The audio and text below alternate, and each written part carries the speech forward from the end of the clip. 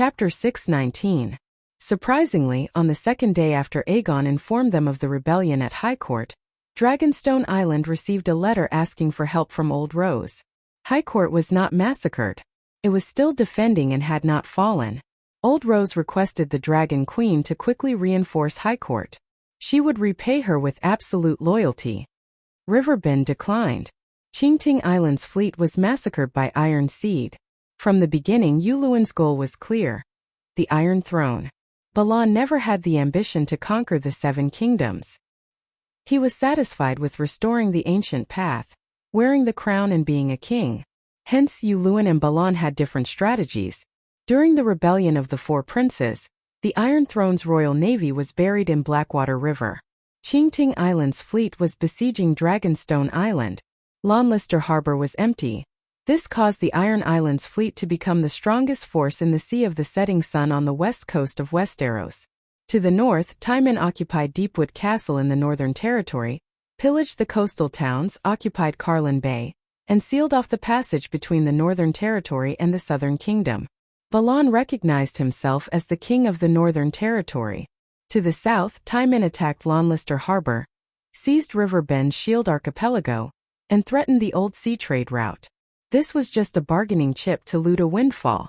At the same time, he forced the Iron Throne to recognize Balan as the king of the Northern Territory. In other words, King Balan's goal in the rebellion of the Four Princes was only the Northern Territory. He hated Stark. Firstly, he hated Ed for leading the Northerners to kill his son, break into his castle, and crush his dream of becoming a king when he rebelled. Secondly, he hated Ed for taking away his last son, Theon. Yep, Theon was Edd's adopted son. He was also a hostage to control Tywin. Of course, the Northern Territory's military was empty. The nobles who followed Robb south were the weakest persimmon. In short, Balan wanted to snatch a wave of waves and practice the ancient path of Iron Seed. Yuluan was different. During the King's Selection Convention, he had directly announced his ambition to Tywin, the King's Landing. In the King's Selection Assembly, the candidates have to publicly announce their goal after ascending to the throne of Sea Stone. In other words, it was a campaign slogan. Yuluan's goal was to plunder the world and become the king of the Westeros. Asha's slogan was, "Let's go to the north and occupy a piece of land to farm." It was easy to imagine who Tywin would choose. Of course, Tywin believed in the ancient ways, but he was not a fool. If Yuluan did not show the strength to fulfill his election slogan, no one would pay attention to him. Yuluan blew the dragon's horn in the King's Selection Convention to prove that you have the ability to seize the Megalosaurus. In the Westeros, the Megalosaurus was equivalent to kingship. However, Yuluan did not wait for the rabbit to come.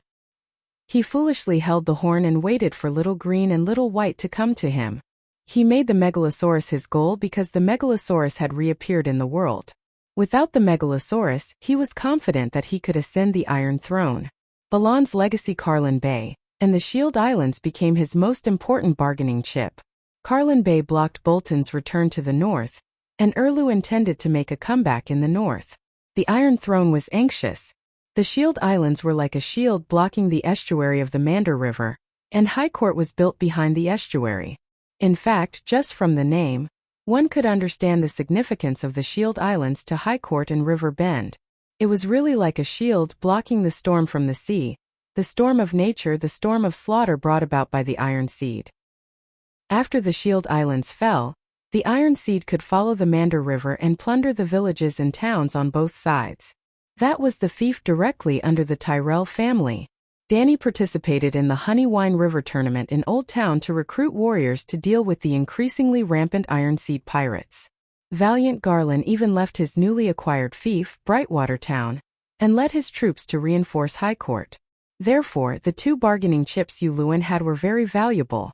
The King's Landing and High Court would not refuse to negotiate with him. With Carlin Bay and the Shield Islands, Yuluan could easily achieve two goals: a marriage alliance with Cersei and lure High Court Tyrell into a death trap. First, a marriage alliance with Cersei. This was easy to understand. If Tywin had not died, he would have married Cersei to Balan as a concubine. Theon's mother was not dead yet, in exchange for the Iron Islands' allegiance to the Iron Throne. Yuluan's qualifications were better than Balan's, and his personality was more docile and rational. After ascending to the throne of Seastone, he restrained Timon from plundering the river bend towns. Others naturally thought that he had a good personality. Kevin, the regent, had no reason to refuse his request for a marriage alliance. After becoming Cersei's husband, Yuluen was only 3 steps away from the Iron Throne. After instigating Cersei to kill Kevin, only the king's blood curse could take effect if Cersei wanted to kill him. Yuluen was only 2 steps away from the Iron Throne. When Cersei entered the palace a second time and became the Queen Regent again, he, as the Queen Regent's husband, would stand beside the Iron Throne. 1 step away. The last step was a matter for the future. Yuluen had to help Cersei obtain the Queen Regent's power. Target: High Court Tyrell. Going back to the previous topic, Yuluen used the Shield Islands as bait to lure High Court into a death trap. From the moment he planned to marry Cersei, Kevin, Tyrell, and Tommen were on Yuluen's must-kill list. Because they were the obstacles to his ascension to the Iron Throne, and also because High Court's wealth could help him maintain his rule on the Iron Throne. Don't doubt it. From the moment he decided to get rid of Tyrell, Yuluen, who used to be a pirate, had his eyes on the wealth left behind by Tyrell after he fell. The King's Landing was supported by High Court. In other words, his plan to kill High Court was not improvised, and it was not to practice the ancient ways of killing people randomly. These plans were interconnected, and everything was under Yuluen's control. Then how to kill High Court Tyrell. The negotiation about returning the Shield Islands. A long time ago, when Yuluen was still on the road to King's Landing, he announced his next plan to the public: go to King's Landing to marry Cersei, then return Karen Bay, bring his wife west of the Mander River to the Sea of Sunset, then take a ship from the Shield Islands back to the Iron Islands. When passing by High Court, collect a ransom from Timon, then withdraw Timon and the fleet from the island and return the Shield Islands. Before he committed the massacre of the Shield Islands, Yuluen's image in the eyes of the world was very good. He was honest, courteous, and kept his word. For example, after confirming his marriage with Cersei, he immediately asked Timon to leave Karen Bay. For example, on the second day of his marriage with Cersei, he began to pack his bags and prepare to return home. He was completely unaffected by the beautiful scenery of King's Landing. In the eyes of others, if Kevin had not been killed by the #1 villain of the Seven Kingdoms, Tyrion, he would have taken his new wife and returned home with the couple. In the eyes of the people, Yuluen seemed to be at a loss of what to do after the nephew killed his uncle incident in the family. Especially his foolish wife, who changed her mind at the last minute. Not only was she unwilling to leave King's Landing, but she also planned to fight for the regency with Tyrell. One had to know that he and Tyrell had agreed to a long time ago for a negotiation. Yuluen went to Prime Minister Mace. Like a cowardly husband who could not control his crazy wife, Yuluen spoke to him in a helpless but sincere tone. My wife is King Tommen's mother. She may be qualified to be the king's guardian, but I know my place. Greyjoy and the Iron Islands will not be involved in this matter. I cannot control Cersei, but Greyjoy, your words are like gold. I will definitely fulfill my promise and return the Shield Islands occupied by Timon. As for the next step, it will depend on the situation at King's Landing. If Cersei becomes the Queen Regent, I will be happy to return to King's Landing and be the Queen Regent's husband. If Cersei fails, I will take her away. She will still be the Duchess of the Iron Islands. Sir Inflatable Fish was very satisfied with Yuluen's self-awareness. It raised its chin high and nodded imperceptibly as it smiled faintly. You Lord Lewin, you are an honest man. I will write to Mother and ask her to treat you well. Yuluen smiled in relief. Before he left, he advised sincerely, Lord Mace, I hope that the battle between you and my wife will not escalate or become extreme. After all, we are all family, and we are all doing this for King Tommen. Yuluen left Cersei at King's Landing to play out the palace drama with Tyrell and his daughter. The negotiation went smoothly. Yuluen took a ransom and immediately agreed to remove the Iron Seed from the Shield Islands. Seizing the Shield Islands was my brother's plan. I am very sorry for that. If not for the sake of my subordinates, I would not have taken a single copper coin from you. It is not that I do not love money. I do not love money without the Iron Seed. But compared to 3,000 gold royals, I cherish the friendship of the High Court more. Honest man Yulon said to his host at a high-class banquet prepared by Old Rose. The High Court also desires the friendship of the Duke of the Iron Islands.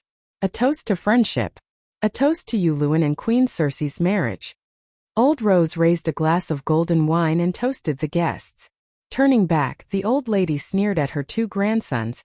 Even the stupidest person would not trust the iron seed. Timin's friendship is not worth as much as a blow-up fish in the Summer Islands.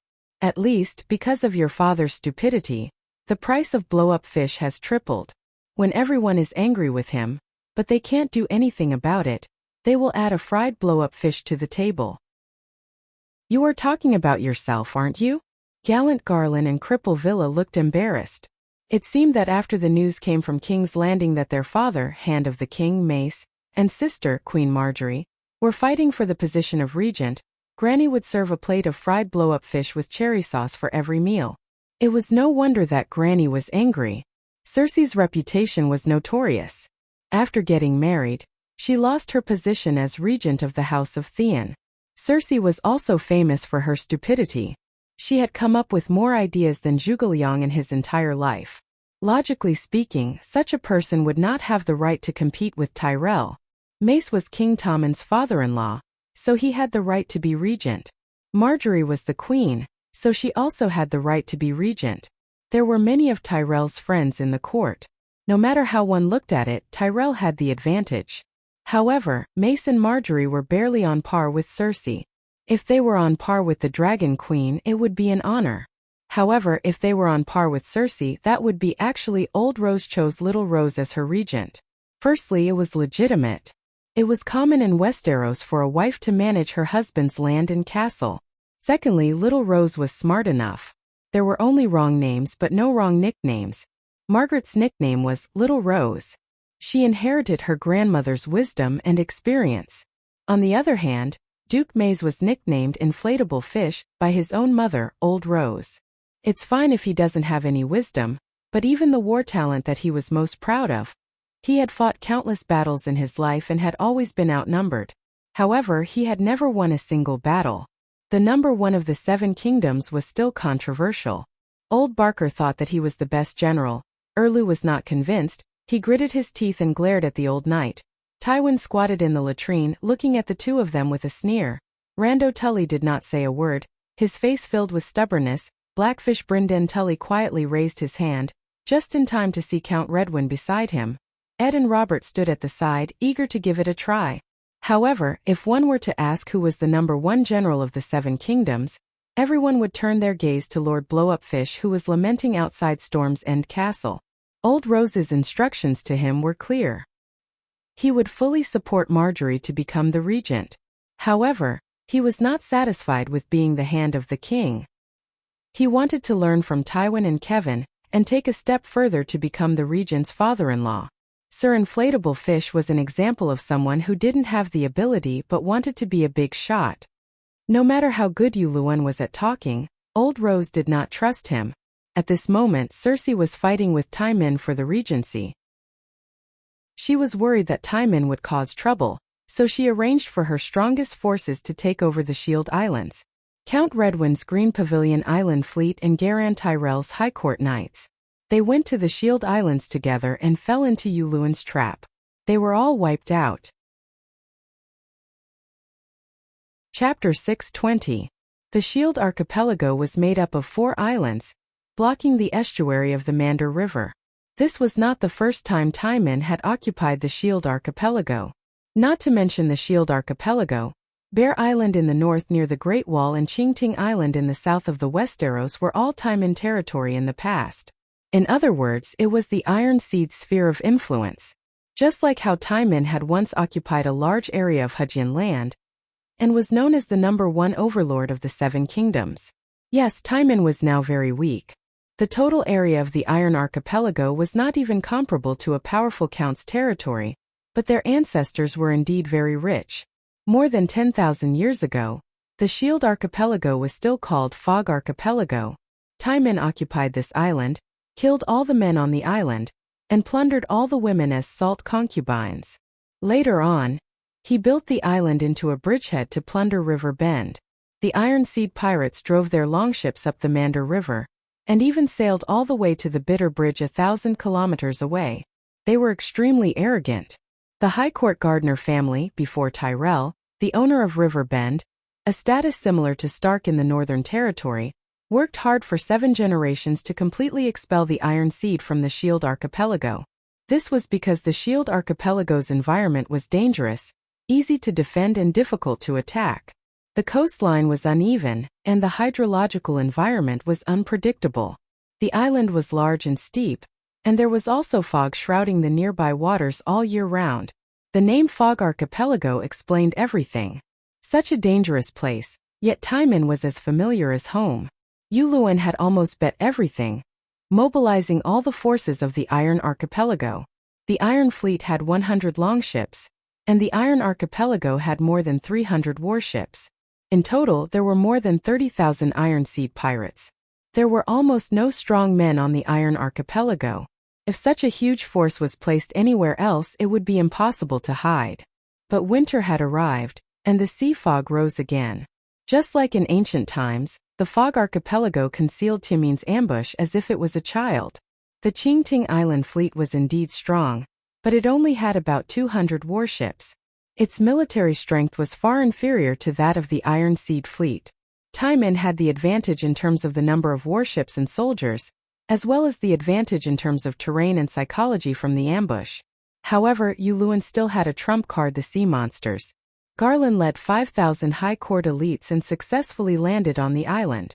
They took over Grey Shield Island, Oak Shield Island, and South Shield Island without any accidents. After Timon received the gold royals as the ransom, he cursed and left the castle and the coastal fortress, leaving the island to the Highlanders. Tyrell's soldiers entered the castle and the fortress, and the handover was completed smoothly. Garland did not let down his guard, but he did not think that anything would happen today, until he landed on Green Shield Island, which was closest to the coast. 10,000 Timon swarmed out from the gaps between the cliffs on both sides, drowning Garland and the remaining 2,000 soldiers like a flood. The other 3,000 soldiers were stationed on the 3 new islands that they took over. The enemy had an absolute advantage in terms of numbers, as well as countless kerosene bombs and ballistae. Valiant Garland was not Danny. He did not cheat and died on the spot. 2,000 soldiers perished with him. The second son of the Highlanders dead. Garland, who was on Green Shield Island, did not even wait for the Qingting Island fleet to rescue him. Almost at the same time when the Green Shield Island ambushed him, a huge red octopus emerged from the water like a demon from hell. It crushed the flagship of the Qingting Island fleet into pieces like a mischievous child crushing an onion biscuit. Kevin once told Cersei that Pike's Redwyn and Randall Tarley would bring peace to the world and stability to the country. Villa Tyrell, the successor of the High Court whom Old Rose had high hopes for. The 2 heroes of the 7 kingdoms, one representing the present and the other representing the future, did not even have the chance to officially appear before they died in the mouth of the sea monster. The change in the Shield Islands happened suddenly, but it was impossible for the neighboring Highlanders not to receive any news. While grieving for the tragic death of her 2 grandchildren and nephew, Old Rose did not forget the threat that was close at hand. The Shield Islands were downstream of Highlanders. Other than immediately arranging for soldiers to strengthen the defense of Highlanders, she also sent out letters to the nobles of River Bend for help. After the nobles of River Bend received the letter, they did not delay and immediately sent troops to rescue their lord. There was only one problem. Most of the main forces of River Bend went to King's Landing with Lord Inflatable Fish and Randall Tarley. Danny participated in the Honeywine River tournament in the Old Town because River Bend needed to recruit mercenaries to fill the defense of the city. The 5,000 elites that Garan had brought to the Shield Islands were all hired from the martial arts tournament, but they were all killed in one day. Therefore, Yuluen was able to lead 20,000 Iron Seed soldiers to surround Highlanders and beat back the reinforcements of the Wine Hall, Oak City, and several other counts. When the High Court was about to fall into Yuluen's hands, perhaps Old Rose was desperate enough to send a letter to Dragonstone Island asking for help. Old Rose's actions were somewhat unimaginable, but her starting point was very rational. First of all, the old woman had grown up listening to legends and knew that the Megalosaurus could deal with sea monsters. Yes, the sea monsters went against the current and entered the Mande River. They were using their tentacles to crazily whip the city gates and walls of Highlanders near the river. If not for the thick walls and strong city walls, as well as the effective killing of the sea monsters by fire oil bombs and ballistae, Highlanders would have already lost the city gates. Secondly, Highlanders had no military strength and could not hold on for much longer. Even if others were willing to rescue Highlanders, they would not be able to put out a nearby fire. Dragon Queen had a dragon and could arrive in 2 days. The problem was that Dany was not in a position to save Highlanders. She did not have the time or the kindness to do so. Dany sneered at Marvin and Scholar Pylus, who had rushed over to inquire about the situation. She sneered, "The vanguard of the Alliance army is approaching Meereen City. I have to ride a dragon every day to wipe out the enemies coming from all directions. How would I have the time to go to the Westeros? Furthermore, I swore that the one who ends the long night will be king. Before the long night ends, I will not participate in the civil war of the Seven Kingdoms. Furthermore, the City of Knowledge violated the rights of a guest and wanted to kill me. Isn't Old Rose the mastermind behind this? Your Majesty, if it were someone else, I would not advise you. But what you Luan is doing is intolerable," Marvin said anxiously. "What news have you received?" Dany asked curiously. Old Rose's letter did not describe what had happened that day in detail. It was very likely that she did not know the exact process of the changes in the Shield Islands.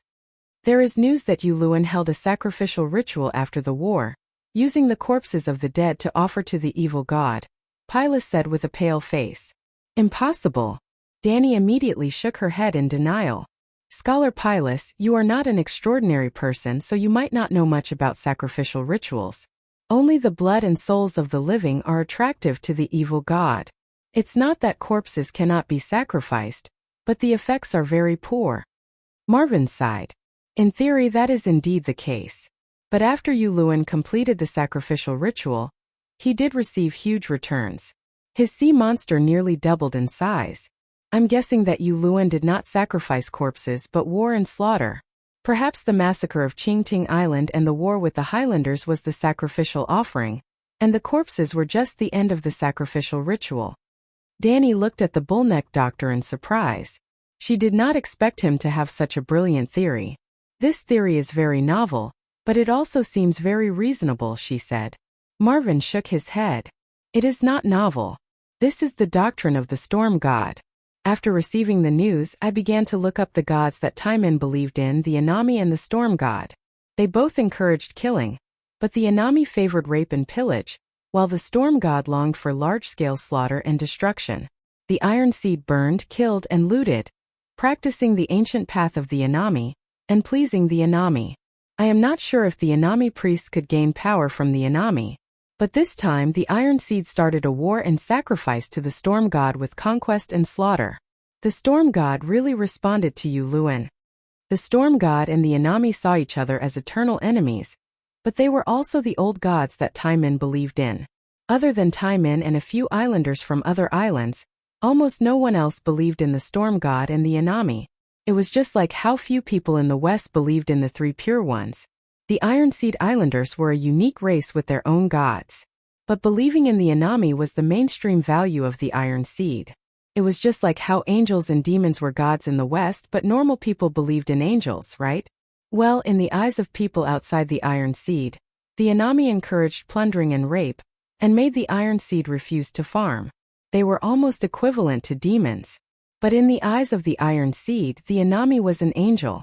Just like how demons seduced humans to fall, in the eyes of Taimin, the storm god specifically lured the Iron Seed to destruction.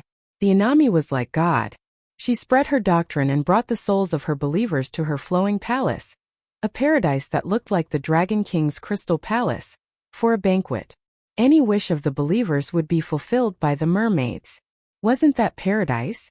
There was a popular saying in Taimin, "The dead do not die, but they will rise again, and even more fiercely." It was similar to the God bless that foreigners often said. It was referring to the Anami. Normal Taimin could believe in the storm god. Just like in American universities, there were many demon worshipper societies, as seen in the movies. But Yulun believed in the storm god, so he was a rebel. The reason was simple.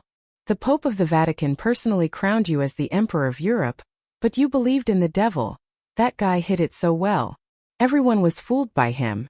In total, there are two people, Scholar Pilus said with a complicated expression.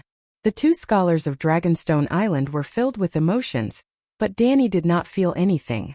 She was now against the Alliance, against Balerion, against the Green Prophet, against many evil gods, against fate, and even against Lalo, against the heavens, the earth, and the gods.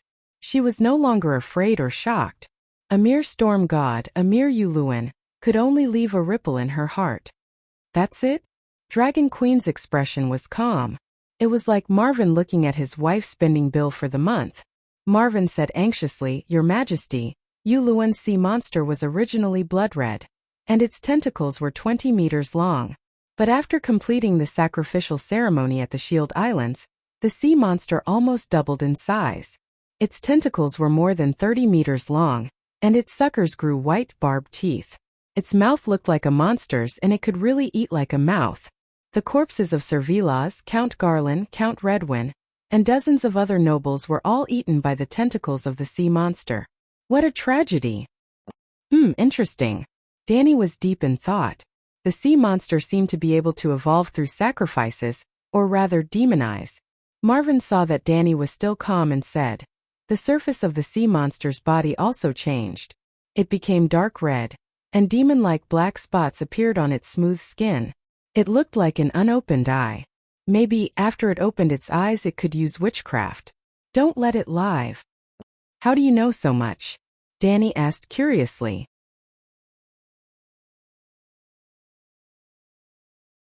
The news from Slave Bay had not arrived yet, so the old woman did not have a clear understanding of the difference between a pterosaur and a megalosaurus.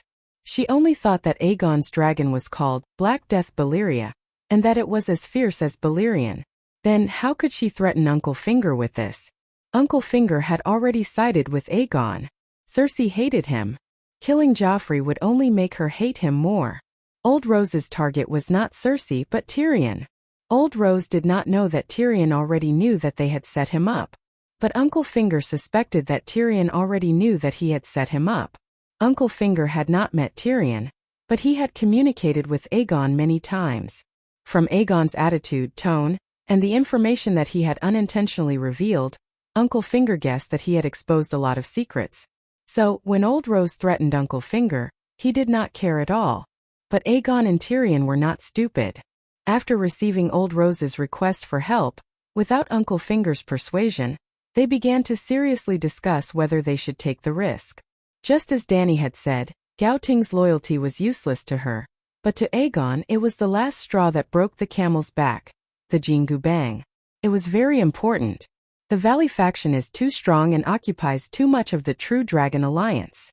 It is necessary to bring in hiding to maintain the balance. More importantly, Yulun is on Cersei's side. You will face us sooner or later. Tyrion was very rational and helped Aegon make the best choice.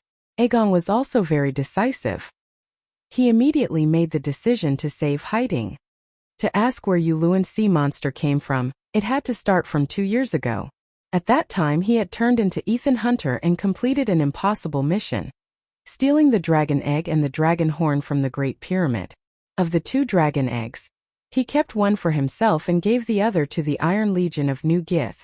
The reason why New Gith did not steal Yulun's dragon egg and horn was because Yulun knew the route to the ruins of Valeglia.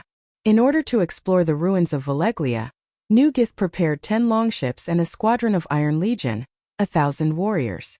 There were also 2,000 slave sailors. Until now, New Gith had not seen the return of the expedition team. They would never see it again. Other than Yulun's deaf-mute followers, the Iron Legion and the sailors were all sacrificed to the god of storms. Yulun's reward was a sea monster in the Smoke Sea. The sea monster that he had just obtained was not big. It only had tentacles that were about 10 meters long and a torso that was the size of a giant elephant. If it were placed in modern society, it would probably be treated as a king squid. On the thousands of miles of sea from the Smoke Sea to the Iron Islands, Yulun kept robbing ships and sacrificing the souls and blood of the crew to the god of storms. He fed the corpses of the crew to the sea monster. Only then did it grow bigger and bigger. Finally, it reached the 20-meter-long tentacles that it had at the Shield Islands. After sacrificing the Qingting Island fleet and thousands of hiding soldiers at the Shield Islands, the sea monster evolved again. Compared to before, it had a qualitative improvement. Wildfire might not necessarily work. When Tyrion and Aegon each carried a 50-kilogram wildfire bullet and rushed to hiding, they saw the sea monster, just like a few days ago, half of its body submerged in the Mande River. A quarter of its dark red head with black spots was also above the water. 3 tentacles covered in ballista wounds and burned scars were like the giant whips of the gods, lashing wildly at the stone walls. The scene was like a naughty child kicking the wardrobe door of his mother's luxury clothes. Under the wall facing the river, there was a gate for riverboats to pass through. In front of the gate was a metal fence sunk into the river to block it. The fence had long been twisted and deformed and was not of much use. At first, the sea monster even extended one of its tentacles into the gate and messed with it like a pestle. However, there was a murderous hole carved into the stone wall above the gate. The hiding guards could pour boiling hot golden liquid and ignited kerosene into the murderous hole. After the sea monster suffered a beating, it did not dare to extend its tentacles into the murderous hole. Aegon and Tyrion descended from the sky on their dragons, causing the despairing guards in the city to cheer wildly. It also caused Timon outside the city to shout in shock and anger, "The Megalosaurus is here. The Mother of Dragons has betrayed us and come to participate in the civil war of the 7 nations." Aegon's sneak attack on the Windstop fortress had caused quite a stir among the higher-ups of the 7 nations. However, the ordinary people knew very little about this. At this moment, they all thought that the Dragon Queen and the Great Guardian of Light had come. Aegon and Tyrion approached the hiding under the cover of the clouds. They did not waste any time at all as they swooped down and dealt a fatal blow to the sea monster in a way that was close to a sneak attack. Throwing bombs at a low altitude had a very high hit rate. 2 wildfire bombs landed on the sea monster's head and one of its tentacles. Boombi oh. 2 balls of enchanting green flowers bloomed on the sea monster's body. A huge green flame shockwave directly blew up one of the sea monster's tentacles. A large hole appeared on its head that was as taut and tough as cowhide. Purplish red blood gushed out of it. Hiss water vapor that resembled a steam whistle came out of the sea monster's mouth. It howled and sank into the river. Yes, wildfire could also burn when it came in contact with water, but it could not burn underwater. The sea monster would not be burned to death if its soul was not struck in one shot. One could see that under the surface of the river that was covered in green flames, there were undercurrents surging and sand rolling. Large patches of purplish-red blood contrasted with the green flames on the surface of the river. Hiss hiss hiss. Without waiting for Tyrion and Aegon to be vexed, a desolate and resounding horn suddenly sounded from below the hiding city. It sounded like thousands of souls were screaming. Tyrion and Aegon, who heard the horn, felt as if their bones were about to burn. The scorching flames roasted their flesh from the inside out. It also felt as if 10,000 ghostly claws had reached out from hell and grabbed their souls, freezing their thoughts. Tyrion's eyes were bloodshot. Wisps of white smoke came out of his mouth as if his organs were being roasted. Aegon was even worse. His eyes rolled back and he fainted. If not for the belt on the dragon's saddle holding his body and calves in place, he would have fallen off. Hiss hiss ga. The 2 pterosaurs were the main targets of the attack, but their performance was far more eye-catching than the knight on the dragon's back. They only let out a crazed cry before shaking their heads and wagging their tails, fleeing into the distance. Yuluen was dumbfounded. He was confused. Why did the dragon binder, which could even control the Megalosaurus, only make the pterosaurs let out a cry? Could it be? Yuluen was shocked and furious. He carefully observed the runes on the surface of the huge horn. Rings of runes lit up one after another, but a few of them were dim. Shit, my horn is broken. Yuluen, who had mastered the great wizard meditation technique, suddenly had an epiphany. Yuluen was shocked. Tyrion and Aegon were also shocked. These days are really bad. I thought that after leaving Slaver's Bay, I could fight a normal war. Who knew that the Westeros are also a battlefield of gods and demons? The dwarf lamented. He lamented too early. When the long night came, he would realize that the Westeros were the real battlefield of gods and demons. Didn't you say that the Dragonbinder's horn is broken? Aegon wiped the blood from his nose and said with a pale face. It is indeed broken. Our pterosaurs didn't lose control. What do we do now? Should we go to Gaoting? There are kerosene bombs there. We can cooperate with the pterosaurs to throw them, Aegon asked. Both of their souls were injured and needed to rest. They had just landed in an apple orchard 50 kilometers south of Gaoting. Chapter 622. Do you want to go to High Court? Aegon asked. Tyrion frowned and thought for a moment before shaking his head. Your Highness, you can't go. Why? Aegon was confused. We don't have anyone in High Court right now. It will be dangerous for you to go. Lady Alina clearly said in the letter that as long as I come to save High Court, she will lead the Tyrell family to pledge their loyalty to me, Aegon said. Tyrion smiled bitterly. You forgot that Marjorie and Mace Tyrell are in my sister's hands. The game of power in the Westeros is different from the slave war in Slaver's Bay. There is no jumping back and forth in the slave war. Everyone will be loyal to their ideals. They will either maintain slavery or oppose slavery. Otherwise, they will not participate in that war. The game of power is different. There are no absolute allies or enemies here. If Luwin is willing to use Marjorie, Mace, Loras and High Court's future in exchange for our lives, Old Rose will not hesitate at all. This shouldn't be, right?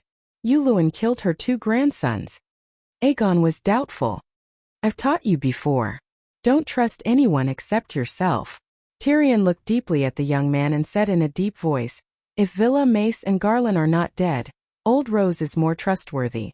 Because that means that High Court has an heir other than Marjorie and Loras. But if Cersei kills Marjorie, Mace and Loras, Lady Alina will not have any direct blood relatives left. What is the point of her working with us? What's the point of fighting when there is no more wood? Aegon was stunned. He suddenly said, are you saying that you will make the same choice when faced with a similar situation? Tyrion was stunned. After a while, he looked down and said in a low voice, I will not let myself fall into that situation. That is why I left Slaver's Bay with you. Aegon's eyes flashed. He understood Tyrion's choice. The dwarf told Aegon not to go to Gaoting, but he did not give up on rescuing Gaoting. He went on his own. My sister would definitely be willing to exchange 10 Margallis for my life, if she had 10 Margallis in her hands. But I know this, but Old Rose doesn't. Even if my sister suggested an exchange, she wouldn't believe it. Before leaving, he said to Aegon with a smile. Unfortunately, after 3 hours, when Tyrion once again flew above the High Court, the battle had already spread from outside the city to within the city. The city gate was lost, and the 20,000 iron seed was like mold from hell, spreading into the garden city full of sunshine, roses, and grapevines. Black smoke billowed from the exquisite houses, and cries and wails could be heard from every corner of the streets. Evil acts of killing and strengthening were constantly being played out in the palace city. Under the golden, warm sun, there was nothing but cold death and dark evil. How is it so fast? Tyrion was shocked. Suddenly, the dwarf on the dragon's back narrowed his eyes and shuddered. Luwin could have taken down Gaoting long ago. He was waiting for them, waiting for the pterosaur. It had been 5 days since the change in the Shield Archipelago. Luwin had a 20,000-man army and a sea monster with tentacles long enough to wrap around the city walls, but they still could not take down the defenseless Gaoting after 4 days. Was this normal? Before seeing the sea monster on the ground that was even taller than the city walls, Tyrion thought that Gaoting's city walls were sturdy, but now Luwin, who had the dragon's horn, was waiting for them to come knocking on his door. The dwarf broke out in a cold sweat. He no longer dared to take the risk to rescue Old Rose. He turned around and flew toward Wind's End Fortress. He did not guess wrongly. Luwin was waiting for their pterosaur. The Dragon Queen had sworn that she would not interfere in the war between the 7 countries before the end of the long night. If she did not break her oath, she would not have come to Gaoting. The only one who could save Gaoting was the pterosaur. Shouldn't the dragon's horn control the pterosaur easily? Well, man proposes but God disposes. The pterosaur came and the horn was blown, but the horn was broken. After realizing that the horn's dragon-controlling ability had failed, Yuluan was furious. This time, he had gone for wool and come home shorn he had severely injured his sea monster. The horn was blown again under the city walls. The guards on the city walls lost their souls and fell to the ground in a daze. Under Yuluan's command, the injured sea monster came out of the water again. It was no longer a brat kicking down the door. The sea monster climbed up the city walls directly. Its 7 tentacles whipped wildly, like an adult wearing leather shoes stepping on caterpillars on the ground. It crushed all the soldiers on the city walls into a bloody pulp. At the same time the horn was blown, 500 strong men with silver juice poured into their ears stepped forward. They built a spiral ladder, climbed up the city walls and opened the city gates. This was a completely asymmetrical battle. There were sea monsters and magic horns. How were the high court knights in summer supposed to fight? Sigh, this godforsaken world is becoming more and more unfriendly to normal people. The dwarf said bitterly to Aegon after returning to the Wind's End castle. Luckily we aren't normal people either. We have dragons. Aegon found some comfort in his helplessness. Now he kind of missed Aunt Dany. Back in Tauros, Benny's Dragonslayer's horn was even more terrifying. All living creatures within a 3-kilometer radius had entered a soul-stealing state, but Aunt Dany's clear whistle had immediately woken them up. Get Illyrio to recruit another batch of fire mages. If 200 pounds of wildfire can't kill that monster, then 2,000 pounds for 1,000 pounds. Tyrion said fiercely. Sigh, Count Varys only sent us a one-sided letter, but we can't find him. Otherwise, let him move around and see if he can smuggle a batch of wildfire from the Alchemist Guild in King's Landing. You said that there are dozens of tons of wildfire buried there, right? Aegon asked. Not just dozens of tons, I suspect that there are hundreds to thousands of tons. The Mad King. Oh, your grandfather was prepared to burn down King's Landing back then. How big is King's Landing? 500,000 people. How can it be enough without a few hundred tons? Tyrion pondered. Aegon frowned. Who did you hear that from? Burn down King's Landing? That's crazy. Isn't your grandfather the Mad God?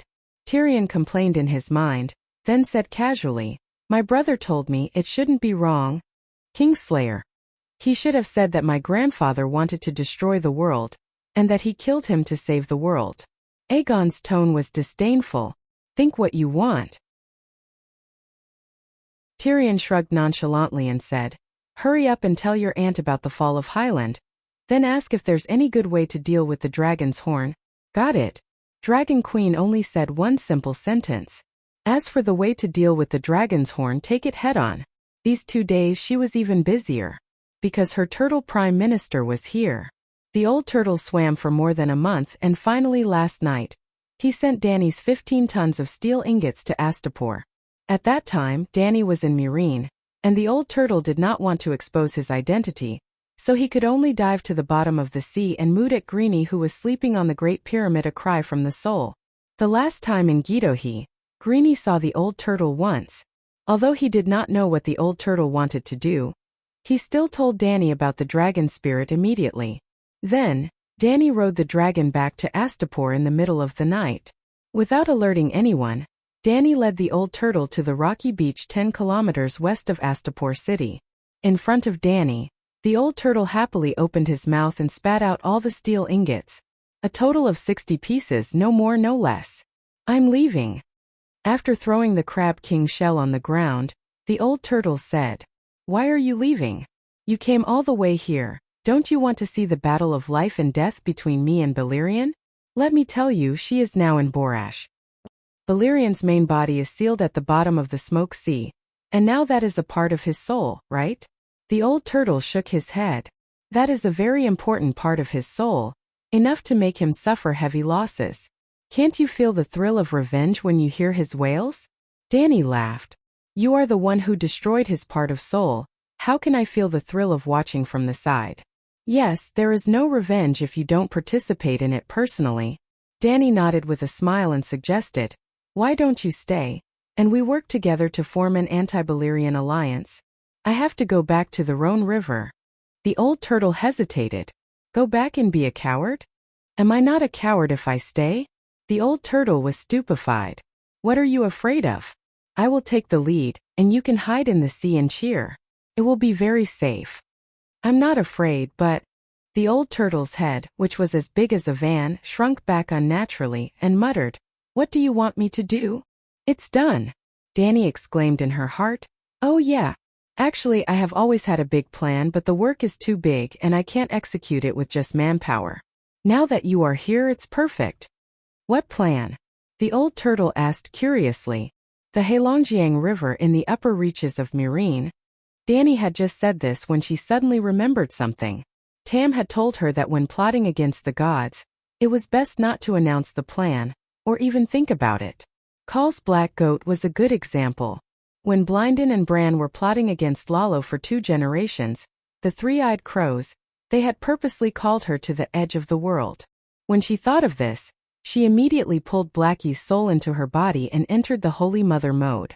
Her divine power rippled, and formed a 7 gods divine domain between her and the old turtle. Mother God, Danny's movements were practiced and relaxed, but the old man in the river beside her was shocked beyond words. "Where did you get such vast divine power from?" The old turtle did not recognize the 7 gods' disguise. When Danny fought the Crab King in Gidohi, the old turtle was a little far away, and did not sense it as clearly as this time. "I picked it up," Danny chuckled. "Picked it up?" The old turtle's face contorted. "No wonder the Crab King fell at your hands. I have a plan, and it's almost specially prepared for you." Danny stopped joking, and quickly told him about her plan to drown the 7 armies.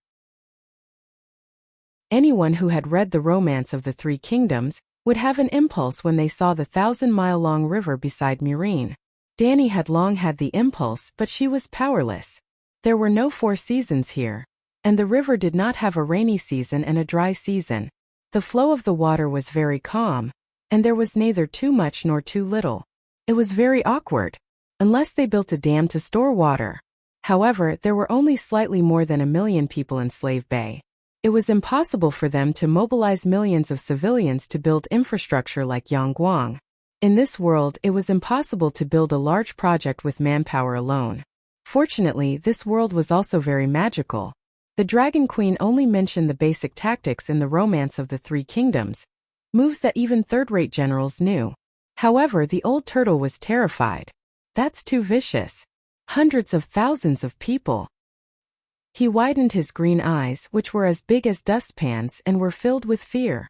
Danny was unhappy. "Back then you flooded the city with your forbidden curse, and more than 1 million people in Valeglia died. There were the old, the weak, the women, and the children.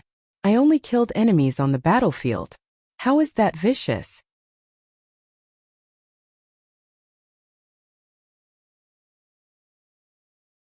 "Then should he fight for justice?" Old Tortoise hesitated for a moment and nodded. "I'm willing to stay to uphold justice. But is there really merit to be gained from this kind of justice?" "That's right." Dragon Queen smiled and nodded. She asked in return, "If the winner doesn't have merit, can he win? Or rather, a person of merit who is blessed by the heavens, can he fail?" This Old Tortoise's green eyes widened. He was dumbfounded. After thinking for a while, Old Tortoise still couldn't get out of the circle of merit. He could only sigh helplessly. His wisdom was indeed not as good as the Holy Spirit's. Actually, the Dragon Queen was trying to change the concept. Let's not talk about whether or not there is merit in this world. If a person with great merit were to do something unjust and use up all his merit, he would still fail. A person without merit could also succeed if he did something righteous and accumulated merit. Soon, Danny and Old Tortoise made a sacred oath to each other, and formed an alliance to deal with the sheep egg together. Well, they had to make a sacred oath. Otherwise, when Old Tortoise asked her to put down the butcher's knife and repent before it's too late, wouldn't she cry to death? This was also in line with the customs of the Song of Ice and Fire world. Wade Fry and Rob's alliance had also made an oath. Well, this example wasn't good. In the War of the Usurpers, wolves, fish, eagles, and deer also made an oath. After swearing an oath and becoming an ally, Danny had 100% confidence in the future battle of Murine. She suddenly felt much more relaxed and asked with a smile, "Other than the old man in the river, do you have a name?" "No, that's my name," Old Tortoise said. "You can call me Danny." But I think it's a bit weird to call you the old man in the river, Danny said. Old man, old tortoise are all fine. You can call me whatever you want, old tortoise said. Danny rolled her eyes twice and suggested with a smile, since we're already allies, there should be a primary and secondary relationship in the alliance. I'll be the primary, I'll resist the lightning. You'll be the secondary, you'll help from the side, right? Since ancient times, which alliance didn't have an alliance leader? Well, so. Old Tortoise also agreed with Danny's words. I'm the queen, so I should have the queen's hand. Let's not talk about the queen's hand in politics, but I have another identity, the witch queen of the transcendent world. The witch queen should also have the transcendent queen's hand. I think you're quite suitable, Danny finished and looked at Old Tortoise with sincere and expectant eyes. Old Tortoise seemed to be moved by her sincerity and nodded gently. With the divine power you have now, you're also qualified to be called the Witch Queen, but we're only allies temporarily. You'll be the temporary queen's hand until the alliance ends and the oath is fulfilled. You can leave at any time. During this period there's only the two of us in the alliance, so you don't have any responsibilities, Danny said immediately. She had even imparted the Grand Wizard meditation technique to Salira, Sandsnake's original name, but with Danny, she was called Larissa. For some reason, she thought of Pilgrim's Son and Pilgrim's Son. So why would Michio care about his own family's water magic that no one could learn? After reading the secret book of water magic passed down in the Martel family, Danny finally understood the reason why Loi had taken water magic. It was not natural magic, but a systematic cultivation technique for the priests of the water god. Simply put, Loi's water mages were not mages, but a group of priests, priests of the Mother Lone's pantheon. Their magic did not rely on their own power to move the sea of magic, but on the power of the Mother Goddess. It was just like how Big Sparrow borrowed Blackie's Holy Mother healing spell. If there was a day when something happened to Blackie, Big Sparrow would not be able to use Holy Mother healing spell no matter how devout she was. Similarly, the Mother Lone had fallen into an eternal slumber, and the pantheon of the Lone River had withered, so the water god's divine spells would naturally not be able to be used. Therefore, Danny did not find the top water meditation technique that she wanted in the Dornese Martel family. A person can only master one type of meditation technique, because the human soul has its limits, just like how a piece of land can only be used to build a house. You should know this, but you already have the top Grand Wizard meditation technique, so how can you learn water magic? The Turtle Chancellor was puzzled. My soul is special and my foundation is vast, so I can build a few more houses, Danny said. The Turtle Chancellor sighed and said, the talent of a sacred spirit is really enviable. You don't seem to find it strange? Danny asked curiously. I've even seen beings who have mastered many types of songs of law. You've only learned one more meditation technique. Then are you willing to teach me? Chapter 624. The Turtle Prime Minister hesitated, but he was not angry. Your Majesty, your request is rude. We are allies, isn't it normal to help each other? How is that rude? Danny was surprised at first, then doubtful. Old Tortoise's words proved that he had mastered the top water meditation technique. The meditation technique that Mother taught us involves part of the water song's authority. You are a holy spirit, and your talent is much stronger than mine.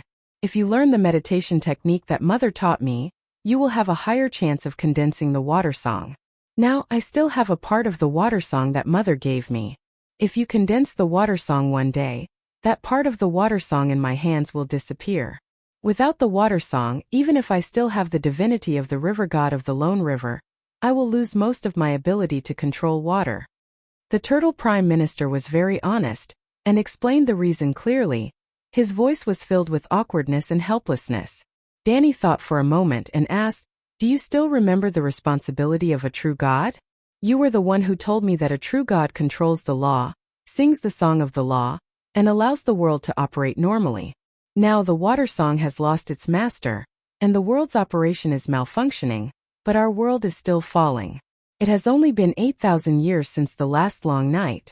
8,000 years is a long time for humans, but for this world that has existed for millions of years, it is almost a blink of an eye. You have lived longer than me, so tell me, how many years has it been since the last long night? Because the law is incomplete, the world is falling faster. Old Tortoise raised his head and looked at the dark night sky where the stars were hidden, for a long time. Just when Danny thought that Old Tortoise was going to pretend to be dead, he said bitterly, "You're right. I've lived for 50,000 years, but the last long night was the first time I encountered the calamity of a falling world. I will teach you." Old Tortoise sang a song to Danny with a voice like a cow's, and imprinted 108 types of runes on her belt's third soul, the Lone River. That's right, her belt's third soul became a ring-shaped lone river. Well, it was like cutting out the Lone River from a flat map and then circling the map. Old Tortoise did not show himself in front of anyone. He dived into the deep sea before dawn and swam all the way to Murine. After learning the Lone River magic, Danny was once again troubled by the lack of time to cultivate. She really wanted to throw everything away and return to the Five-Dragon Cave in the mountains in the south, where she could concentrate on training for 100 years. 100 years later, she was confident that she would be able to kill gods and subdue demons. Unfortunately, let alone 100 years, she didn't even have a day of free time. In the wee hours of the morning, she called for the Unsullied to transport the steel ingots to the blacksmith shop. The 800 sets of molds were already prepared. Danny and the Black Dragon Spirit entered blacksmith mode and used 3 days to melt 60 ingots of steel into molten iron and poured it into the sand mold. Then the blacksmith master forged the chest armor into an exquisite armor. Yes, 800 molds represented 800 tile soldiers.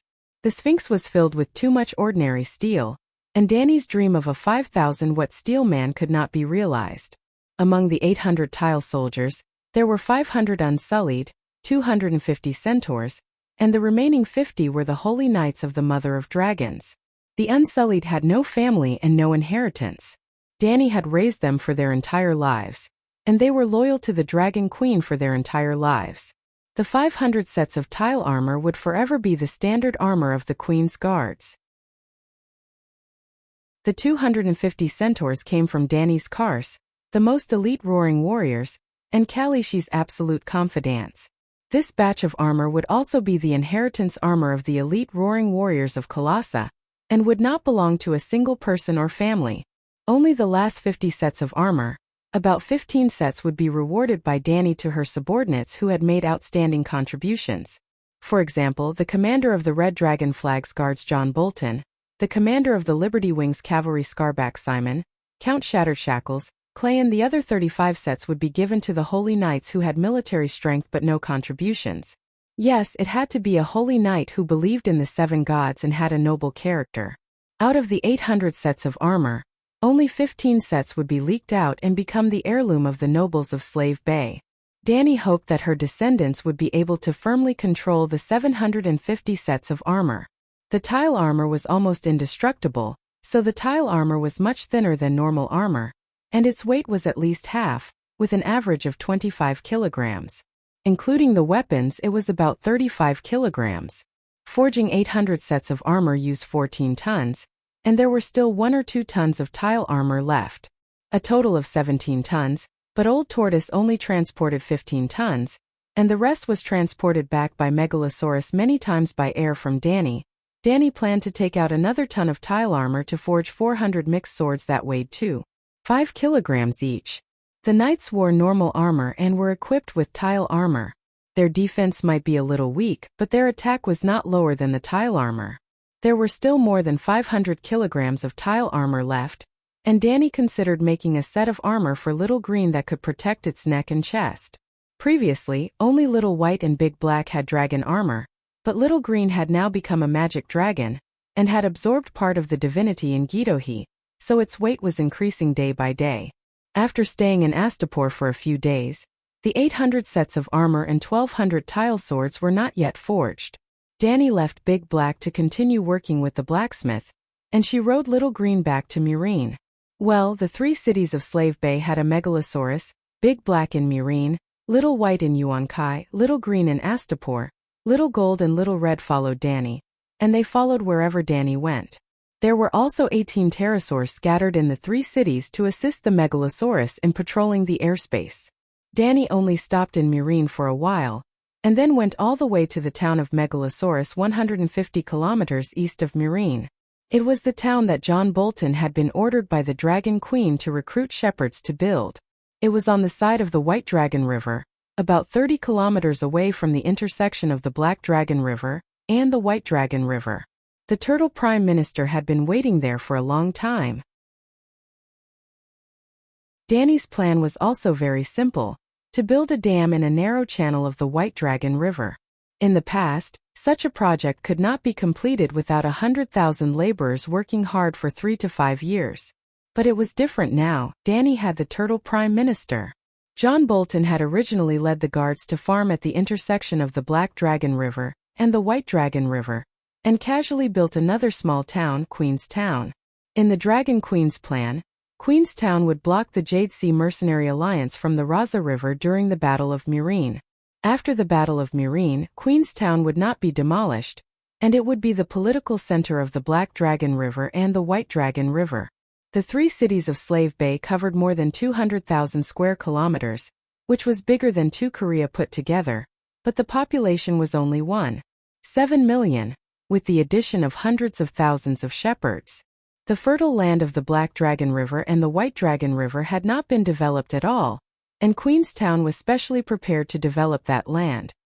3 days ago, after receiving the Dragon Queen's order, John Bolton led 8,000 guards and left Queenstown, arriving at the narrow channel almost at the same time as Danny. The channel passed through a canyon, and the narrowest part was only 40 meters wide. The Turtle Prime Minister's body was 45 meters long and 30 meters wide, and it floated on the river like a floating island. "I want to build a dam here and finish it in a week," Danny said to John Bolton. "Your Majesty, we only have 8,000 men. I'm afraid we can't do it," Big Face said bitterly. "If you can't do it, why did I ask you to come here?" Danny smiled faintly and whistled at the river. Rumble. A huge black shadow suddenly rose from the green river, and then water splashed everywhere, revealing a long and ferocious bone spur as thick as a pillar. After that, an island covered in thick seaweed and shells floated to the surface of the water. Moo! The Turtle Prime Minister's nose spurted out 2 thick white water pillars, and its sound was like a bull, like the whistle of a train. "What is this monster?" John Bolton's eyes almost popped out. 7 gods above, what a huge sea monster! "Turtle, that's not a sea monster, it's a turtle. Holy Mother! It looks like the legendary Old Man of the River." The surrounding guards of the Mother of Dragons also exclaimed, and some of the Loiner soldiers even told the truth. "Turtle Prime Minister, this is Sir John Bolton, who is in charge of building the dam," Danny shouted at Old Turtle, and then said to Big Face, who was dumbfounded, "The giant turtle of the river is the Old Man of the River Lone, and now he's my Turtle Prime Minister.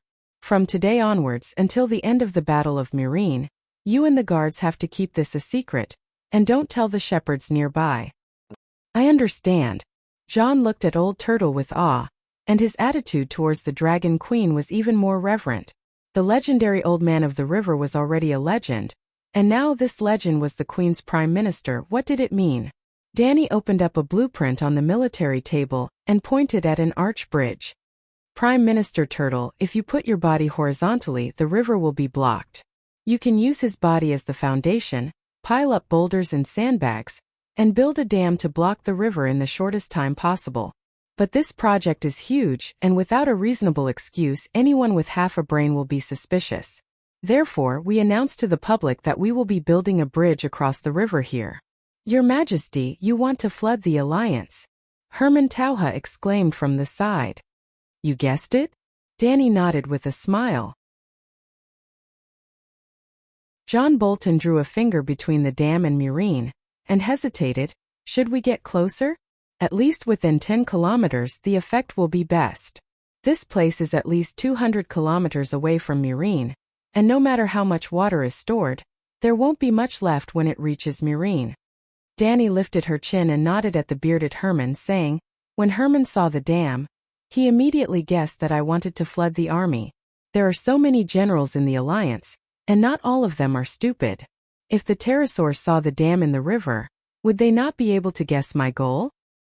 But if the distance is too far, the effect won't be very good," Herman said awkwardly.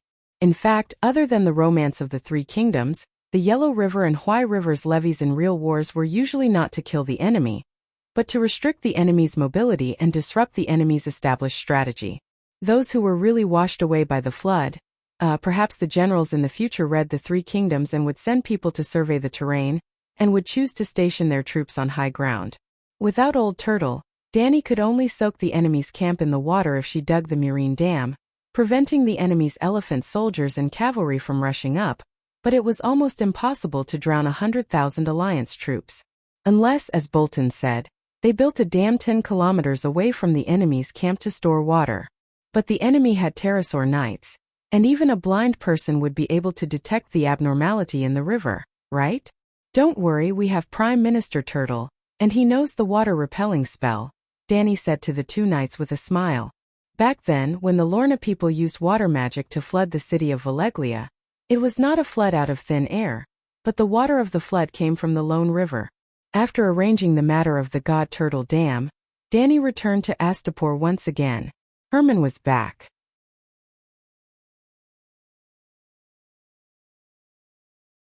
Chapter 625. Old Guy didn't suffer from the plague this time. He was thinner and his eyes were brighter. There was almost no change from when he left. Your Majesty, fortunately, I didn't disappoint you. This time, I found a total of 6 pterosaur lairs and drew them all on the map. As he spoke, Old Guy took out a roll of craft paper map, spread it on the table, and pushed it in front of Dany. She flipped through it. Old Guy left for more than 20 days and flew tens of thousands of kilometers. The area marked on the map was about 200,000 square kilometers. Other than the complicated flight routes, most of it was blank. Fortunately, Old Guy was born in a great noble family and had received the highest education. He was also proficient in the art of war and knew how to draw maps. If it were Dany's slave-born dragon knights, they probably wouldn't even know the directions. There were a total of 9 swamps marked with a red cross on the map. Old Guy went to Sosrose twice. The first time, he found 3 dragon lairs visited by Jenny. This time he found 6 swamps with adult dragons. Dany found that the distance between the dragon lairs was very far. The 2 nearest ones were more than 80 kilometers. Pterosaurs had a big appetite. Pterosaurs consumed a lot of food every day, and needed a wide range of hunting. The rainforest was the place with the most natural resources. Dany looked away from the map and asked, "Are there any dangerous places or places that need special attention?" Old Guy thought for a moment and shook his head. "I've been following the method you taught me. Everything goes according to the feelings of the Silver Prince, Old Guy's shadow dragon. I'll follow him wherever he flies. When I want to rest at night, it's also where he chooses to land. In the rainforest for more than half a month, I didn't take off the gauze outside the armor. I'm no longer afraid of mosquito bites, and I didn't go into the river once. Fortunately, the rainforest is rainy. Sometimes there are several rainstorms a day. According to you, I didn't get sick when I took a shower at an altitude of more than 1,000 meters. Dany pointed on the map and asked, "How many dragons are there?"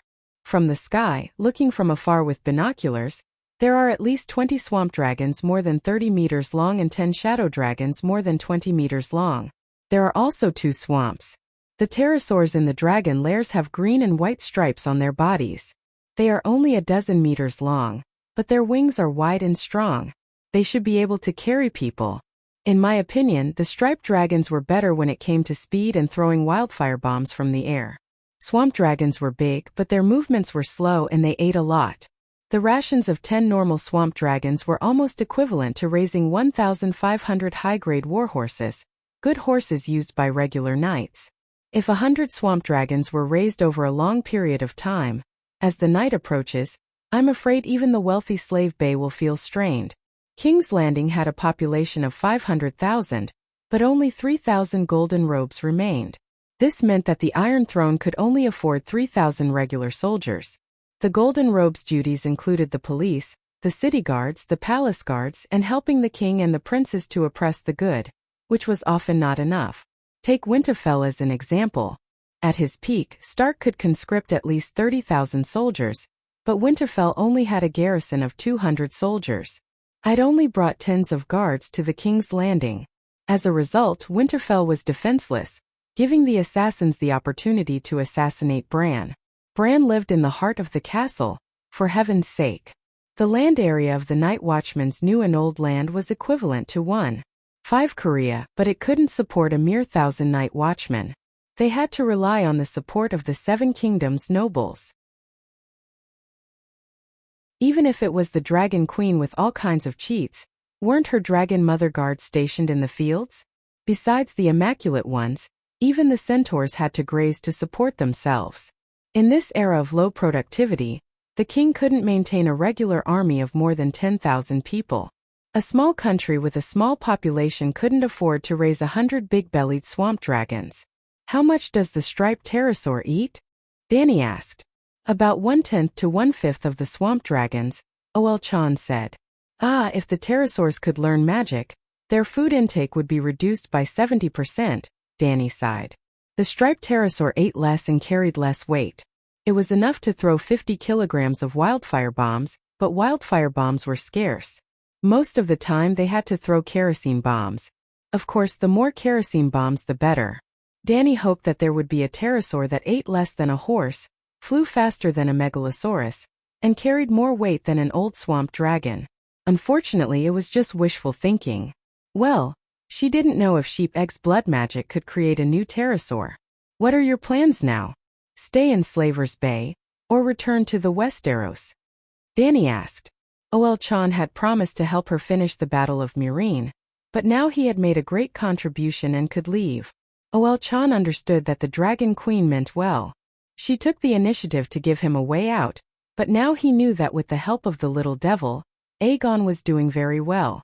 He even created the True Dragon Alliance. It didn't seem like he was missing. I'll stay in Meereen and help you command the knights. I'll go back after the Alliance army is defeated, he said. Danny nodded and said, in that case I'll give you a few days off. Aegon is getting married. I really can't leave. As his adoptive father, you can't be absent. Sigh, in the blink of an eye, His Highness is getting married. If Prince Rhaegar is still here. Chan touched his sparse hair and sighed. He couldn't help but think of his silver prince. Danny was very active. The night Chan returned, she left Gestapo under the cover of the night. The next morning she entered the foreign continent, flew over large rivers and plains, and finally saw the rainforest known as the Green Hell.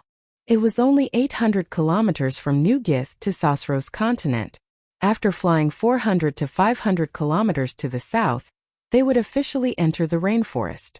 To be more direct, Gestapo was only 4,000 kilometers away from the swamp where the first dragon nest was. 4,000 kilometers wasn't close. The reason Chan was gone for so long was because he was flying aimlessly. His range of activity was actually only a few 100,000 square kilometers, more than half of Sichuan province. If you went to New York and carefully looked at every scenic spot in New York, half a month wouldn't be enough. But if you only crossed New York, even if you rode a bicycle, it would only take an hour or two. After entering Sosros continent, Danny immediately rushed into a world of rain and fog. Not only was there a hot and humid mist in the air, but there was also an active magic factor that shrouded her soul like a thick fog. How should she put it? It was like a law controller of World A entering World B, whose laws were completely different. The magic factor in Sosros was different from that of Ursos and Westeros. The further south she flew, the greater the difference. Danny really wanted to know, if she kept flying south, where could she fly to? In the morning, the sky was bright, and Danny seemed to be drowned in a green tsunami. She had never felt that green could be so thick, so clean, so fresh. In her vision, there were all kinds of green in all directions. The olive green of the towering trees, the tea green of the bushes, the pea green of unknown flowers, the spring green of the branches, the dark green of the moss on the ground, the dark green of the swamp water, the fluorescent green of the aquatic plants. The quiet green forest was so quiet, and the cries of the red-haired apes and macaws could be heard clearly. The picturesque forest was so noisy, and the cries of animals and birds rose and fell one after another. It was like a jungle concert. Danny thought of Simba, the opening song of The Lion King. Simba. The composer of the song must have been to the rainforest. The air here was also very fresh, with a thick fragrance of trees. Danny felt that her lungs had never been so happy. The megalosaurus flew over the rainforest, and the animals in the forest below screamed in fear and ran away. It was like the police in the police station raiding a village mahjong house in the middle of the night. Because of this, Danny also saw the creatures in the rainforest. Lions, monkey, forest pythons more than 10 meters long, hippos the size of trucks, crocodiles. Not to mention these normal beasts, there were too many ferocious beasts that did not exist on Earth. For example, the striped spider the size of a sow could even trap a lion with its spider silk. Also, the snake lizard the size of a cow, the head of a rooster, the torso of a pangolin, the 8 legs of a centipede. Danny had seen a snake lizard the size of a hunting dog in the small beast arena at the Quills Pier. She had thought that one day, she would let this creature see her burning soul of Wuxia. After experiencing the grayscale disease and blood plague, she shrank back. In the face of the magical beast virus, the drooling soul of Wuxia had a dry mouth. Whoosh. Danny was in a curious, carefree, and proud mood, driving away the ferocious beasts in the forest like sheep. Suddenly, a sharp whistling sound cut through the air from afar. It was frighteningly fast, like a black lightning bolt tearing through the sky. Zit! How can there be such a thing? Danny looked sideways and cursed out loud. Dahe, who had been with her as a dragon spirit, didn't need to turn its head. Its wings suddenly sped up and dodged the coconut tree that was shot like a crossbow arrow. Yes, it was like an ordinary person throwing a javelin. 100 meters away, a chimpanzee nearly 30 meters in size uprooted a 10-meter-high coconut tree. Its roots were entangled with a lump of black soil that was rustling with sand and sand. It was as simple as an ordinary person pulling a pinch of spring onion from the garden. Roar, roar, roar. After the sneak attack failed, the chimpanzee stood upright. Its 2 fists as big as locomotives beat its broad chest like a drum, and its mouth let out a roar that broke through the sky. It's too messy. Even King Kong came out? Danny reminded Dahe to pull up the altitude. Looking at the chimpanzee roaring in the rainforest below, she was shocked and felt ridiculous. King Kong was very tall, nearly 30 meters, but the ancient giant trees in the rainforest were taller and more luxuriant. They were completely enough to cover the chimpanzee, so that Danny didn't notice its sneaky behavior before.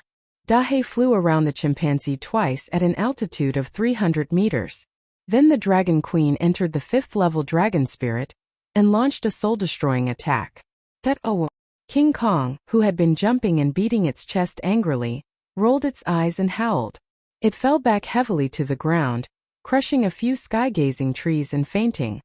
I thought you were so powerful, but it turns out that you're also a useless spearhead. Danny smiled proudly but didn't order Dahe to go closer. After removing the 5th-level dragon spirit, the Green Prophet's second soul split a thought and instantly fell between the chimpanzee's eyebrows below. Roar! The chimpanzee, who had fainted, rolled over and jumped up 40 to 50 meters high. It stretched its arms and wanted to grab Dahe's leg as if it was snatching a rebound, but it was still more than 200 meters away from Dahe. That guy was pretending to be dead. But then again, the Green Prophet's thought was like a bullet, penetrating the cracked and mottled soul wall. Previously, the 5th-level dragon spirit was like a giant hammer hitting the city wall. It didn't smash the city wall, but it still made the city wall full of cracks.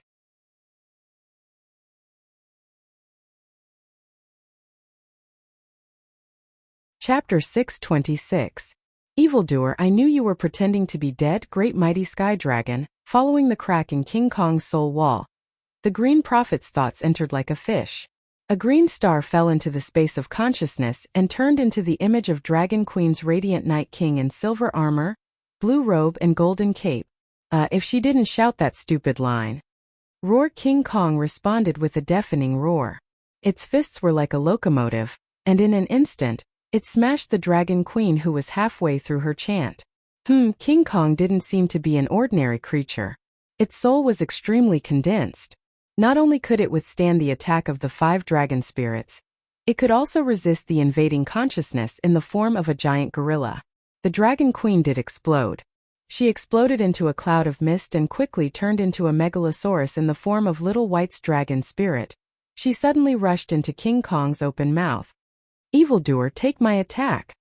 In front of King Kong's door, the soul destruction strike was launched again. The dark green soul space of the gorilla trembled slightly. The gorilla's soul was illusory, and the surface of its body rippled like water. Waves of dizziness appeared in the gorilla's eyes. It was really dizzy. Swoosh, the valiant Night King appeared again. This time she had a blazing longsword in her hand. The silver-white flesh wings closed as the sword hilt. The white dragon opened its mouth into a sword guard, and the dragon's mouth spat out a 50-meter-long flaming sword. This was Little White. She and Little White didn't end the dragon's spirit, but Little White turned into a sword and she held it in her hand. This is the real great mighty sky dragon. The Night Queen slashed gently, and the 50-meter-long flaming sword cut off the dizzy King Kong's head like a hot knife cutting through butter. The real soul was torn apart. The gorilla let out a tragic howl. Its hut-sized head was howling, and so was its headless torso. It had nothing to do with the mouth. The howl came from the soul. The Night Queen waved the white dragon sword in her right hand a few times. The flaming sword blade suddenly disappeared, and the white dragon sword hilt was replaced by a black dragon. In just a moment, the Dragon Queen changed mode from Little White to Big Black. It was still the sword hilt with its wings folded and its tail curled. However, the blade of the sword was not made of flames, but Dahe's extended neck. The Night Queen gently swung her hand, and the black dragon sword's blade elongated. The tip of the blade was Blackie's head, as if Blackie's neck had extended infinitely. The ferocious dragon head with its mouth wide open swelled up like a balloon. At the same time, a series of mysterious runes flickering with golden red light formed between the dragon's jaws. Roar! In the end, the dragon head at the tip of the sword flew to the side of the gorilla's head and swallowed it in one gulp. Croak, croak, croak. Like the gears of a machine, the runes in the dragon's mouth quickly rearranged themselves and sealed the gorilla's head into a golden ball of runes. Woo woo woo. Without its head, King Kong's spiritual body cried out even more miserably, and an illusory head gradually appeared on its neck. Walala, like the shaking of a chain, the black dragon sword's blade rapidly shrunk, shrinking from several hundred meters to a normal 1-meter-long sword. Dragon Queen waved her hand, and the black dragon sword disappeared. She looked at the gorilla leisurely and said, "Now you are my summoned beast. Remove your soul defense and let me heal you." Roar, roar. King Kong's illusory head roared unyieldingly at her, raised its fists high, and hammered down again. "You're courting death." Dragon Queen sneered. Without seeing her move, King Kong, who was pouncing over, suddenly fell down. It held its head and howled at the top of its lungs, as if it was in extreme pain. Dragon Queen only sneered again and again, watching it cry out in pain. After an unknown amount of time, King Kong's eyes no longer had a trace of arrogance in them, but were full of pleading and fear. Dragon Queen then stopped her divine ability. This was only a thought from Danny. In the real world she was not idle. She rode Blackie around the forest, gathering thousands of beasts together. Under the fire control technique, the dragon flame was like a blanket, covering the creatures below. The flames burned in this primitive rainforest that had been undisturbed for thousands of years. Thousands of beasts wailed and died in the fire. She poured spiritual essence into King Kong's sea of consciousness, quickly healing the wounds on its soul. A general success was built on thousands of bones. For this pet, Danny's hands were stained with blood. A long time ago, Danny snatched a sea monster horn from a family of Valeglia descendants in Reese's family. The sea monster was long dead, and the horn had lost its effect. But the runes in the horn itself were extremely valuable. The magic to control sea monsters came from the Great Wizard, and Danny could master it easily. But all this time she had never met a sea monster, and could not use the dragon slaying technique. Today she met King Kong in the rainforest, and planned to leave after defeating it. Although it had ambushed Blackie, Danny was willing to let it go because of her inexplicable feelings for King Kong in her previous life. But it actually knew how to play dead. What did this mean? It meant that it was highly intelligent. Originally, the Dragon Queen did not like this big fool who did not know magic, but it kept showing off its talent to her, as if to say, "Look at how great I am. It's a pity not to take you as a follower." The Dragon Queen had no choice but to accept its submission. Even so, she was just trying her best because she was not sure if the seal to control sea monsters would work on King Kong. The result was very gratifying. King Kong's soul was kept in the pool of faith, and with a gentle pinch, King Kong's body was in a worse state than wearing the hoop spell. Sigh, with this body, it's an absolute killing machine on the battlefield, but across the sea. Danny looked at King Kong, who was obediently squatting in the forest, and sighed helplessly. She waved her hand and said, "Go." Roar, roar. Seeing that Danny was really going to leave it behind, King Kong stood up and howled. "What's wrong?" Danny did not understand. King Kong waved at her, and then skipped in a direction. There was a muffled rumbling sound from the rainforest, as if there was an earthquake. Danny hesitated. She came to Soros with a mission this time, so she had to go and come back early. She did not have time to explore the rainforest. But King Kong seemed to be very enthusiastic.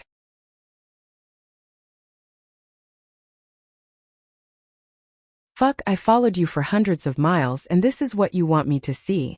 Just as Danny was angry and was about to teach the black bastard a lesson, something strange happened. There was a huge cave at the bottom of the Gourd Valley, 40 to 50 meters high. At first glance, it looked like a gap between the mountains behind the valley. Outside the cave, the savages piled up stones to build a 3-meter-high stone wall. Strangely, the stone wall had no entrance.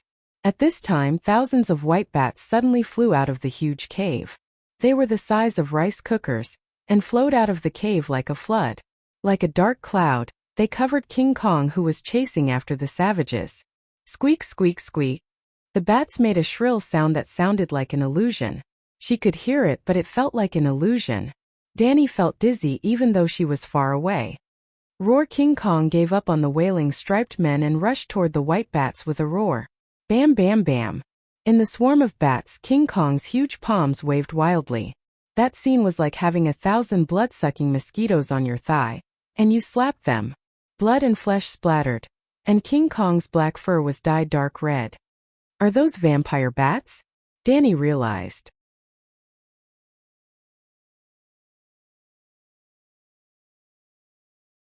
Chapter 627. Squeak, squeak, squeak. The white bats covered the sky like dark clouds. King Kong waved its arms and started a massacre, but there were too many bats. Soon, they landed on its body and covered the surface of its fur. Danny felt goosebumps all over her body when she saw the dense number of bats.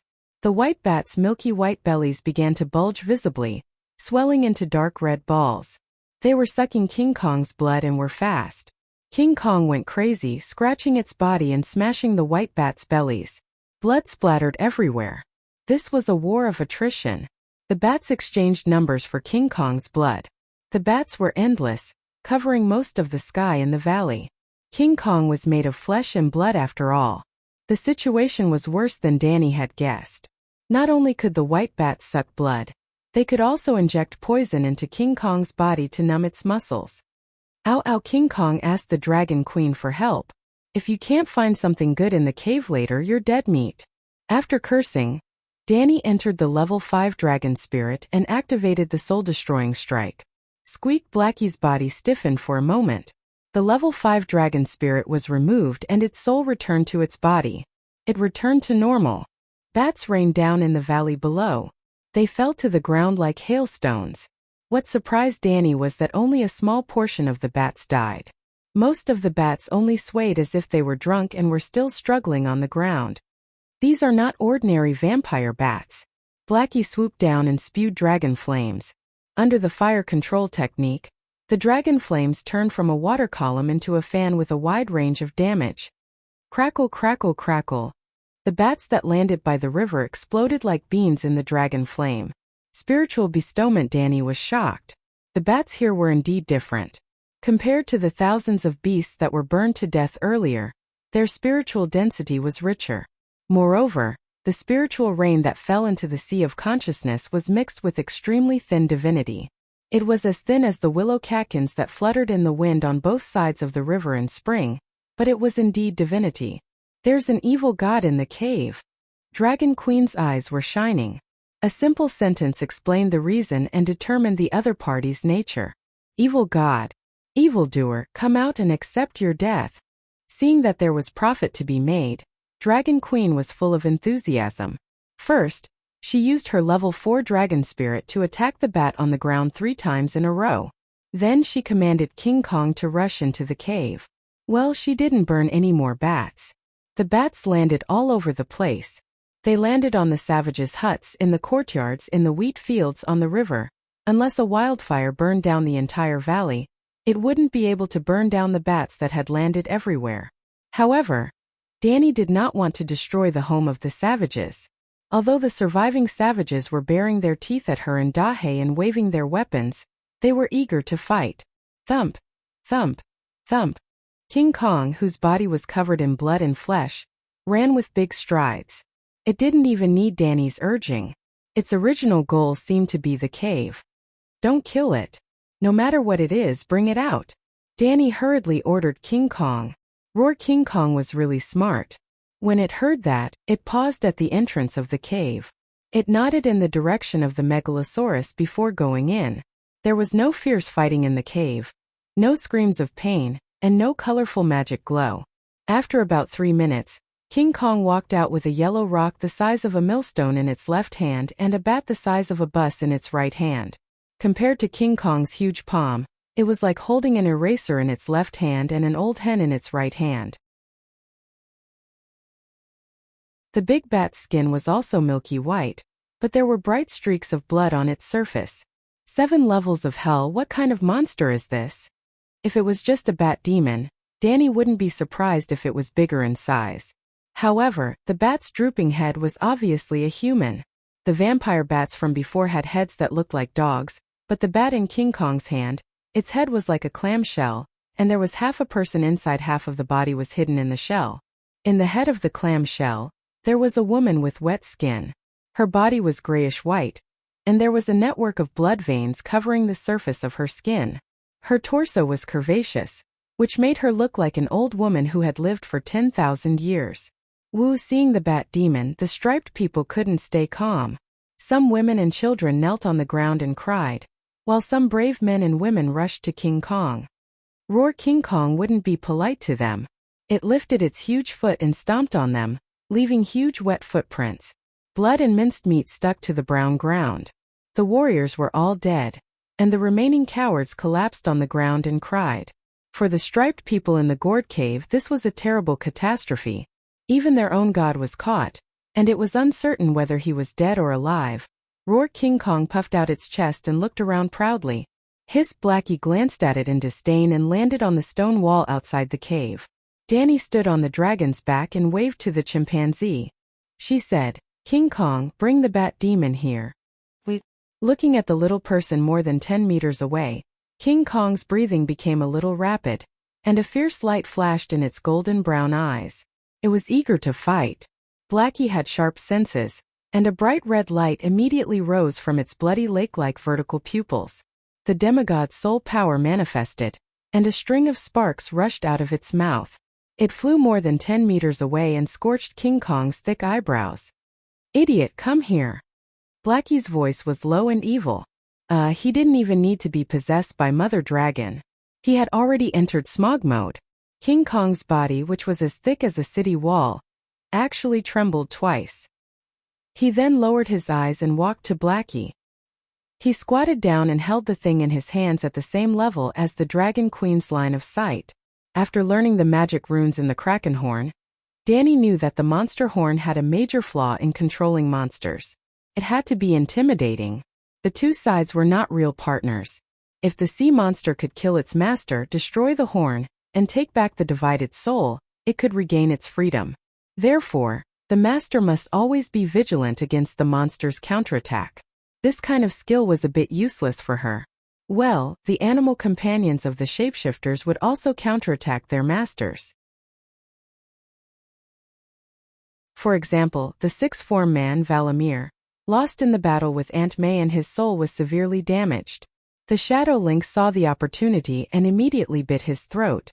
Putting aside the distracting thoughts, Danny began to observe King Kong's spoils. A yellow stone the size of a millstone. It was not a stone but a gold nugget. It was very likely that there was a gold mine in the cave. "Do you think I need this?"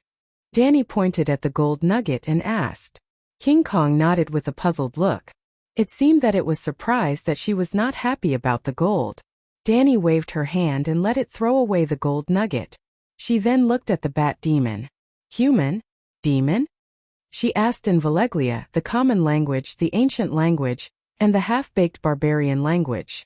The old woman in the soft clamshell did not respond. However, her withered eyes moved, revealing a pair of compound eyes that were as bright as the stars. The compound eyes were densely packed and shone with a demonic light. It was not scary but very. It was like 10,000 earthworms twisting into a ball in front of you. You would not be afraid, but you would feel a chill down your spine and goosebumps. Danny swallowed her saliva and was considering if she should just barbecue it over a fire. She spoke. Her voice was old but pleasant, like the most beautiful music. Danny did not understand, but she knew what she was talking about. Original language. Danny's violet eyes trembled a few times, like a drop of ink dripping into a clear pool. The ink spread out and the violet was replaced by ink. Then, a little bit of ink appeared on the surface of the eyeball and separated. It was as if clouds of ink were floating out of Danny's eyes. Her eyes regained the clear violet color again. The ink gathered together and turned into a huge crow. The crow flew around Danny twice and finally landed on her shoulder. It said, "Your Majesty, are you looking for me?" This was the crow that Danny brought back from the Green Prophet shelter. The crow that gave the child of the forest a second life was named Fujin and Fog P.S. by Danny. When Danny first set foot on the Westeros, the three-eyed crow split a thought and entered the body of the child of the forest crow. Through the crow, it performed the whisper of the Green Prophet on her from thousands of miles away. The crow entered Danny's sea of consciousness through her eyes without her noticing. In fact, Danny felt it, but she had only mastered the Grand Wizard meditation for 10 days, and did not know much about supernatural powers. She was confused and did not know what was going on. The Green Prophet could send the crow into her sea of consciousness and hide it. After Danny got the crow, she could also open the door to thieves, and bring Fujin and Fog into her sea of consciousness. As the second life of the child of the forest, the crow was a physical entity formed by the soul and magic power. It could also transform into a soul state that contained magic power, which was a spiritual body. Just like how Danny hatched the dragon and used flames to create a body of flesh for the Megalosaurus. The body of the newborn dragon was also formed by the power of flames and the soul. However, the Megalosaurus could not freely change between physical and spiritual bodies like the crow. If the crow died, its soul would dissipate and solidify into a body of flesh and blood. Didn't the unlucky guy who died in Danny's hands get stewed by the Night Watchers? Because of her own experience, Danny had long guessed that Blindon's big crow could transform into a spiritual body. However, she thought that it was an exclusive skill of the three-eyed crow until she left the Westeros with Fujin and Fog. When they left the homeland of the child of the forest, the two big crows were like deflated balloons, and the magic power in their bodies quickly disappeared. Danny thought that they were going to die and was very anxious. However, Fujin told her that they would not die, but they could no longer transform into spiritual bodies. As for the magic power that they lost, it originally belonged to the three-eyed crow. Now that they had left the old god's domain, the magic power returned to its original owner. Then Danny had an idea. Could the crows accept her magic power? At that time, she had two types of meditation that corresponded to two types of magic power. The Green Prophet magic power and the Fire Wizard magic power. The results of the experiment made Danny very happy. Although the crows rejected the fire magic power, they could accept her Green Prophet magic power.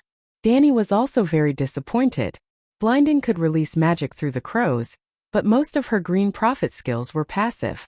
Passive soul toughness, passive soul indestructibility. However, she still had hope. Through the Green Prophet magic power, the crows could adapt to her mental power. In the future, they could adapt to her fire magic power bit by bit. After all, magic power equals mental power plus natural elements. Danny pointed at the bat spirit and said to the big crow, "Afu, this demon speaks the original language. Help me translate it."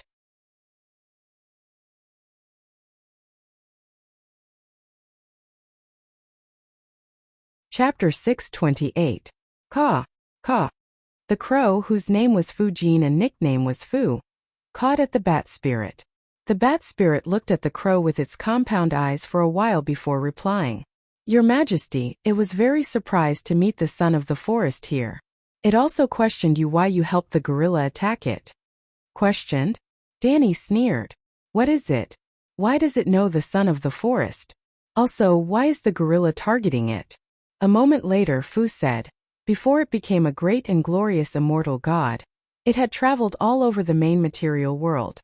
It had crossed the Dun Arm to the land of sunset and dealt with the sincere and kind son of the forest. The abominable gorilla tried to snatch its cave. Before today, the two sides had fought many times. Danny frowned. Why was Fu's awareness so poor? Why was he biased towards outsiders? Fu, pay attention to your tone and your position. Fu was stunned for a moment before saying, I'm just translating according to the source language. Forget it.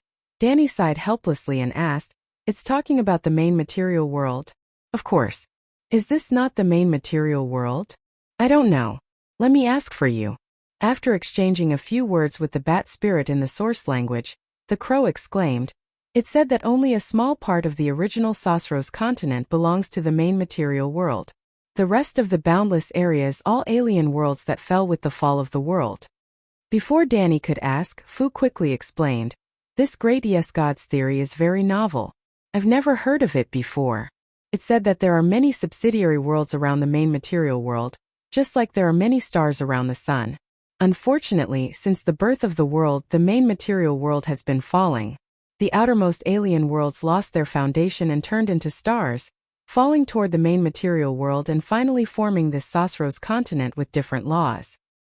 Have you heard of alien worlds from Mother Goddess? At this point Danny suddenly paused. Wasn't God of Frost the fusion of God and God of Darkness? Back then, the three-eyed crow's explanation to God was that it was outside the world but belonged to our world. It seemed to be similar to what Bat Demon had said. If there really was a starry sky surrounding the main world, then it meant that the Song of Ice and Fire world had been it might not have been a very high energy level, but it definitely had a lot of potential. It was unknown whether the true gods of this world were too useless or if there was some other problem. In the end, a good seedling grew into a rotten melon a turtle raised in a jar. It was becoming more and more depraved, as if it was about to enter the most complete age of chaos. Which places are the prime material plane, and which are the fallen worlds? Danny asked. After asking the Bat Demon, Fu said, she said that you will understand after you walk through it. Although the other world has fallen into the main material world, you can still distinguish the subtle differences in the laws by sensing the sea of magic power. Danny nodded lightly. That was indeed the case. Ask it what race it was before and why it became like this. It used to be a human. It had milky white skin, long green hair, long and slender limbs, and a face that made the sun pale in comparison. It says that when she was young, you were like a morning glory to a lily. Danny sneered and said, she was looking for death. Fu hurriedly said, Your Majesty, it meant no harm. Well, in the grammar of the original language it was just a praise for its own appearance.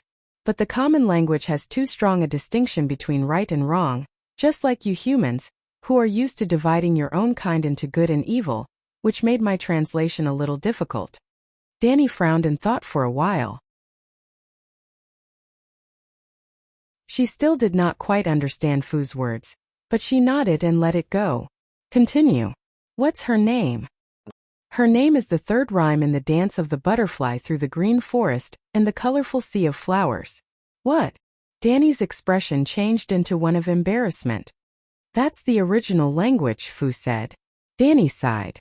Her violet eyes were shrouded in black mist, and a series of dreamy black bubbles emerged from her eyeballs and spread in front of her. Caw. Another big crow formed from the bubbles and landed on her empty left shoulder. Fog, you translate. Fu, you tell her. Your Majesty, this fairy is called Sai. She was born 500,000 years ago. Her race has the skin of the milk people of Quills, the delicate appearance of the Valeglia people, the green hair of the Tarosai people, and the tall and muscular bodies of the Undul's people. In the eyes of humans, she is a very elegant and noble race. However, humans cannot speak the original language. She should be like the children of the forest, an ancient race. Many years before Tsai was born, The other world she lived in had already fallen. This valley and the cave behind it are the last shelter of her people. The reason she'd become like this was because she'd learnt some knowledge of blood magic during her travels in the prime material plane. She needed great power to protect her people, and that's why she became like this. Danny nodded in satisfaction. Fogg's translation skills were much better than Fu's. This fairy is clearly not a striped person. How did she become the ancestor of the striped people? She asked. Caw. Fogg called out to the bat demon. The expression of the old woman in the shell's head suddenly became ferocious. The melodious original language changed from a sweet song to a venomous curse. Fogg said, "The striped people are pests on the Soros continent. They ate almost all the lost people from the other world. Her race was also destroyed by the striped people, so she wants revenge. For hundreds of thousands of years, she has been driving the striped people in the valley to fight with the nearby striped people. There used to be more than 10,000 striped people in the hundreds of miles around, but now there are only a few hundred people left in the valley. If not for the fact that she needs the power of faith to sustain her life, she would have slaughtered everyone here. A revenge that lasted hundreds of thousands of years only destroyed the barbarians in the hundreds of miles around. This efficiency," Danny wanted to complain, but then she remembered that this was not the only place where the striped people lived. Perhaps there were tribes from other regions who had migrated here in the past hundreds of thousands of years. "That's enough." Danny waved her hand at the gorilla. "Let it go." She urgently needed divinity and spirituality to raise the dragon. That was true, but she did not lose her own principles. Evil gods and demons must be destroyed, but the bat demon was smart and pitiful. It only harmed the surrounding barbarians and did not want to provoke others. This time King Kong was the one who started the conflict. Roar King Kong shook its head and refused. "You are the one who wants to occupy other people's land. How can you be reasonable?" Danny shouted angrily and pinched King Kong's head. Ouch! The gorilla immediately threw Bat Demon away and rolled on the ground, wailing. Once Bat Demon was free, it immediately bowed to Danny and thanked her. Roar after King Kong recovered, it stood up and cried to Danny. Then it roared at Bat Demon and ran back to the cave. Danny thought that the black servant was going to force himself on her, and would not leave, so she wanted to teach it a lesson. King Kong seemed to sense it and stopped at the entrance of the cave. It waved at Danny and kept roaring. "What's in the cave?" Danny was puzzled. "Roar." King Kong became more and more anxious and roared at her. Danny glanced at Bat Demon's wrinkled face thoughtfully and said, "Afu, go to the cave and have a look." As soon as she said that, Dahe's sense of crisis suddenly fluctuated violently. Danny, who was with his dragon spirit, noticed it immediately. But before she could do anything, the clamshell head on Bat Demon's neck suddenly opened, revealing its naked body. Boom! The clamshell's internal chi exploded. The milky white mist quickly swept toward Danny and Dahe with the airflow. Roar Dahe was not a pushover. Almost at the same time, Dahe sprayed a water column of dragon flame at Bat Demon. The dragon flame burned a passage in the white mist and directly covered the open clamshell on Bat Demon's neck.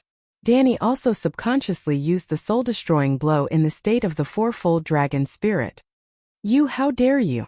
Lin Luoran was shrouded in the white mist before she could finish her sentence. The soul-destroying strike works, but the soul-destroying strike is aimed at the bat monster. The range of the soul-destroying strike is cone-shaped. In the cone-shaped soul sound wave, the molecules of the white fog explode one after another, and then they are annihilated and eliminated. However, the white mist covered a large area. Danny was surrounded by the mist on her left and right sides, under her feet, over her head and behind her.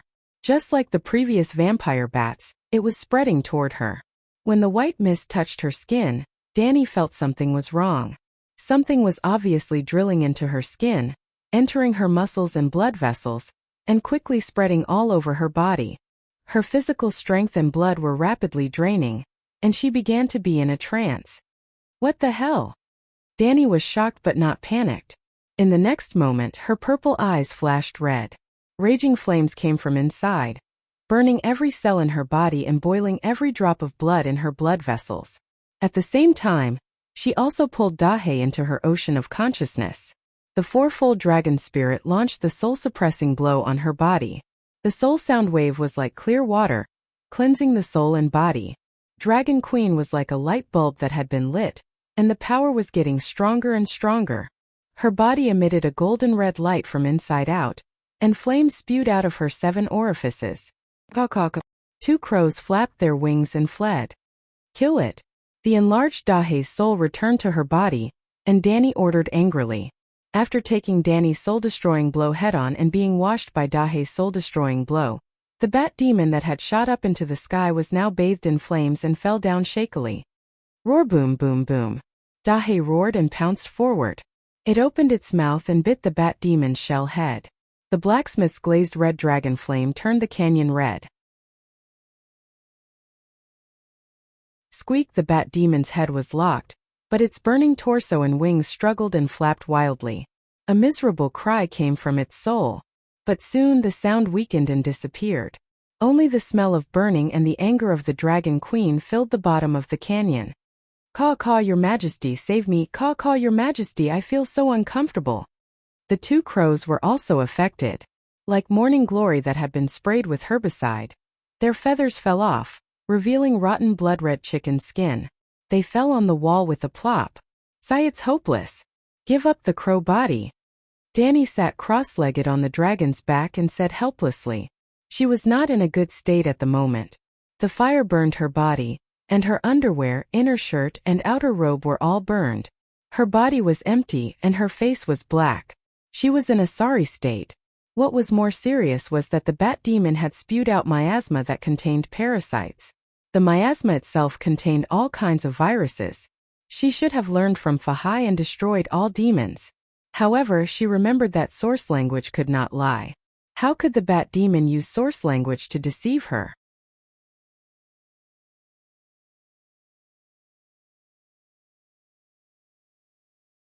Chapter 629.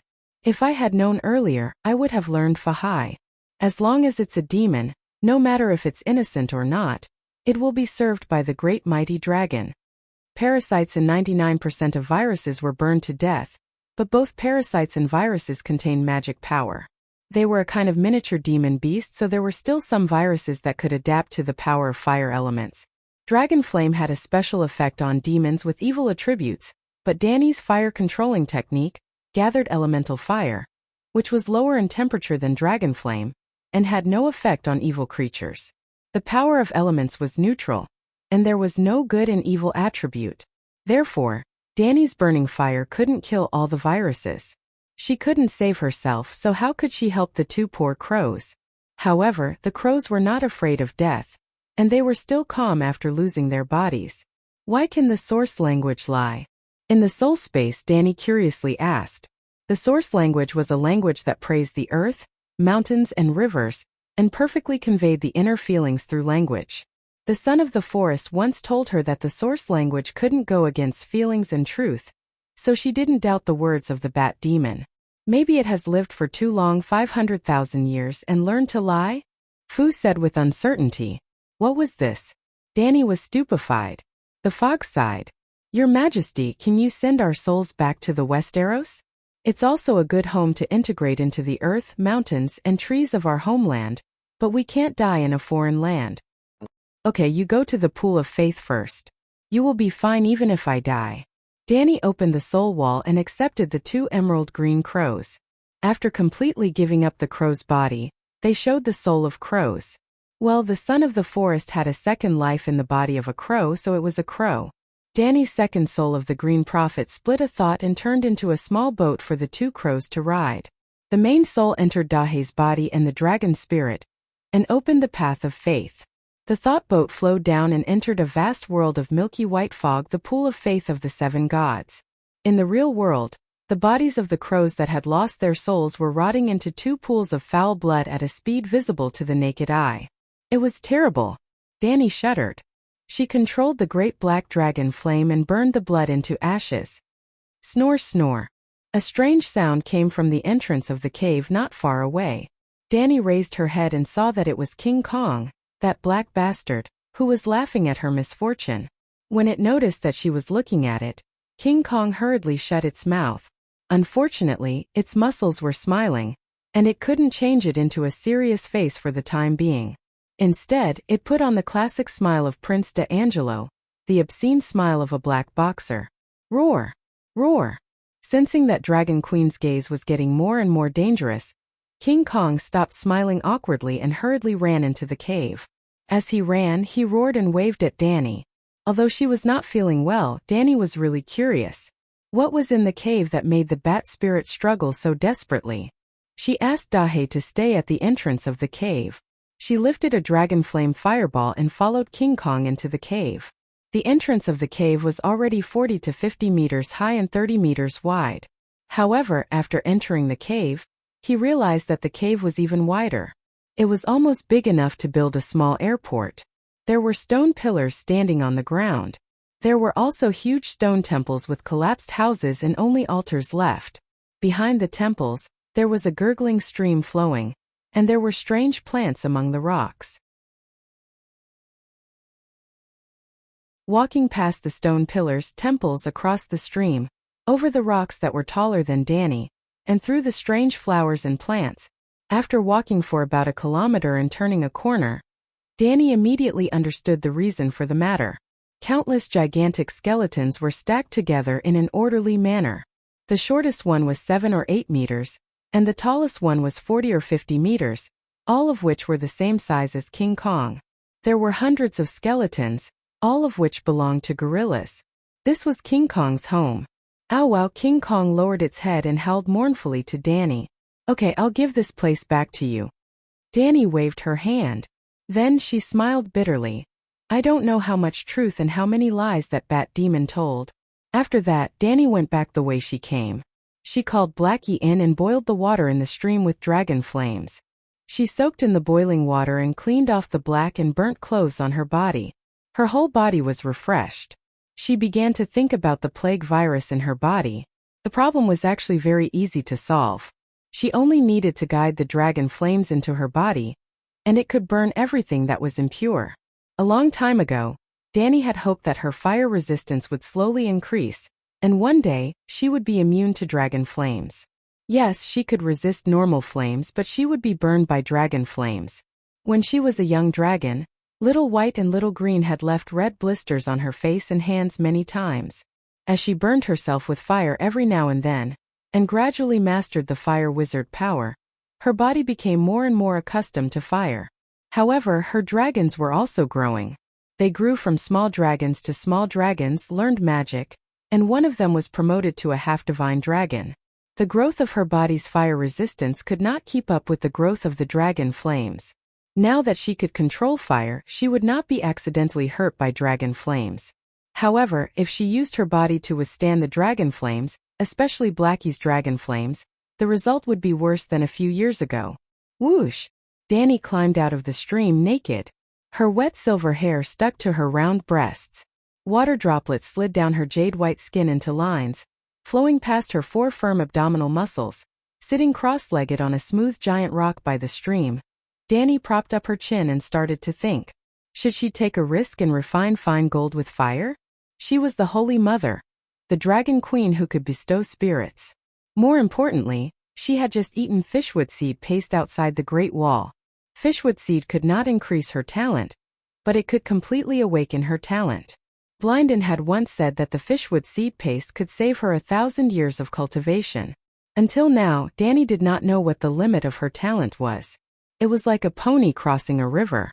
If one did not go into the river personally, one would never know how deep the river was. King Kong, go! Danny looked back, only to see King Kong, the black servant, staring at her body with a lustful look. Idiot, go to the valley and gather the vampire bats' bodies together, she scolded angrily. Roared King Kong's expression was blank. It was intelligent, but it could not understand complicated orders. Blackie, leave a ball of dragon flames, and then you go out and teach it what to do, Danny said helplessly. Soon Blackie flew out of the cave, and the gorilla trotted out. Danny was left with only the gurgling stream and a bright red fireball.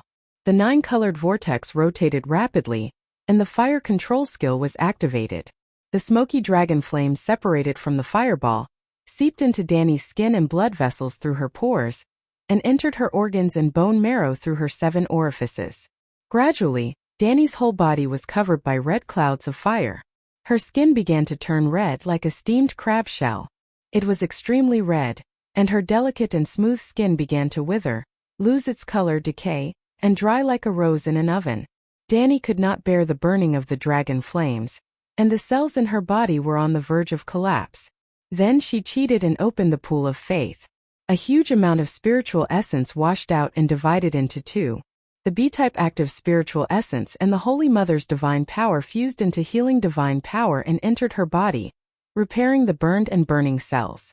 The non-B-type active spiritual essence poured into the 9-colored vortex like a waterfall. The great wizard's foundation slowly expanded, her magic power increased rapidly, and the power of the soul increased crazily. Well, one of the effects of the weirwood paste was that it allowed Dani's soul to absorb spiritual essence limitlessly, like the Megalosaurus. See Chapter 581 for details. Spiritual essence could strengthen the soul and magic power, commonly known as leveling up. In the last Marine Dragon battle, Dani ate the sheep's egg and part of the red dragon's divine spiritual essence. In addition to increasing the Song of Fire's attributes in her meditation technique, it also increased her wizard power tenfold, and she was close to the demigod realm. It was also because of the increase in her power that she dared to go to the battle alone and meet Blindon outside the Great Wall. It was also because of the increase in her power in a short period of time. Even after eating the weirwood paste, she did not immediately break through the last checkpoint of the demigod realm. But now she was about to lose her life, so she did not care about the perfect foundation anymore. So what if the foundation was unstable? At least she was still alive. After some time, the spiritual essence of the bat demons collected in the pool of faith was exhausted. But Dani still could not complete the fire-refining golden body. The dragon spirit informed Blackie to burn the vampire bats' corpses. There were tens of thousands of bats that flew out of the cave to attack King Kong. The small ones were the size of a palm, and the big ones were almost the size of the lid of a rice cooker. Not only was the spiritual essence rich, but it also contained a faint divine power. It would be a pity to throw them away, so Dani asked King Kong to pick up the corpses. It would definitely not be able to pick up tens of thousands of bats. It was mainly the bats' corpses in the savages' residential area. Blackie's dragon flame was not to be trifled with. It could burn the ground of the valley. But Dani still did not want to burn down the savage's house. Although the thatched house was shabby, it was still the wealth of the striped man's lifetime of hard work. It would be too much to burn someone's house without even paying the demolition fee. Hissed. After receiving Dani's order, Blackie roared. The savage was so scared that he closed the door and did not come out. King Kong took a few steps back. Only then did the dragon flame like spring water wash away the mountain of bat corpses. It flew into the sky and began to wantonly release flames in the gourd cave. The spiritual essence was like a torrential rain, nourishing Dani's dried-up soul and body. The white light of the holy healing art and the red flame of the dragon flame complemented each other. Her skin was shining brightly, and her eyes were shining brightly. It made Dani look like a holy deity. Gurgle, gurgle. Her blood was boiling. The faint sound of flowing water came from her blood vessels and bone marrow. Gradually, Dani's body adapted to the dragon flame. The plague virus in her body melted instantly like ice in a steel furnace. But she still did not break through to demigod. She did not know what would happen after she became a demigod, but she was sure that she had not undergone any qualitative change. She needed to continue to level up. The bat demon reminded her that the inheritance of the great wizard was not invincible. She was not invincible before she became a demigod. The lamb's egg was not a side dish in her imagination. If she was not confident about the lamb's egg at all, why did she bother to go on an expedition? Dani's mind was clearer than ever. Perhaps it was a good thing that she met the bat demon here. It woke her up from the illusory dream of being invincible. His Blackie sent a message. Except for the savage's thatched house area, the entire gourd cave had been burned to the ground. There were no more vampire bats. There was no need for him to remind her. The Megalosaurus was burned. She was spiritually endowed and naturally knew that all the bats were burned. King Kong, I need to discuss something with you. Danny walked naked to the entrance of the cave and said to the black gorilla, I want your ancestors' board. What do you think? Living creatures had the richest spiritual essence in their bodies, followed by those who had just died. The higher the degree of decay, the lower the spiritual essence. Skeletons also had spiritual essence, but the amount was thin. But the bones of King Kong's ancestors were thousands. No matter how thin the amount was, the total amount would not be small. Also, judging from King Kong's intelligence and strength, it was most likely a fantasy creature with rich spiritual essence. Roar, roar, roar. After understanding the Dragon Queen's intention, King Kong's eyes widened in anger. It was furious. It was really stomping and the cave shook slightly.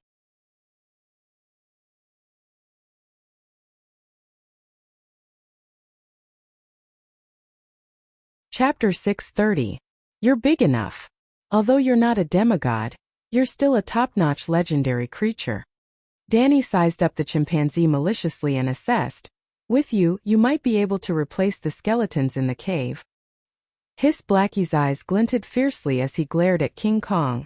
The chimpanzee shrank back and shed 2 bowl-sized tears. Danny's heart softened when such a big creature showed such a pitiful expression. She said warmly, we Targaryens will also be cremated after death. Also, as you can see, the valley is almost filled with skeletons. It's time to clean it up. Besides, there's still ashes after the bones are burned. Go dig a hole in the cave and bury all 18 generations of your ancestors in it. It'll be a joyous occasion for the ancestors and grandchildren to be reunited. King Kong blinked his misty eyes and stopped crying. After a quarter of an hour, the huge cave began to emit thick grayish-black smoke. King Kong squatted on the ground with his back to the cave entrance and looked blankly at the charred canyon in the distance. He was in a daze and no one knew what he was thinking. Inside the cave, Danny's state was a little strange. After the previous practice of flame forging, the dragon flames could no longer hurt her. Therefore, she changed to the 3 divine dragon flames of the Great Guardian, the Blacksmith's Flame, and the Holy Mother's Flame. Blackie currently had 3 divine positions. He was originally the Great Guardian of Light, the Blacksmith, and the Holy Mother. The 3 divine positions corresponded to different divine powers, and different divine powers drove different divine dragon flames. Golden, glazed red, milky white. The 3 divine dragon flames turned into a tricolor lotus platform. The Dragon Queen was naked and sat cross-legged on it. Well, it was still the fire ladder technique in essence. The great black dragon's flames spewed out, and the bones denser than a forest burned in the blood-red flames.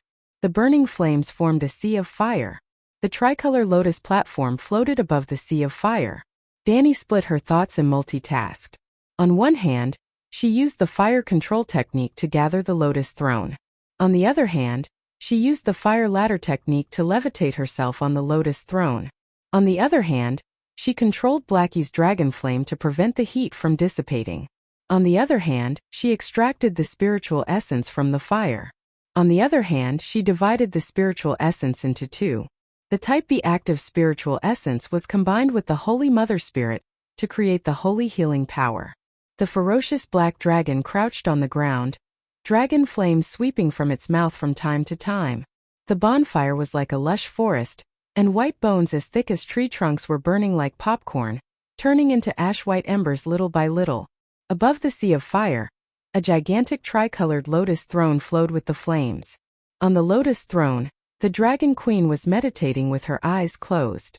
Her expression was tranquil, and her body was as clean as jade, untainted by dirt. Her silver hair floated in the flames like seaweed, holy and majestic, just like the goddess of fire. While the white trees in the fire forest were burned to ashes, their skeletons suddenly collapsed, revealing a giant pale golden skeleton. The giant ape was more than 50 meters tall, and its ribs were like pillars supporting the sky. The surface of its bones was not ash-white, it had been dead for too long, or jade-white like other skeletons but pale golden. In the light of the fire, the pale golden bones gave off a faint pressure. Ordinary dragon flames could not make it burn. Danny opened her eyes and sized up the golden skeleton in shock and confusion. Gorilla King, Great Ape King? I'm afraid it was a demigod when it was alive. Danny was overjoyed. She ordered Blackie, use the blacksmith's divine fire. His Blackie's lake-like eyes flashed with a hint of anticipation. I'm tired, he said tiredly. Oh, I almost forgot. I haven't given you the divinity of the bat spirit. Danny smiled strangely. She opened the pool of faith and poured all the divinity into Blackie's body. Forgetting was a lie. Danny estimated that this batch of divinity was not enough to help Blackie activate his clergy. She was going to bring it home and give it to little green, little white, little gold, and little red. However, Blackie noticed that Mother Long was no longer biased. As she expected, Blackie did not activate the third clergy of the 7 gods. There was about a 20% gap. The bat spirit might have lived for hundreds of thousands of years, but its divinity was really weak. Even with tens of thousands of vampire bats, it did not have as much divinity as the Crab King. Well, she was too harsh. The Crab King was a boss of a public institution. The Lone River God system was at least a railway-level central enterprise.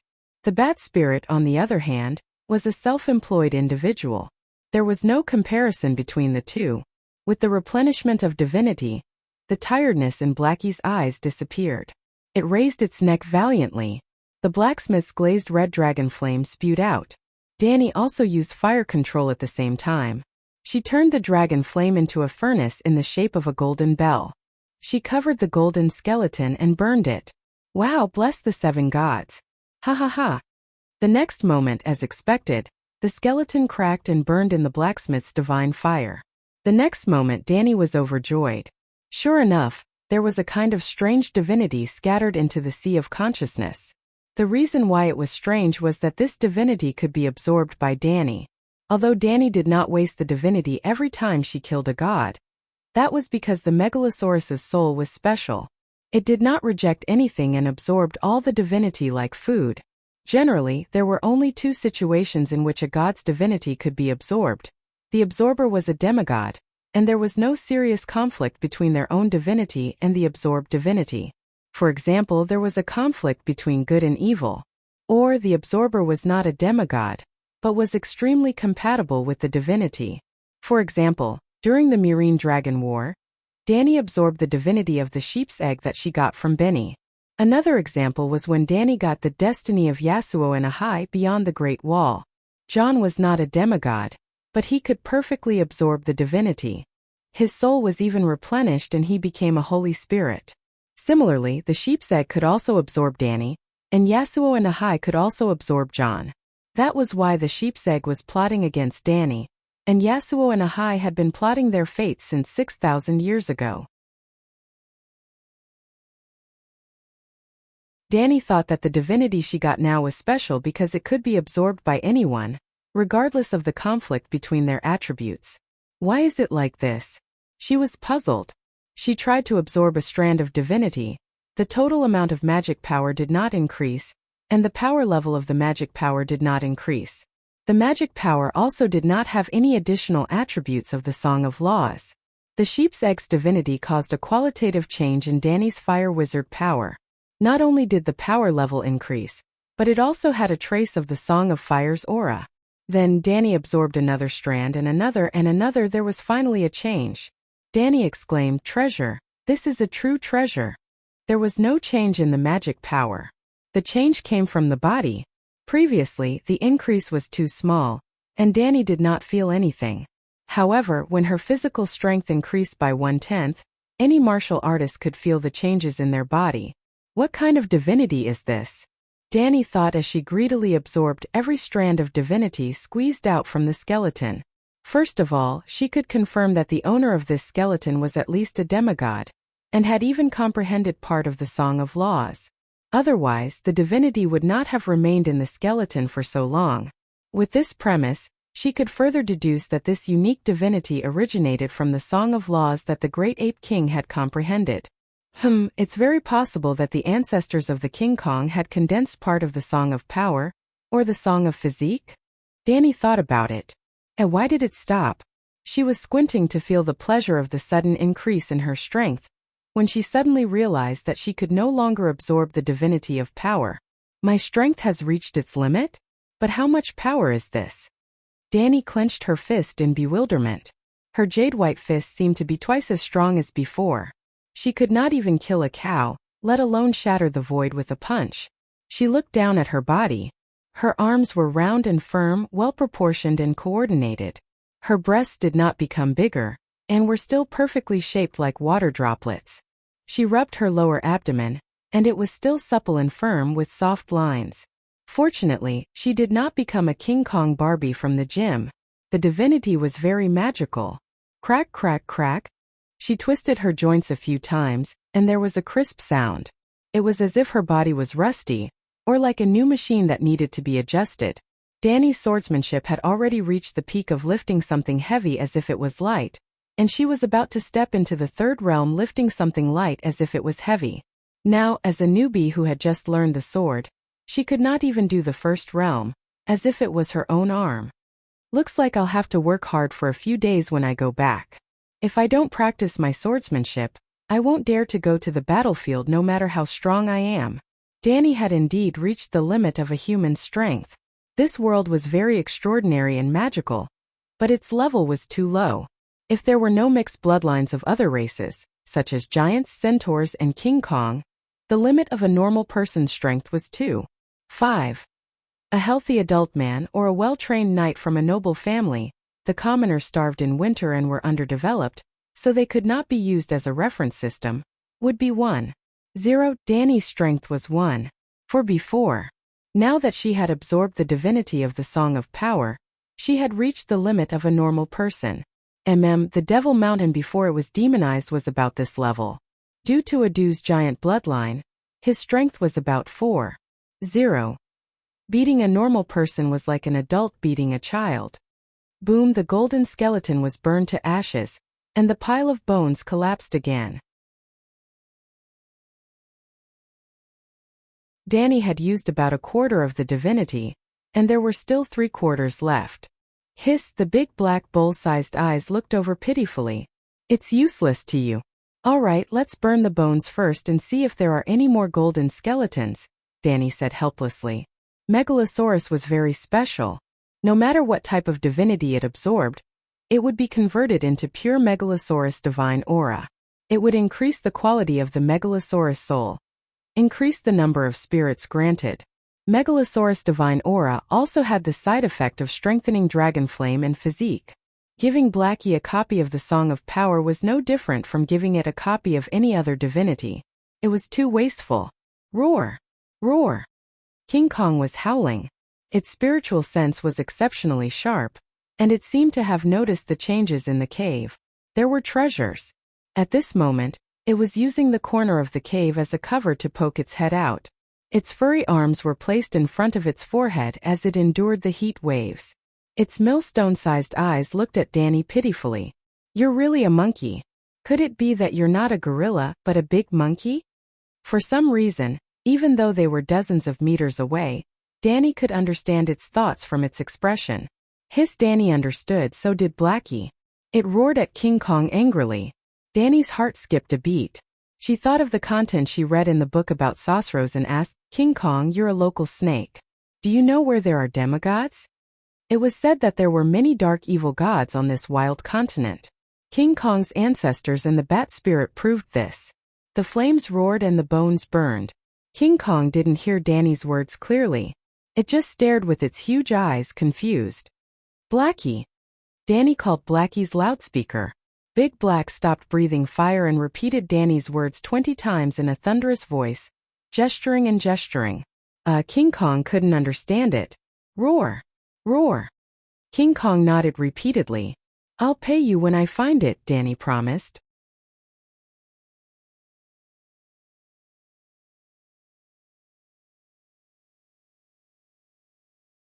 Chapter 631. The Bat Demon's last attack reminded Danny that the demigods of this world might be killed by knights with steel swords, but it did not mean that they were useless.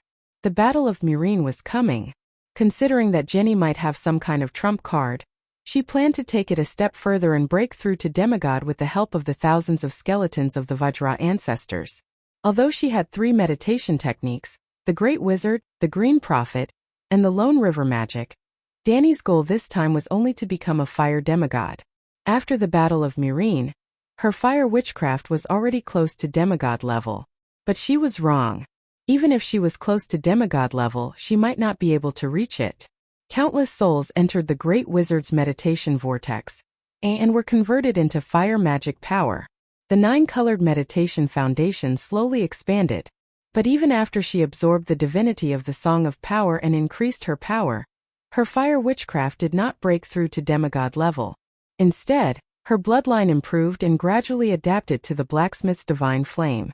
Just like how a black hole would eject material after devouring a planet, when the 9-colored vortex expanded to its limit, it began to eject bright red magic power factors. It was not fire magic power, but the most basic magic power factors, the basic substance in the sea of magic, the source of magic in the world. Dani was shocked, but after realizing that she was not injured, she continued to endow the 9-colored vortex with souls. If a person's sea of consciousness was compared to a universe, Dani's 9-colored vortex was like the sea of magic in the real world. The ejection of magic power factors was equivalent to a large-scale surge of magic power. This would cause the magic power level in the universe to increase.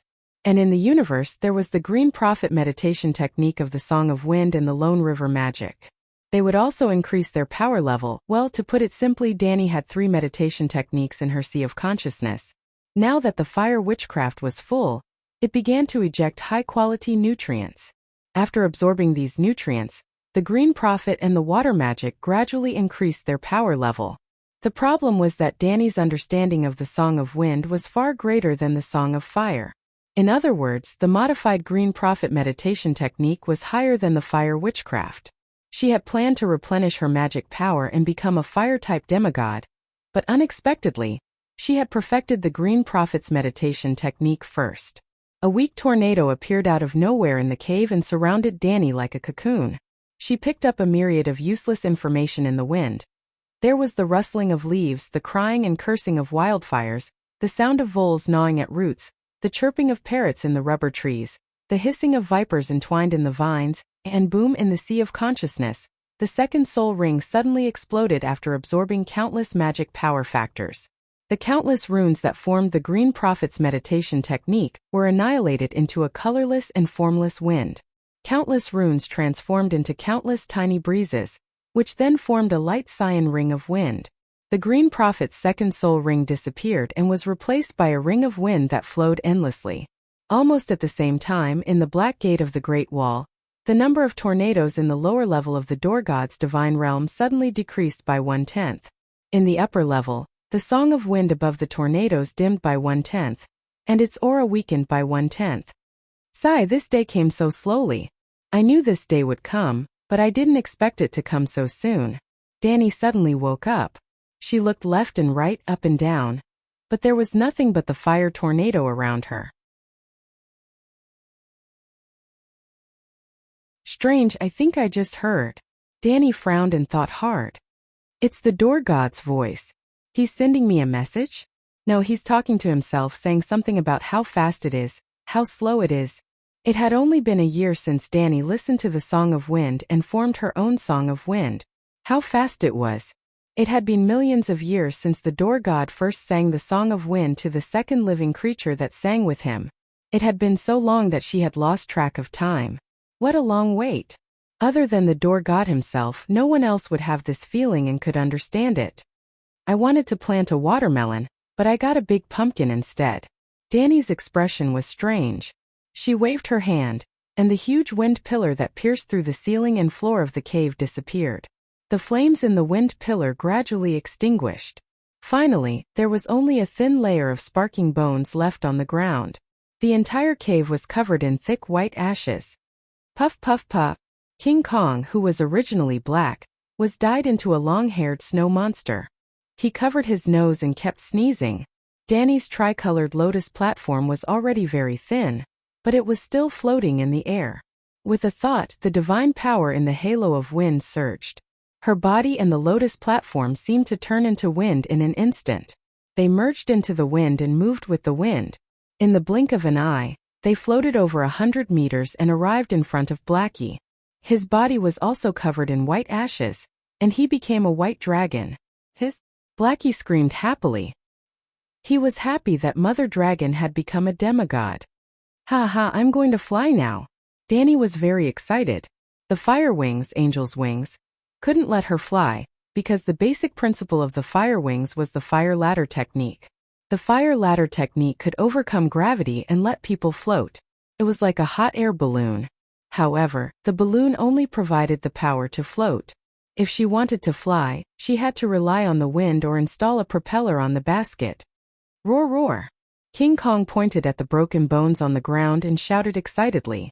Previously, the inner cave behind the corner was filled with the bones of gorillas. Now it was empty, and there were only a few hundred charred bones of different lengths left. The thick layer of ashes that should have been accumulated was also gone. They were blown out of the cave by the sudden wind, into the valley outside the cave and scattered everywhere. Sigh, this is cremation. Go dig a hole and bury the rest of the bones. Danny fooled the gorilla. King Kong was confused. Danny didn't leave immediately. She spent some time to familiarize herself with the demigod magic power and the sudden increase in strength. She took the opportunity to search around the cave with the mentality of looking for treasures. There was nugget gold in the cave, but it wasn't a gold mine. Instead, there was a large number of offerings placed near the altar of the collapsed temple. There were nugget gold, jadeite the size of a head, raw diamond or as thick as a heel. Danny only glanced at it and then looked away from the vulgar things. However, she was interested in the incomplete murals found in the ruins of the temple. In the murals, savages were worshipping gorillas as tall as mountains. This meant that this cave indeed belonged to the King Kong clan. She entered a deeper cave full of bat feces. It was probably the residence of the bat demon. Danny found that in this small area, the magic factor was extraordinarily rich, almost a quarter of the Great Wall. Divine domain? A place where the gods were active? Like the Great Wall, the end of the world? The end of a different world?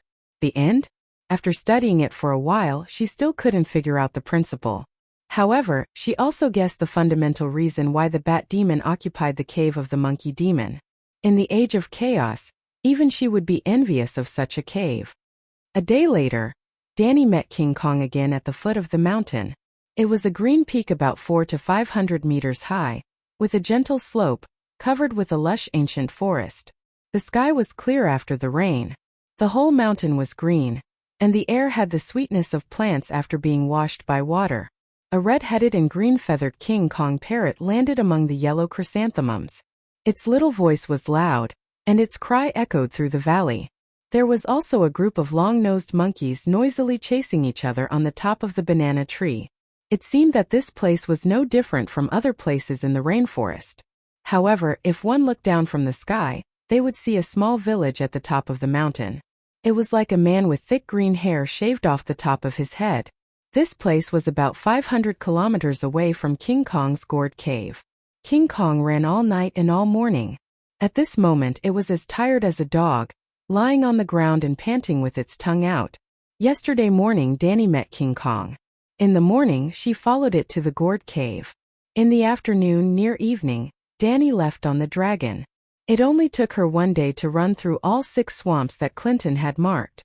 She contracted a total of 20 swamp dragons with a body length of more than 25 meters, 10 shadow dragons with a body length of more than 15 meters, and 5 striped dragons with a body length of 12 to 15 meters.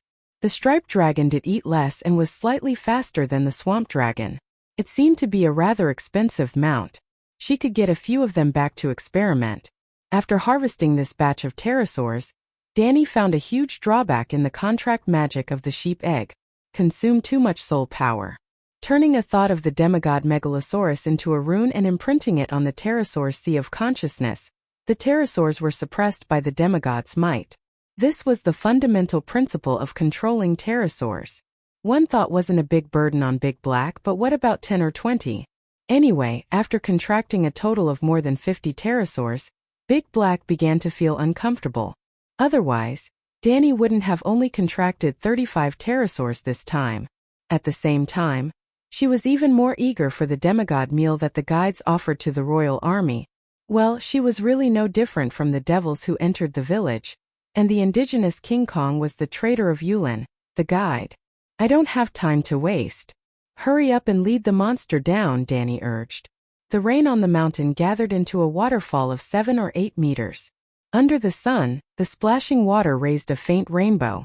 Big Black stepped on the waterfall, with a rainbow on its head, and half of its body soaked in the stream. Below, the black servant also squatted by the stream and leaned over to drink water. The yellow muddy river water. It wasn't afraid of diarrhea. Well, it seemed that the bat spirit's plague spray couldn't hurt King Kong. The waterfall fell and the water rumbled. But it couldn't stop Danny from passing the words into the gorilla's ears through the wind. Roar King Kong's eyes were dim, and its voice was a little weak. It hadn't slept for 2 days and 1 night, and it had traveled 500 kilometers through mountains and rivers. King Kong couldn't withstand it.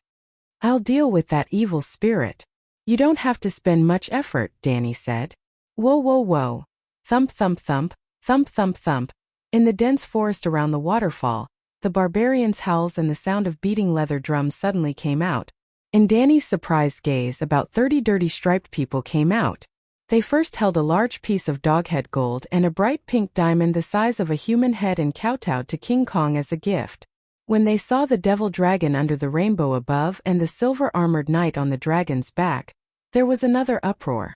A dozen people separated and cut off their left arms at the elbow with stone axes. Blood splashed and the cut was uneven. Danny was inexplicably horrified. The remaining barbarians began to beat the leather drums at their waists rhythmically. An old man with dirty and fluffy white hair came out of the crowd with a solemn look.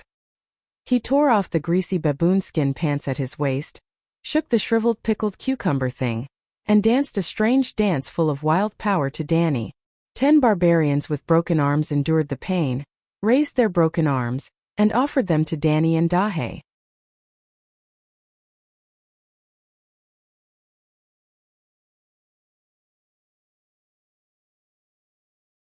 Chapter 632. The old savage's expression was solemn, as he danced a barbaric and mysterious dance. The one-armed man faced Danny and raised his bloody arm. The next moment, Danny felt a power filled with blood and desire descend upon her. This power was not strong, but it was not even 1% of the magic power in Danny's body. However, it was weak. The power level of this power was slightly higher than normal magic power. It seemed to be divine power, but its power level was much lower than the power of the wind god in Danny's body. The total amount was about half a month of fasting and praying for a sparrow. This power did not have a master. As long as Danny was willing, she could immediately absorb it to strengthen herself. After thinking for a moment, she suddenly realized that the savages below were offering her a blood sacrifice. She was now a demigod. Theoretically, she could enjoy a blood sacrifice. She could obtain real power from the blood sacrifice. There were 2 ways to start the blood sacrifice ritual. First, she did not need to know the evil god's real name and appearance. Second, she chanted the evil god's real name and offered the sacrifice. The more detailed and vivid the evil god's appearance in her mind, the higher the efficiency of the sacrifice. Offering a sacrifice to an evil god was very similar to giving money to an online celebrity. If you wanted to give a reward to a streamer, you either had to give money in front of her, the streaming platform, or send money through an account. To put it bluntly, you had to give money to the right person. Danny was deep in thought again. The appearance of the megalosaurus was very sudden. However, the King Kong was so big and had arrived earlier than her. The striped man on the mountain must have noticed the King Kong at the foot of the mountain. That was why he brought a heavy sacrifice to offer it. As for the reason for offering the King Kong, didn't the ancient people offer sacrifices to the gods to ensure their safety? They offered sacrifices to the good gods and prayed for their help. They also offered sacrifices to the evil gods and prayed that the evil gods would stay away from them and stay close to their enemies. It had been like this since ancient times. In the inn, they unexpectedly met the devil dragon and Danny. The striped man did not prepare a sacrifice for the iron-skinned god.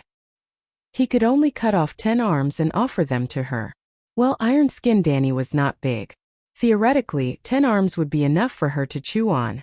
The striped savages treated their guests in such a simple and unpretentious way. High-end ingredients often only required the simplest cooking method. Well, the old savage who was dancing with pickled cucumbers was a priest. He could tell that Dani was a demigod. If it was before, she could control every strand of magic power in her body and the strength of every muscle. But now he was like a peacock spreading its tail, wantonly displaying its demigod might. On the other hand, Big Black's divine power was restrained, making the striped man's old priest think that he was just a pterosaur pet of the god of iron skin. Therefore, they only offered sacrifices to the god of iron skin, and Dahe did not receive any filial piety. Dani tilted her head and saw that King Kong was really putting away the raw diamond ores and doghead gold. There was a wretched smile on his furry black face. This idiot, suddenly, the eyes of the old savage who was dancing the sacrificial dance widened. His face was filled with fear. The person beating the drum also froze on the spot. The sound of the drum came to an abrupt stop. The striped priests sensed that the god of iron skin had rejected their offerings. For something like this to happen in the wild rainforest, it was like in Westeros when the host offered bread and salt to a powerful guest, but the guest refused to eat.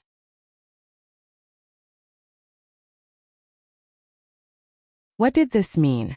Something big was going to happen.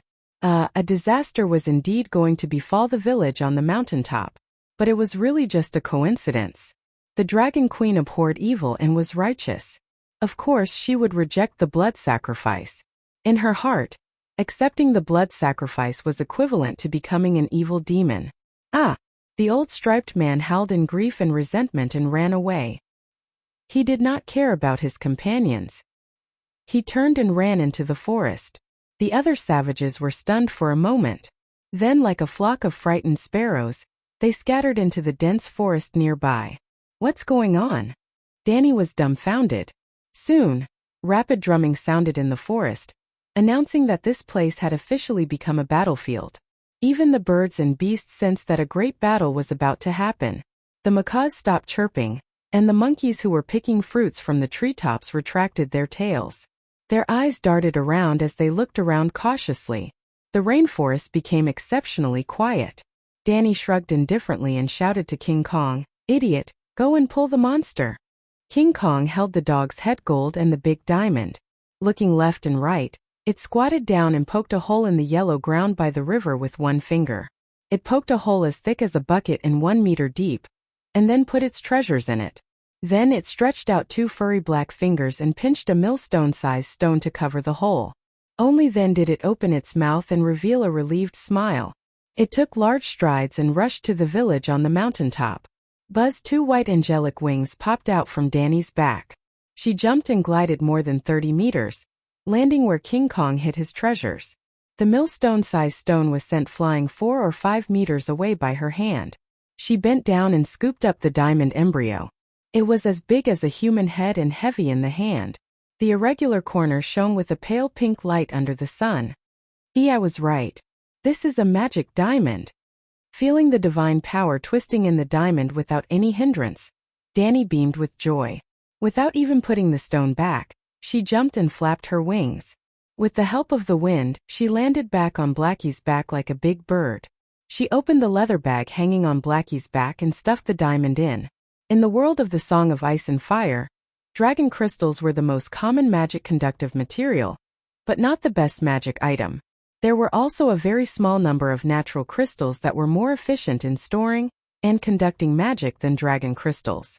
For example, the crystal ball in the Magic Network hub of Dragonstone Island, which Marvin bought from Mill for 70,000 gold royals. Rarer than magic crystals were magic gems. Dani's Night King set had 2 diamonds the size of pinky fingers embedded in the shoulder blades of the armor, which were the jet holes of the fire wings.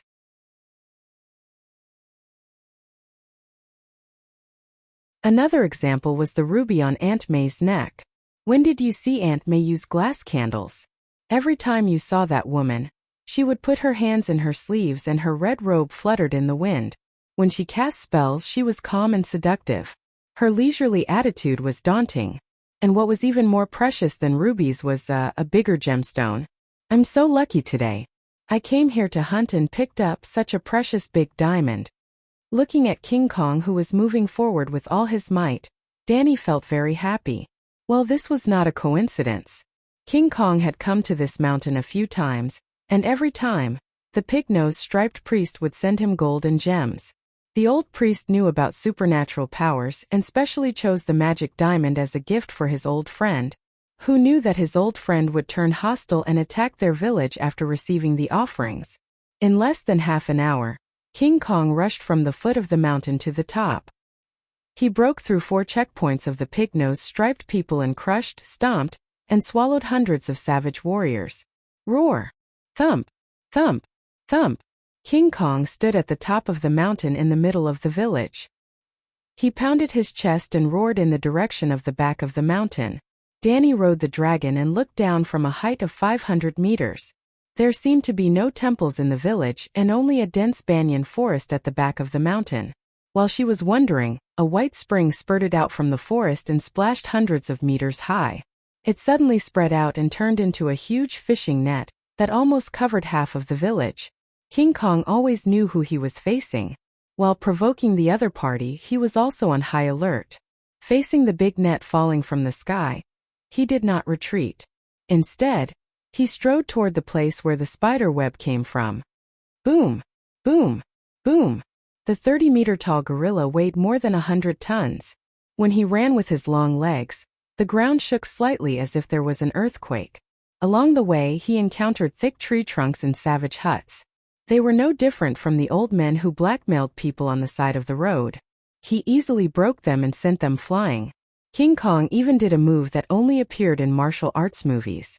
When he ran past a spear stuck in the ground, he picked it up and immediately threw it out. However, King Kong did not pick up a spear. Instead, he picked up a 40-meter-tall sky-gazing tree outside the village.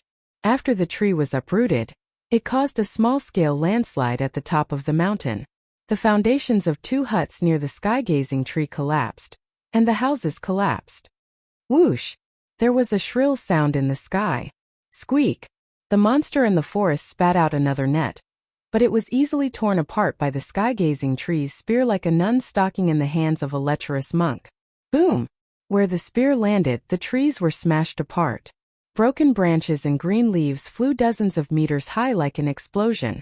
Looking down from the sky, a path was made in the lush forest by the spear. Roar!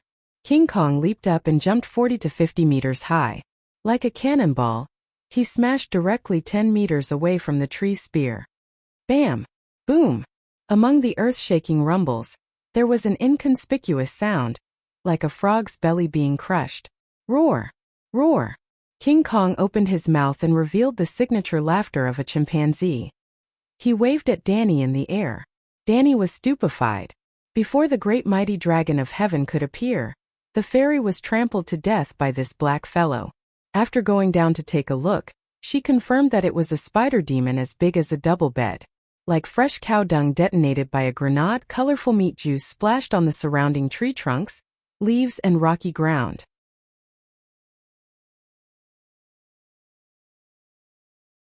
Even the soles of King Kong's feet were stained with a thick layer of meat paste. Danny pinched her nose and let it scrape the meat paste off. She didn't collect the remains. While the corpse was still warm, she quickly burned it with the dragon flame. The amount of spiritual quality was barely enough, but the divinity was pitifully little. Not to mention the bat demon, it was even worse than the immortal burned to death by Blackie in its infancy. However, Blackie finally opened a third profession. After hesitating for a long time, Danny chose between stranger and warrior. Warrior. She wasn't sure if stranger's divine power could reach the realm of death. But with the war coming, warrior would be of great help to Blackie and Danny now.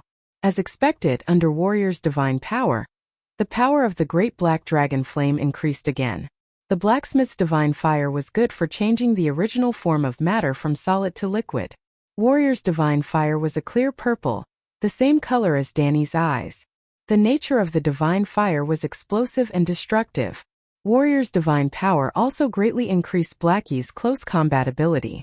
Danny had a hunch that Blackie's claws and teeth would become harder and sharper if it used Warrior's divine power to nourish its body for a long time, and its physique would also be strengthened. Of course, in addition to transforming special divine power, the clergy would also give Blackie corresponding knowledge, the battle experience of all the devout warriors of the seven gods in the thousands of years of Westeros history, including the Sword of Dawn of the past. This meant that Dany was only a dick away from the Sword of Dawn. P.S.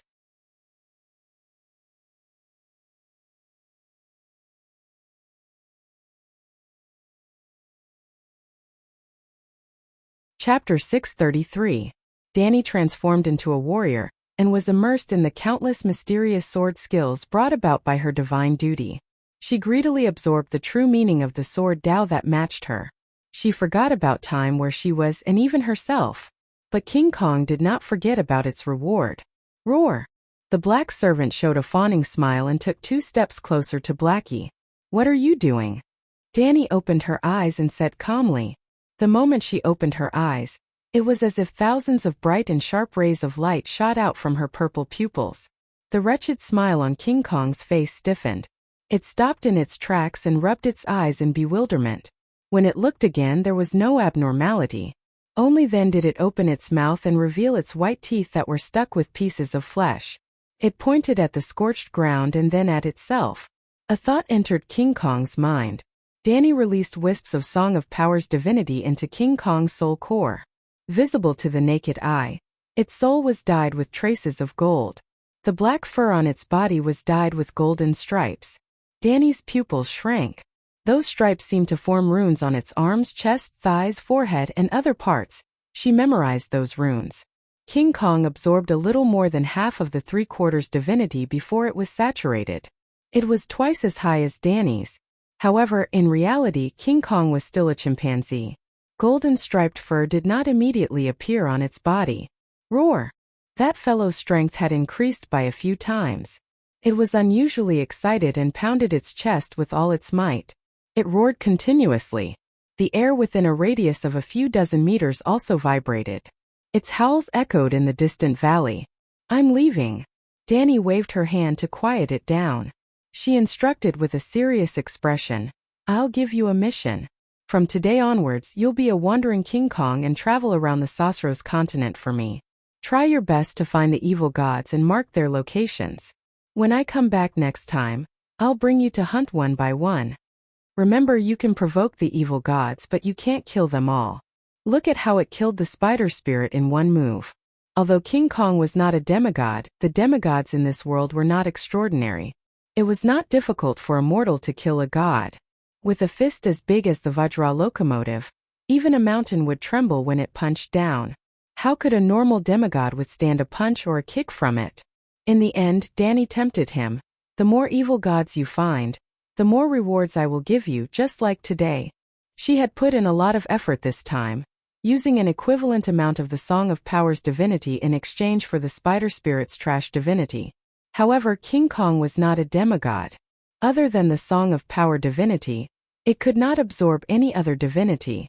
Because the content was a little complicated, Dany repeated the same words several times. When Jean Gang's confused face changed into understanding, she asked, "Do you understand?" Roar! King Kong nodded repeatedly. Dany smiled in relief. Although King Kong could not speak the human language, its intelligence was not low. In order to make it more attentive, she continued, "You're the only one left in the King Kong family. If you don't go out and find a wife, your family will go extinct in a few years." Woo woo woo. Before she could finish, a sobbing sound was suddenly heard from the side. It was the pig-nosed old priest who had offered the blood sacrifice to Dany. He had brought a group of savages down from the village at the top of the mountain. The old priest held a huge wooden tray with both hands. It was filled with precious stones such as doghead gold, agate, amber and jasper. However, at the top of the precious stones, there was a small bundle of palm-sized tree bark. King Kong's eyes lit up.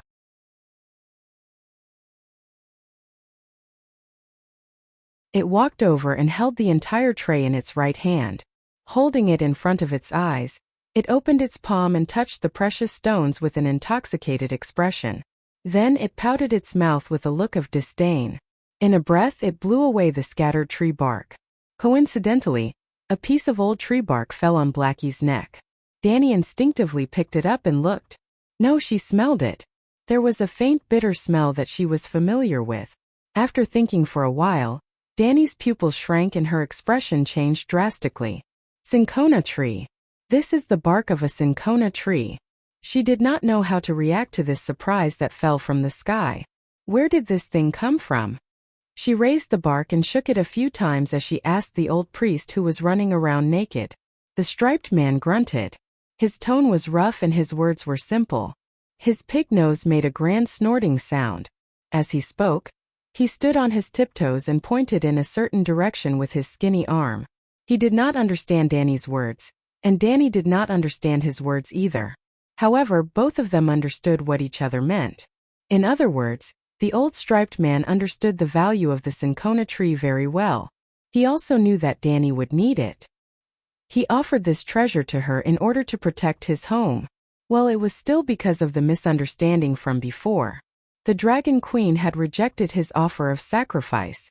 In Danny's opinion, it was natural because she did not want to learn bad things. However, to the old priest, this was a sign of hostility. After that, King Kong broke into the mountain, killed people, destroyed the fort, and even trampled on their ancestral god. This was proven. However, he did not expect that Danny would only come for the evil god. Now that she was about to leave, he came running over and took out the treasure that the striped man had kept for thousands of years. Just like the cinchona tree on Earth, the natives of this world tried their best to hide the sacred tree of life. Sosros was too close to the Ursos continent. The New Gith was only a few hundred kilometers south of Sosros. Quills and Sosros were only separated by a strait that was more than 10 kilometers wide. Perhaps the striped man did not have the ability to go to Ursos, but it was easy for the Ursos people to go to Sosros. However, it was easy to go but difficult to come back alive, because Sosros was full of plagues. However, with so many people going to Sosros, it was inevitable that some attentive people would discover the striped man's secret. The barbarians seemed to have a divine medicine that could cure plagues. This was just a suspicion that had not been verified. The barbarians guarded their treasure very closely. Until now, no one could be sure whether the divine medicine was true or not. Now Danny was sure that the barbarians of Sosros really did have a treasure that could change the course of the world.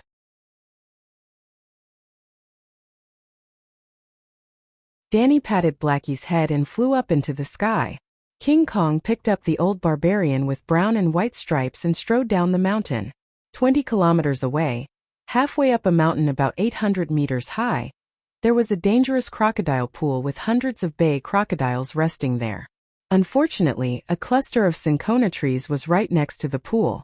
When Danny went over, there was a 15-meter-long bay crocodile sleeping under the tree. Unfortunately, it was a bay crocodile.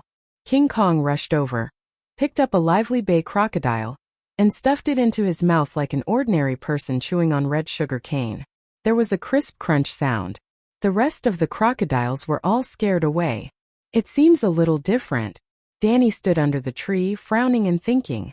The leaves were bigger, the size of an adult's palm. The trunk was dark purple, not gray. And the fruit? Why was it so big? It was not an apple. How do I use this? Danny pointed to the tree and asked the old shaman. The old shaman took a few steps forward, stood on tiptoe, broke off a small part of the branch, and put it in his mouth to chew. While chewing, he looked at Danny with a fawning smile. Danny's mouth twitched. At least this proved that the cinchona trees in the other world were not poisonous. You can go. Danny climbed back onto the dragon's back and waved to let the old shaman leave. The old striped man only took a dozen steps back and did not go down the mountain. After that, Danny shouted and asked King Kong to dig with his hands. He dug out 3 saplings that were as thick as a bowl, and their roots were still connected to a lump of mud. The 3 trees were tied together with hemp ropes made of banyan bark and hung on Blackie's claws. Danny peeled off a large bundle of bark and decided to leave Sosros. King Kong stood by the pool and watched Danny disappear into the sunset. He turned around and looked at the cinchona trees thoughtfully. Suddenly he walked forward and plucked a dozen or so stalks as if he was plucking scallions. He tied them into a bundle and carried them on his shoulder before leaving with large strides. The old striped man followed behind King Kong and trotted down the mountain. He was afraid of encountering crocodiles on the way. After walking for less than half a mile, King Kong suddenly stopped. He turned around and grabbed the old shaman in his hand and ran back to the village at the top of the mountain. King Kong ran back to the top of the mountain. He looked around and stopped in front of the largest two-story wooden building. He poked a hole in the roof with his thick finger and threw the old shaman in. Then, like catching chickens, he grabbed the savages who looked at him in horror and stuffed them into the wooden building. The upper and lower floors were crowded with people. Then, King Kong pulled the entire wooden building out of the foundation and carried it on his right shoulder. He carried a bundle of cinchona trees in his left hand and strode away. Well, he did not forget the treasure hidden by the waterfall at the bottom of the mountain. Roar, roar, roar! Losing the raw diamond made it angry. After 2 days, King Kong returned to the gourd valley and put the wooden building and the cinchona trees aside. Then, with a fierce look, he walked to the savages' huts and picked them up one by one, regardless of gender or age, and stuffed them into his mouth and chewed them raw. Roar! After filling his stomach, King Kong roared at the striped man in the wooden building and pointed at the saplings and the savages' huts. The old shaman immediately understood what King Kong meant. He wanted to keep them in captivity. While the old shaman commanded his people to plant trees, King Kong ran back to the cave happily and lay down in the place with the richest magic factor, sleeping soundly. Wandering King Kong? No way.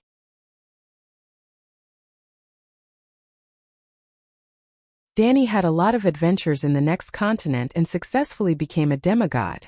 But she only took 3 days to come and go. Carrying a bundle of cinchona trees, Dahe caught up with the pterosaurs near Old Gith. Well, she contracted 35 pterosaurs last night and did not bring them with her. She let them go first. The pterosaurs definitely did not know where Astapor was, but they could just fly north. See, Danny caught up with them before they even reached Slaves Bay. When they were in Old Gith, Danny went to the town below and gave the garrison commander, Morono, 5 cinchona seeds the size of green apples. Try to plant them and see if they can survive. Other than that, she also let the commander of the Wings of Liberty who had followed her for several years choose a pterosaur. Yes, Morono also had the Holy Knight seal. After that, she buried a sapling in the 5-dragon cave in the mountains. When she returned to Astapor, she planted a tree on the Great Pyramid. She would bring the last one to Murine. In the 4 days that she was gone, the Allied army did not notice anything unusual. Nothing happened at Slaves Bay. There was only one piece of news that made her angry. The Alliance Army's eastern route used Biasabat as their landing point. P.S. Therefore, she had sent an envoy to warn the Shang Fu. If you dare to help the tyrant, in the future you will have your city burned down. At that time, she did not have any pterosaurs. The messenger rode a horse and did not send back any news for a long time.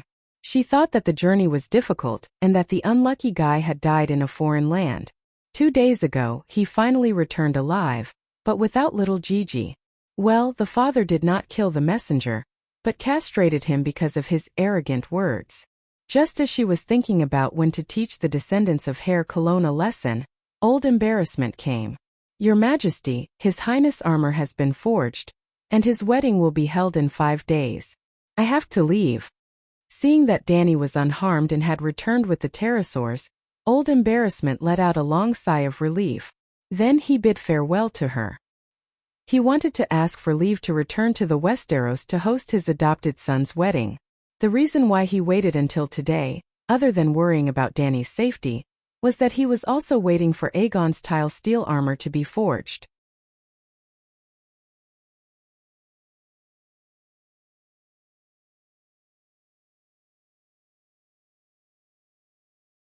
Chapter 634.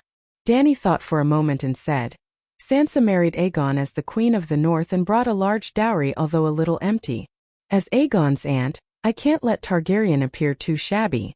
Go to my treasury later and choose a suitable set of jewelry. Also choose a pterosaur.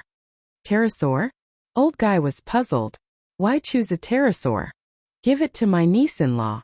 The Dragon Queen said casually, as if it wasn't a pterosaur, but a macaw she brought back from the rainforest. Isn't this too precious? Old guy was shocked. Danny walked to the wall and glanced down at the many pterosaurs lying on the pyramid's stone steps, basking in the sun. It was full. She smiled strangely and said, "Is it precious?" "It's almost rotten. Besides, it's a Westeros custom for elders to give their juniors wedding gifts. Only a pterosaur is barely worthy of my status." Old Guy said seriously, "Your Majesty, the rainforest isn't endless, and the pterosaur nests aren't endless. The pterosaur's growth cycle may not be as long as the megalosaurus, but it still takes more than 10 years to mature. With the current rate of pterosaur's consumption, I'm afraid the war will be deadlocked for 4 to 5 years, and the pterosaurs will be on the verge of extinction." Deadlocked for 4 to 5 years? Dany raised her eyebrows and said unhappily, "After 5 months, there will be no more fighting in Slaver's Bay. Those big good-for-nothing swamp dragons, I want all of them to disarm and return to their fields." "Be lenient with your enemies, Your Majesty." Old Guy frowned and persuaded. "All right, I understand. It's just a pterosaur. After all, Aegon represents Targaryen. We can't lose face." Dany waved her hand. "In other words, I'm not in Westeros, but I have to act tough. Well, give me a pterosaur." When Valeglia married her daughter to the barbarian emperor, the dowry was a megalosaurus. It was impossible for Dany to give him a megalosaurus, but a pterosaur was still acceptable. Seeing the impatience on the queen's face, Old Helplessness didn't try to persuade her anymore. After all, he couldn't stop an aunt from caring for her nephew. Yep, the Dragon Queen giving Sansa a pterosaur definitely had nothing to do with Stark. It was mainly because of her love for her nephew, and she didn't want him to lose face in front of the Northern Territory Queen's enormous dowry. After this wedding, even Westeros would see how much the Dragon Queen loved her only nephew. How did Miss Sansa obtain the Dragon Knight seal? Let her come to Slave Bay? He asked doubtfully. No need. Let her pray to the great guardian of light herself, or let a respectable cultivator preside over her prayers to the 7 gods. Will that work? Old Guy asked doubtfully. Sigh, the Holy Knight seal of contract is to borrow Blackie's divine power to subdue the pterosaur. My Blood Alliance guards prayed to the Pegasus and Dahe. Didn't they also contract with the pterosaur? But she seems to believe in the old gods, Old Guy said again. Dany was stunned. Sansa was clearly a Stark, but she didn't think of her as a Northerner. Why was that? It seems that she changed her faith. Previously, when she broke off her marriage with Tyrion, she looked for cultivators. Dany said hesitantly, "Give the pterosaur to her first. If she still believes in the old gods, suggest that she give the pterosaur to Brittany." Brittany the Baron Iron Guard? Yes, Brittany has always been in the valley. She should be Sansa's trusted guard now. After that, under Dany's recommendation, Old Guy chose a 14-meter-long striped dragon for Sansa. The striped dragon was small and didn't eat much, so it was easy to raise. Old Guy left. He left Slave Bay with the little pterosaur, a large bag of precious gifts, and Dragon Queen's blessings for the newlyweds to live a long life together and have children soon. Blackie even escorted him out of the war zone.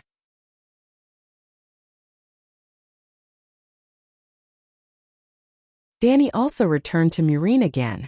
Other than harassing the enemy, she also arranged a heavy training program for herself, so that she could familiarize herself with her skyrocketing physique and demigod power as soon as possible. Out of the 24 hours in a day, she wished she could spend all 23 hours cultivating. After becoming a demigod, Dany suddenly realized that she didn't feel hungry or tired. She didn't need to eat anymore, nor did she need long sleep. At first, she didn't notice anything unusual. But when she swung the 40-gene heavy sword 500 times in a row, and Jichi brought her a glass of orange juice and a stack of rice cakes, Dany suddenly realized that she hadn't eaten anything since she left King Kong's cave, and she almost didn't sleep. The demigod body began to energize. As long as she could absorb magic from the universe, she didn't need to eat frequently like a normal person. Of course, if she ate 3 meals a day like before, she wouldn't have indigestion. Demigods would also gain weight if they ate too much. The so-called energization didn't completely break away from the material state. It was just equivalent to having another magic digestive system. As for rest, an ordinary person would need about 7 to 8 hours. She only needed an hour of sleep. After becoming a demigod, she didn't have the ability to destroy the world. However, in terms of the essence of life, she really broke away from the boundaries of a mortal. At this time, no changes could be seen. However, in 20, 30, 50, or even 100 or 500 years, when she still looked the same and had no energy, no one would think that she was an ordinary person. Melisandre had reached this state very early on. She ate because if she didn't eat for a long time, she would be treated as an alien by ordinary people. Dani didn't reject the 5 grains. Other than not wanting to be treated as an alien like Aunt May, she couldn't resist the temptation of delicious food. In this aspect, Aunt May couldn't compare to her. Aunt May was a shadow-binding warrior who used to be a female slave. She ate only to fill her stomach. Dani, on the other hand, was a queen. Every day, every meal, there would be the best chef in the world who would spare no effort to cook delicious food for her. If Dani ate black bread every day, she would be like Aunt May who didn't eat or drink. Fu Fog, how do you feel? After burning the crows again, Dani asked the 2 unlucky children of the forest with concern. I'm a little tired. I need to rest, Fu said listlessly. I'm fine. Your Majesty, you can burn me again. No, 10 times. Perhaps I'm not afraid of being burned. Fog perked up and spread his wings. Strange. Why is there such a big difference between the attributes of your and Fu's? Dani was puzzled. Every living being has a bias towards attributes, Fu said. But you're both children of the forest, Dani muttered and reached out her right hand. Fire manipulation, fire gathering.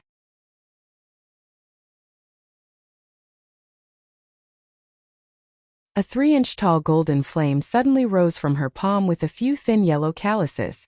It was pure fire elemental power. Then, a black light flashed past the purple pupil in her left eye socket. The golden flame swayed a few times. Very strangely, an inch-long black crow appeared in the center of the flame. It had red eyes and black feathers. It was cawing. As the flame swayed, the black crow's body also became illusory like smoke. Her spiritual essence dissipated in the flame. Pop! After an unknown amount of time, the crow in the flame burst like a bubble and disappeared. At the same time, in Dani's mind, an illusory crow appeared out of thin air with a bang. It was the fog that was burned by the flame in her palm earlier. Spiritual bestowment was activated. Type A willpower spiritual essence swarmed into her mind and was absorbed by the fog like a whale swallowing water. Her transparent body gradually became solid. This time is different from before. I seem to have lost a part of my memory, the fog said blankly. Lost your memory? Why is that? Dani asked hurriedly. Could it be that she had too many spiritual bestowments? That couldn't be right. Type A willpower spiritual essence could only increase the strength of the soul, and only strengthen the memory. Could even help people recover from Alzheimer's. Of course, the more willpower she bestowed, the easier it was to be affected by Dani's murmurs. However, Dani's murmurs was an active skill. If she didn't activate it, the other party would be no different from a normal state. Dani only wanted to save the 2 ravens at this moment. She didn't want to control them. They were very obedient. She didn't need to control them and they had always been obedient. Your Majesty, continue. I always feel that this is not a bad thing, the fog said. You've lost your memory. How is it not a bad thing? Dani was shocked. Was the crow confused from the fever? Losing memory is equivalent to starting a new life. Afu's voice was faint. There was a kind of weariness and desolation in her tone. We started a second life in the body of the ravens, but we still remember the memories of our lives. What kind of second life is it? Dani retorted. Are you saying that it's only counted as a beast like a normal shapeshifter? Afu shook her head and said, no, the state of being dominated by the beast is worse. What we want is a purer new life. From a human to a new person, it's considered reincarnation. Dani frowned. In her opinion, memory was the most important part of the soul. If she lost her memory or changed her memory, she would no longer be herself. Reincarnation was not as good as being a dead ghost and continuing to live. However, the child of the forest didn't seem to want to continue to be her previous self. Fog, you don't regret it? She finally confirmed. I want to start a real new life, the fog said. Dani stretched out her right hand again, opened her palm, and ignited a 3-foot elemental flame. The fog's soul entered it and burned. A large amount of spiritual essence flew out of the fog and was immediately absorbed by Danny and stored. The previous process was repeated. Danny asked, "How is it?"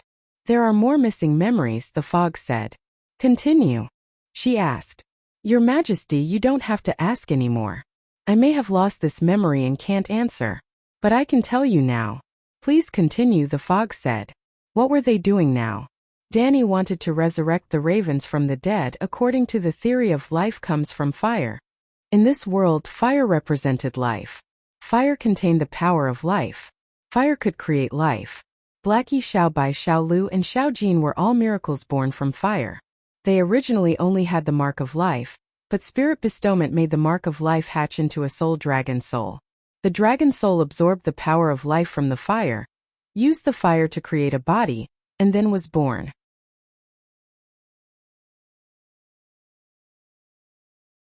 The ravens had a soul, so could she also create a body from the fire? The reason for this whimsical idea was because Danny had a special divinity creating life from fire. She was a demigod, so of course she had divinity.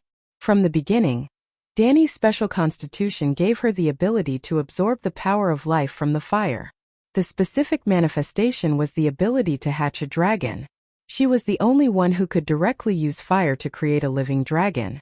Danny's most common life bestowment skill was absorbing the essence of a soul from the fire. Why did she have to use fire every time she used spirit bestowment? That was the reason. Spirit bestowment was only a branch of the talent, creating life from fire. It was this innate talent that made Danny the target of many people and gods. After becoming a demigod, this talent manifested as divinity. If Danny continued to develop this ability and improve this divinity, one day, she would be able to turn this divinity into a divine domain. A unique divine domain might even add a new kind of song of law to this world. And this was what the world's consciousness wanted the most. The world gave you talent, you made up for the world's law.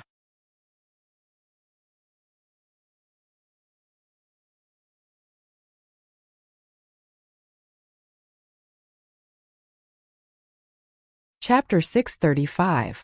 That day at the Black Gate of the Great Wall, in Dorgod's divine domain, in order to break free from the restraints of the tornado, Danny had revealed the 9-colored vortex and the second soul in her sea of consciousness. When Dorgod saw it, he exclaimed, "The Song of Ice and Fire." The Song of Ice and Fire that he mentioned was not the two meditation techniques. In fact, the ultimate goal of the 9-colored vortex was to condense the Song of Fire, and the second soul was the Song of Wind. At least at this moment it had nothing to do with ice. However, in terms of the power of fire, there were also mortal fire, wildfire, dragon fire, earth core fire, and true sun fire. In the world of the Song of Ice and Fire, the energy level of the above flames increased in order. Therefore, during the Valeglia catastrophe, the Megalosaurus was destroyed by the magma flames. In this fantasy universe where life comes from fire, and the world is born from fire, fire had another polarity. Life is created from fire. Similarly, the world was destroyed by darkness, and the world was dead in ice. Ice had another polarity outside of the elemental attribute, death in ice. This was the true essence of the Song of Ice and Fire. The life and death in the natural world evolved into the love and hatred, sweetness and bitterness, women and men, joy and sorrow, summer and winter. This was also the meaning of the author's setting of the world with only two distinct seasons, summer and winter. And coincidentally, Dorgod saw the two possibilities of life and death in Danny. The life force contained in the 9-colored vortex came from her own talent. The death and nirvana in the second soul came from the deviant ghost. Don't forget, her second soul came from two sources: the green spring of the green prophet, Blinden and the rat chef, and the dead ice of the deviant ghost. On the surface, the green spring and the dead ice were perfectly integrated and could not be distinguished from each other. However, the root cause of this phenomenon was not because they were of the same attribute, but because they originated from the same god, Dorgod. The root and the tree were one, so it was natural for them to be perfectly integrated. That was a digression. Dorgod had said that Danny was only at the beginning, and was infinitely far away from the real Song of Ice and Fire. It was very likely that she would never be able to take the last step in her life. Danny did not refute this, but she kept it in mind. After becoming a demigod and clarifying her divinity of creating life from fire, she had hoped to develop this ability. Ice death might be hopeless, but she didn't want to waste her natal skill. Therefore, when she returned to Murine, she trained her body during the day and practiced her swordsmanship diligently. At night, she spent most of her time studying the Song of Laws. And Fu and the Great Fog were the main experimental subjects to develop the divinity of life and fire. Well, it was undeniable that Danny was experimenting on the two unlucky girls, but she really wanted to save them. Danny's flaming palm made the fog lose bits and pieces of her memories. Finally, the fog couldn't remember her own name. Finally, the fog couldn't recognize Danny and Afu. Finally, the fog became an idiot. No, she became a blank piece of paper. Then, Danny was surprised to see that the fog couldn't even maintain the human and crow forms, burning into a transparent ribbon. Oh my God! She sensed it slightly and exclaimed, Afu, did you see it? I saw it. You burned the fog away, and there's not even a trace of her soul. Afu was 20% shocked, 20% expectant, and 60% confused. Of course there's no soul factor. This is a life imprint. The first trace of life, the birth certificate of the universe. Danny's eyes glowed as she exclaimed.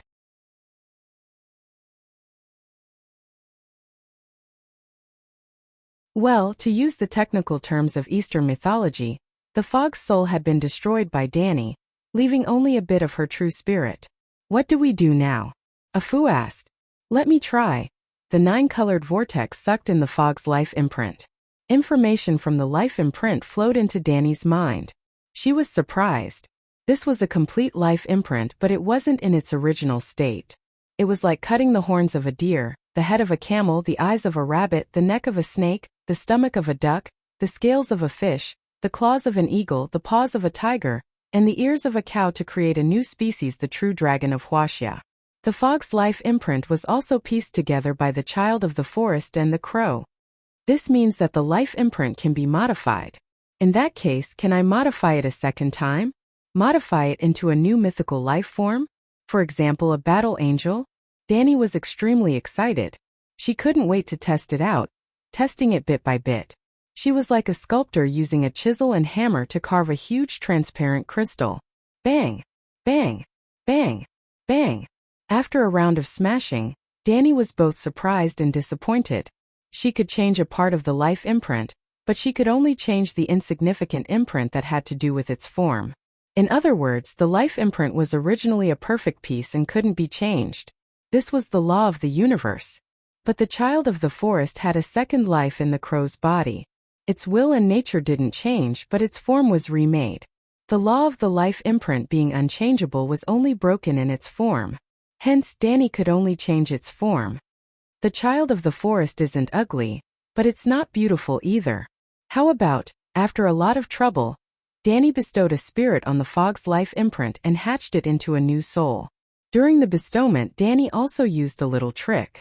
When the fog's soul was burned, it would also overflow with spiritual essence.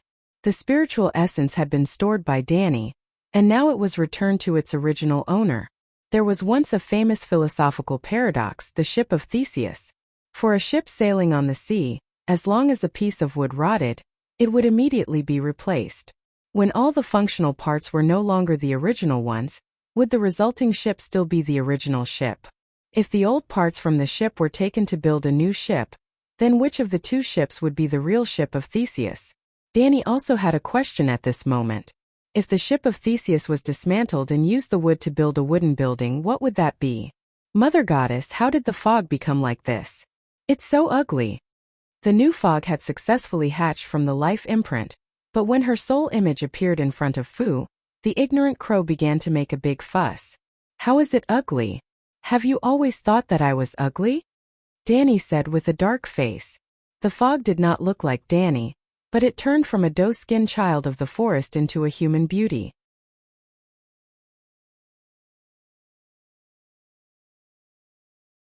She had big and hazy cat eyes, long eyelashes, a small oval face, delicate facial features, delicate skin with rosy white skin, and a pair of translucent dragonfly wings. She was a living flower fairy, a forest elf. Fu hesitated and said, "This is not a child of the forest." Didn't you say that you want a real rebirth? Fu was silent for a moment, then pointed at the silly fog and asked, why does she look like a fool? Didn't you say that you want a real rebirth? She hasn't been born yet, so of course she looks like a baby. Fu was silent again. After a moment he asked again, but I can tell that she is the fog at a glance. The aura on her body is both familiar and unfamiliar. Is that so? That's great. Danny was very happy. This proved that using the original soul to incubate the soul was really effective. Then can she be reborn?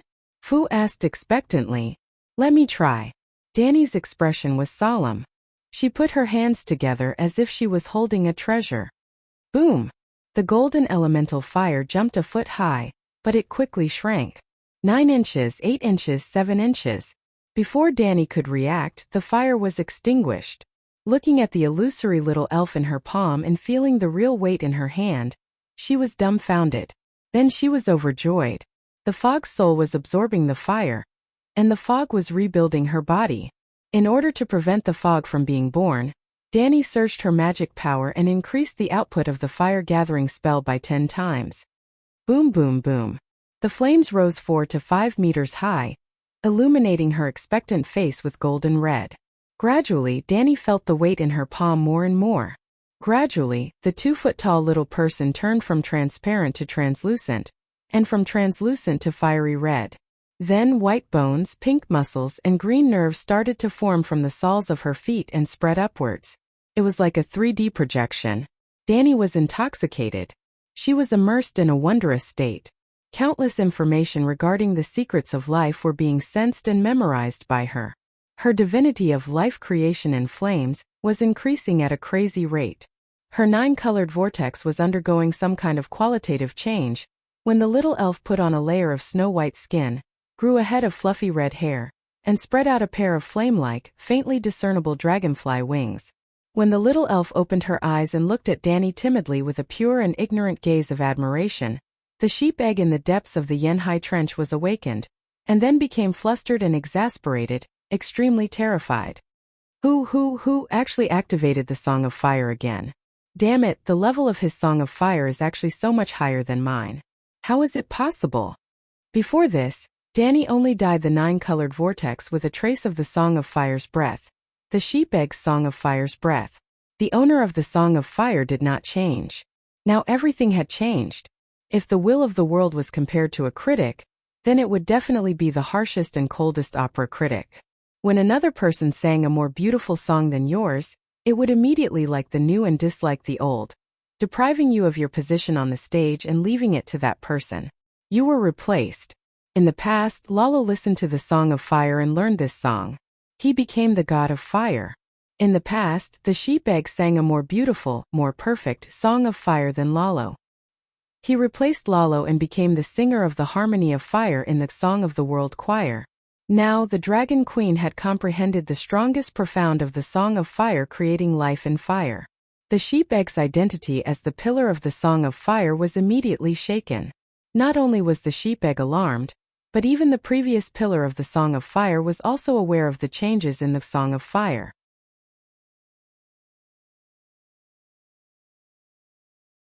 In the astral world, in a divine kingdom infinitely far away from the main material world, Lalo gritted his teeth. As I expected, a miracle happened to Danny Alice. The person who can defeat the sheep egg in the law of fire must be his descendant. The bloodline of Valeglia. The descendant of the god of fire that I spent so much effort to create. If not for that traitorous disciple of the sheep egg breaking his oath, I would have already ascended to the position of the supreme god. How would the world have fallen to its current state? And Danny Alice, I had already arranged everything 6,000 years ago. She should have followed the predetermined fate and replaced the sheep egg, helping me take back the Song of Fire, and then helping me complete the final mending. What went wrong that caused fate to be rewritten so severely? Could it be the Green Prophet? The god of frost? Jon Snow? My things are not so easy to take.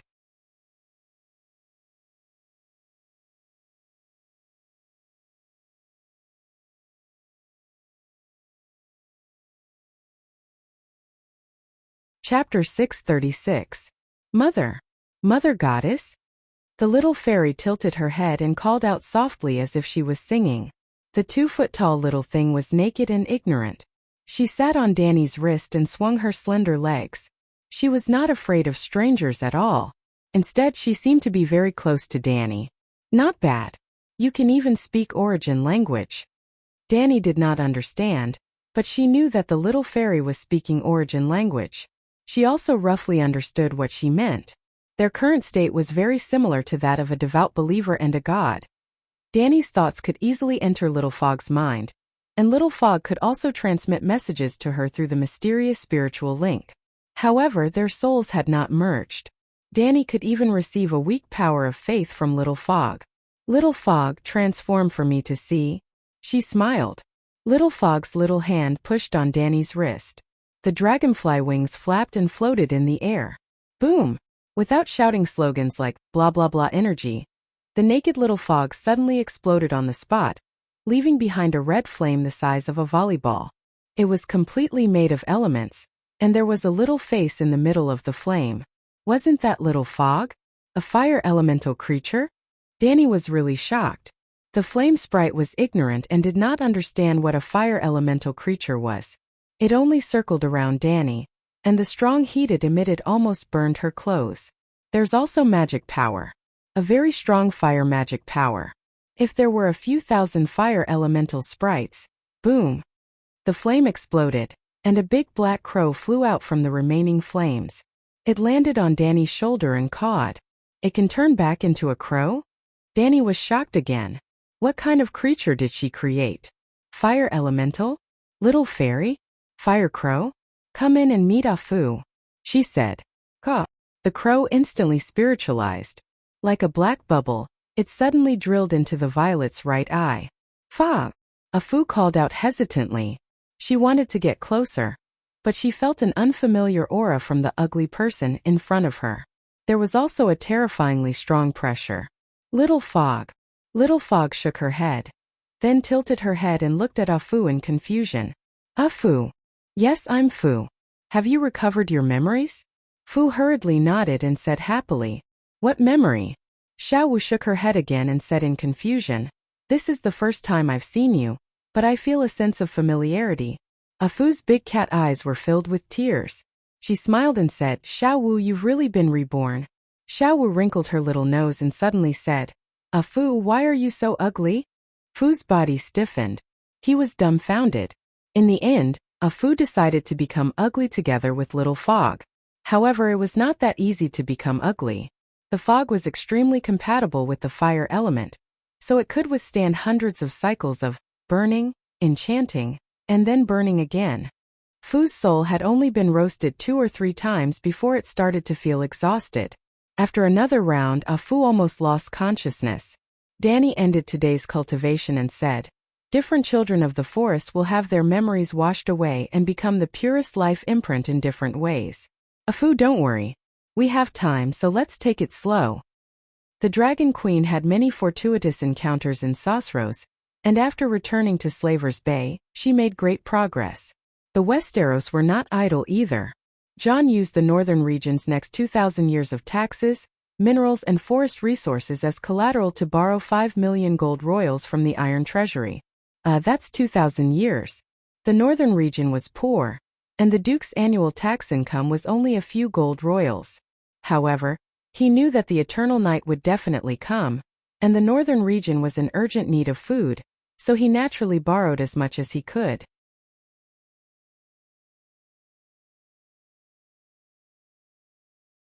If the Iron Treasury was willing, it was fine to use the northern region's next 20,000 years of taxes as collateral.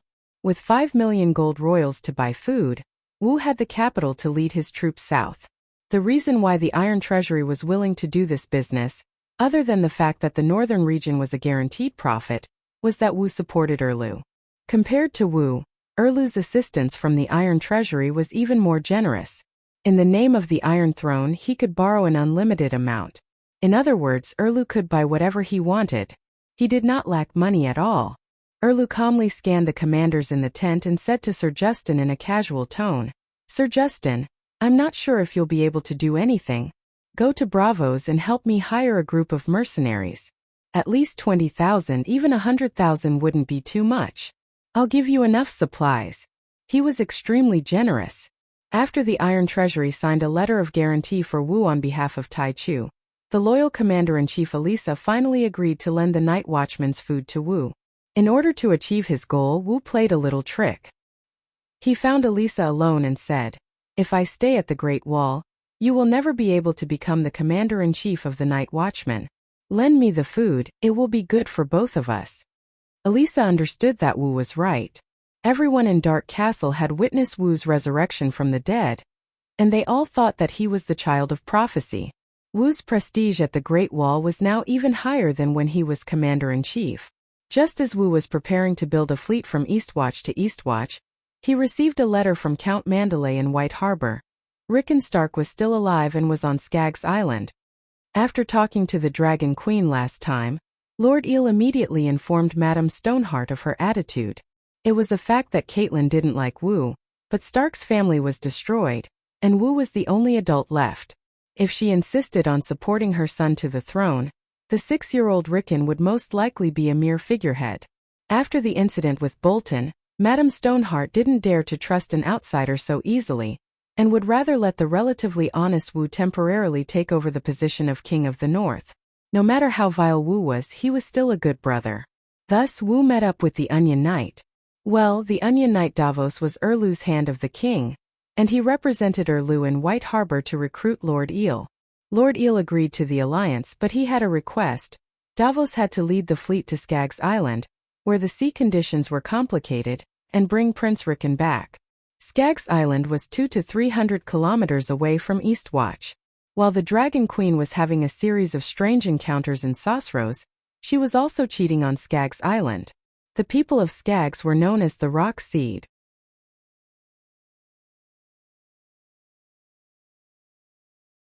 They were huge, hairy, and rode unicorns.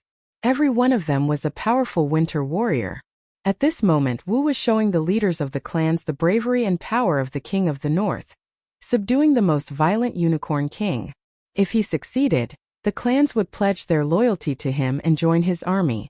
Wu, the first male lead of the Song of Ice and Fire, finally had the treatment of a male lead. He rose to power.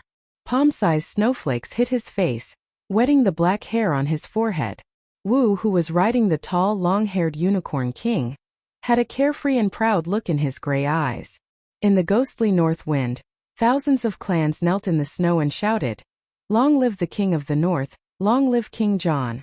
In the foreseeable future, as long as Skaggs Big and Little didn't use cheats, Wu would definitely return. In the King's Landing, Cersei, who had entered the palace twice, also began to rise. Yuluen had taken care of hiding in Tyrell, so Cersei had to take care of the River Bend nobles outside. First, she had to take down Randall Tarley, the god of war of the Seven Kingdoms. This was almost impossible. Randall Tarley had a hard temper and an iron head, second only to Erlu. But Tywin, Kevin, Mace Tyrell, and Little Rose helped Cersei persuade him. When Tywin was alive, he had fed Tyrell a piece of meat stained with poison, Brightwater. The three richest territories in Riverbend were Tyrell's Hiding, Hightower's Old Town, and Floren's Brightwater. Erlu's wife, Celis Floren, was the niece of the current Earl of Floren. But in the early days of the War of the Four Kings, the Floren family had followed Tyrell closely and joined Renly, not Erlu. When Renly died, some of Renly's vassals were taken over by Erlu, including Floren. After Erlu's disastrous defeat at the Blackwater River, Earl Floren had been mediating between Dragonstone Island and the Iron Throne. Erlu admitted defeat and acknowledged Tommen's rule, but Tommen had to marry Shireen. To be honest, this was a very good result for both the lion and the stag. However, Erlu's temper was stubborn. He directly burned Clan's eldest uncle. Logically speaking, Earl Floren was dead, and his only son Aelken had long since expressed his willingness to surrender. Tywin should have accepted Aekon's allegiance, and then used Floren of Brightwater to attack Erlu's Floren. Tywin, who had once said, "When the enemy kneels and surrenders, you have to lift them up with your own hands," ignored Aekon's surrender and stripped Floren of his title and lands, and gave Brightwater to Garland Tyrell. But the question was, who was Aelken? He was Randall Tarley's brother-in-law, and also the brother-in-law of the old man in the old town. That meant that of Alican's two sisters, one was married to Randall, and the other was the matriarch of Hydar's household. This background was powerful now. Cersei returned Brightwater to Aelkin under the suggestion of her cousin, Devon Lannister. Aelkin immediately returned the favor and announced that Brightwater Riverbend would swear allegiance to the Iron Throne, and personally went to the King's Landing to persuade his brother-in-law, Randall. Tywin, who had been dead for a long time, had done Cersei a great favor. Then there was Kevin. Kevin had valued Randall's talents and character when he was alive. During his reign, he had always used power to entice and rope in Randall. Randall was stubborn and had a bad temper, but humans had desires. Didn't Erlu have ambitions too? Randall's desire was to make a name for himself. More directly, power. After taking down Mace Tyrell, Cersei immediately appointed Randall Tarly as the Hand of the King. Then there was Mace himself. During the War of the Usurpers, Lord Inflatable Fish had stolen Randall's military achievements, and had even caused Randall to bleed.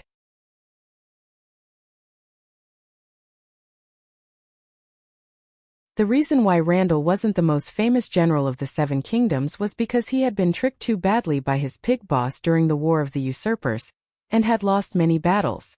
During the Rebellion of the Four Princes, Tywin had purposely separated Randall from Lord Inflatable Fish, allowing Randall to freely display his military talents. He had won many battles and achieved many military achievements, and successfully became the most famous general of the Seven Kingdoms. On the other hand, Lord Inflatable Fish had mobilized a large army, but had failed to gain anything.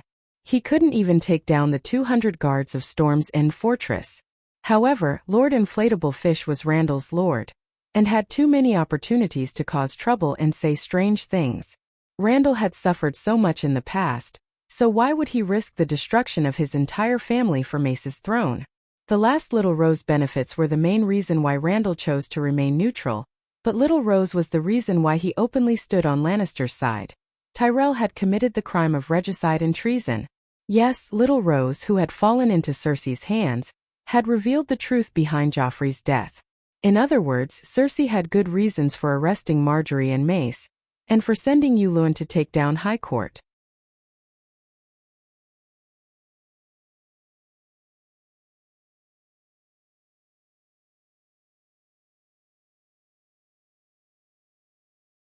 Chapter 637.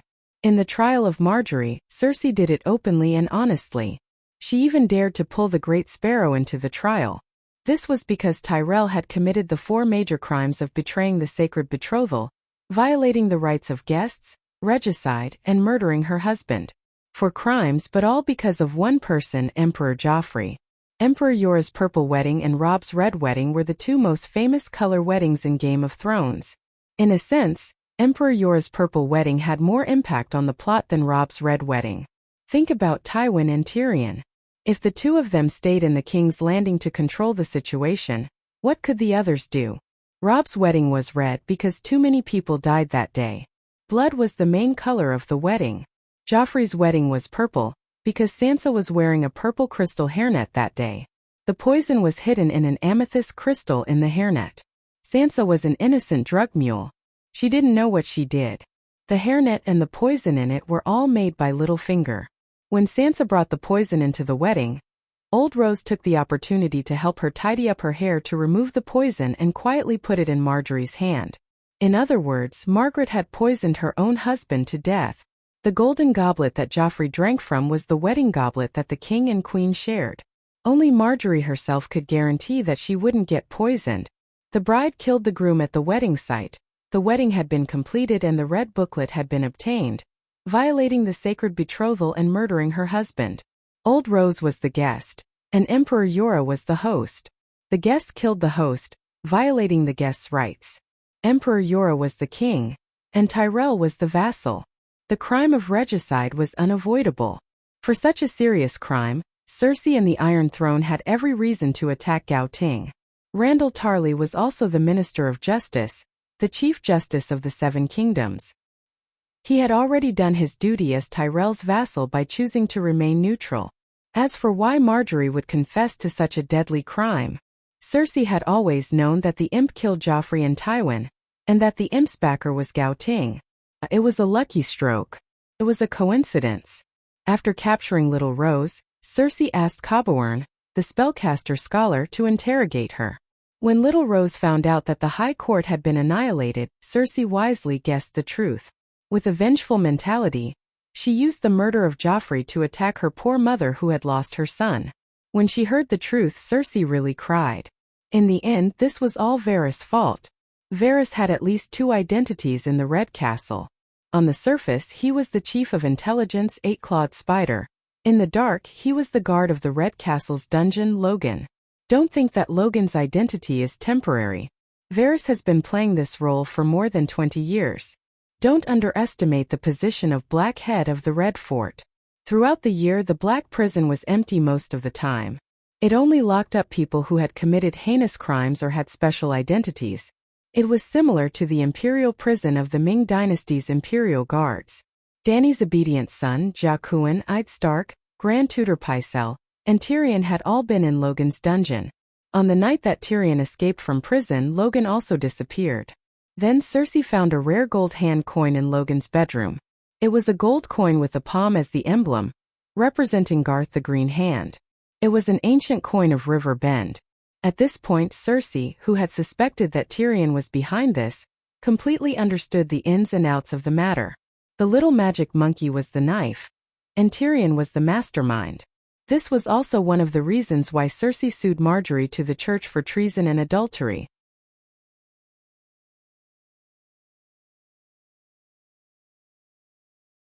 To be honest, when she found out that Emperor Joffrey's death had nothing to do with her dwarf brother, Cersei was dumbfounded. I've hated you for so long, so deeply, and you're showing me this? Perhaps it was because of the Great Sparrow's pious prayers to the Holy Mother every day after his resurrection. There really was a moment when Cersei confessed to the Holy Mother. Was she too harsh on her little magic monkey brother? But the next moment, Cersei threw the Holy Mother to the faraway slave bay. She gritted her teeth, her beautiful face contorted.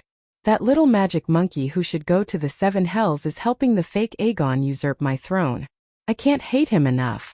No, I'm going to curse him 10,000 times a day in front of the Holy Mother's statue. It had to be said that Cersei's move hit the nail on the head, and the effect was very good. First, Randolph Tarly was appeased. Then, under Cousin Devon's suggestion, Cersei held the trial of King's Landing. She invited many nobles and commoners to be the jurors, and the Bishop of the 7 Gods, not the Great Sparrow, to be the chief judge. She publicly tried Tyrion's crime of murdering Emperor Joffrey. Emperor Joffrey, who loved his people like his own children and was unparalleled in righteousness, was very unpopular. The people of King's Landing gave him the nickname Mad King II. This was not wrong. But no matter how wrong Emperor Joffrey was, he was an innocent victim at the Purple Wedding. The beautiful, kind, and benevolent Margaery was very loved by the people of King's Landing. The people of King's Landing gave her the beautiful title of Holy Mother Rose. This was also not wrong.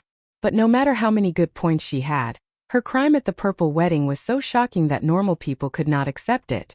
Margaery's reputation was completely ruined, and she was on the same level as her mother-in-law Cersei. Tyrion also went from being a victim of the turn of the Riverbend to a sinner who deserved retribution.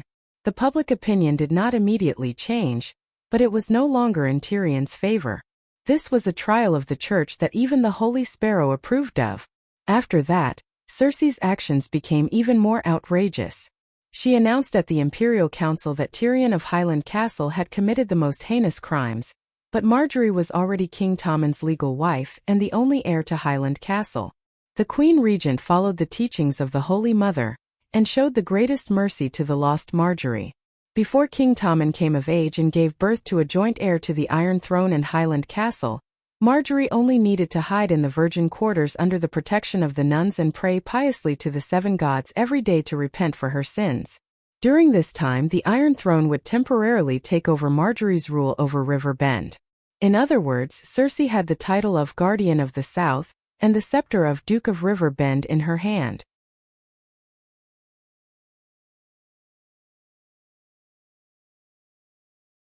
Yes, Sir Inflatable Fish had a total of 3 sons and 1 daughter. Velis and Garan died in the Shield Islands, Loras was sworn as a white knight, and inflatable fish was secretly executed. Marjorie was really the only successor of hiding Tyrell. Don't you have a sense of déjà vu? This was how Tywin dealt with Sansa and Stark back then. In any case, the Iron Throne's announcement barely managed to appease the irritable River Bend vassals. Tyrion had indeed murdered Emperor Jorg, and the Iron Throne also acknowledged Tyrion's rule over Highland Castle. Uluin's 20,000 Taiman army had penetrated deep into River Bend's hinterland and did not submit. The Iron Throne was righteous, benevolent, and had military strength. This was the most important thing. River Bend's military strength was empty and they had lost their leader. Tyrion's clan was almost wiped out, and the Qingting Island fleet was destroyed. Hathor did not say it, but everyone knew that they had sided with the Dragon Queen. Tarly became the hand of the king, and Florin simply cheered for the Iron Throne. The top 5 families of River Bend were all useless. What else could the other vassals do other than settle down? Take down Highland Castle, control River Bend, and the food supply was also in the hands of the Iron Throne. To the unruly people of King's Landing, whoever could stabilize the price of food and prevent them from starving to death was the Holy Mother. It was said that in Empress Dowager Meglu's bedroom, a small shrine was newly opened, dedicated to the Holy Mother's statue. The Whore Empress Dowager had recently been praying 3 times a day in front of the Holy Mother's statue. It seemed like she had become the Holy Mother Whore Empress Dowager? Oh, the Holy Mother Whore was still the Holy Mother. King's Landing had stabilized. Of course, under the calm surface, there was no lack of undercurrents. For example, Aegon, who was called Prince Chi by the people of King's Landing. Aegon's declaration and the declaration of the True Dragon Alliance had spread far and wide, but his reputation had never been good. Or rather, very few people truly believed in his identity as Lei Jiazi. In fact, everyone in King's Landing knew that Lei Jiazi had been smashed into a wall and turned into a pile of minced meat. But the attitude of the unruly people did not affect Aegon. The marriage alliance with Sansa and the establishment of the True Dragon Alliance was more convincing to the nobles than the uncertain identity of Lei Jiazi, because it represented power. It also represented that 5 of the 7 dukes' northern territory, Hujian Valley, Stormlands and Dorne had acknowledged Aegon's identity as a true dragon. Recently, the number of dukes who had secretly submitted letters to the True Dragon was as numerous as the carps in the river. Aegon was in high spirits. He finally felt like a king. Yes, he was going to get married soon. It was today. The wedding would be held in the Eagle's Nest. Aegon, Sansa, Littlefinger and the other ministers had originally planned to hold the wedding on Dragonstone Island with the Dragon Queen as the witness. But when they found out that the Dragon Queen had just gone to Sosros and was busy training the Winged Dragon Knights, Dany's excuse, they could only regretfully give up on Dragonstone Island. After all, Dragonstone Island was Dragon Queen's fief and had nothing to do with Aegon. His current fief was Windstop Castle. Windstop Castle was not as good as the Eagle Nest, because the valley had the most vassals of Aegon. Just like the Red Wedding, Tully was going to the Frey family to hold the wedding. However, the wedding would not be held in the Eagle Nest, but in the Moongate Castle at the foot of the Eagle Nest. The Eagle Nest was built on the largest mountain in the valley, the Giant's Spear. Just by hearing the name Giant's Spear, one could understand how steep the mountain was.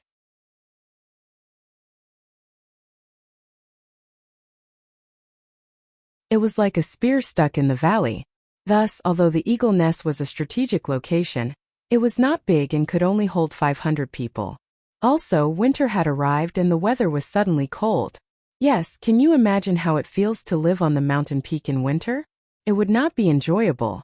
The Moongate Castle at the foot of the Giant's Spear was huge. Although it belonged to the Reyes family, Aeron would go down to the Moongate Castle every winter to avoid the cold. It should be mentioned that the Reyes family and Stark were relative, 800 years ago. One of Id's grandfather's younger sisters had married into the Moongate Castle. When Robb had set up the will of the King of the North's successor, Catelyn had firmly opposed letting Robb become the royal elder brother. Instead, she had suggested that her son choose a direct descendant of the Reyes family as the successor. What the hell? It could be seen just how stupid and hateful Catelyn was. Alright, I digressed. There was another important reason. The great cathedral was built in the Moongate Castle. The king's wedding had to be held in the great cathedral under the witness and blessing of the 7 gods.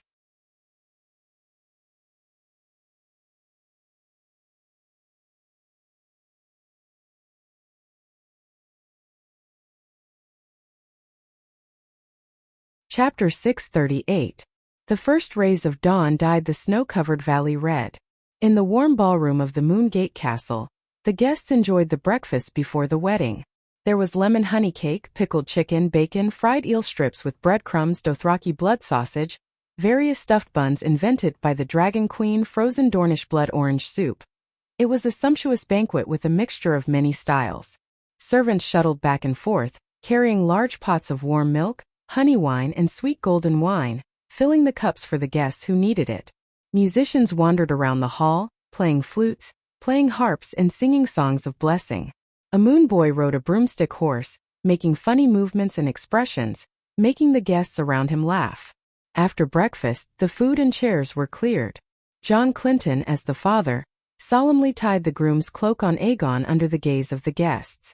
The dark black velvet cloak was embellished with a red megalosaurus and a golden sun-piercing spear. They represented the groom's father, the Targaryens, and his mother, the Dornmartel. "Sigh, this cloak is new. You should have a better choice."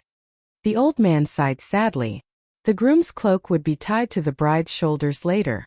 The less heritage one had, the newer the cloak they used. If Rhaegar hadn't caused any trouble, Aegon could have used either his father's true dragon cloak or his mother's Sunpiercer spear cloak. Both families were great families with heritage, and the cloaks had been used by countless ancestors. "This is good.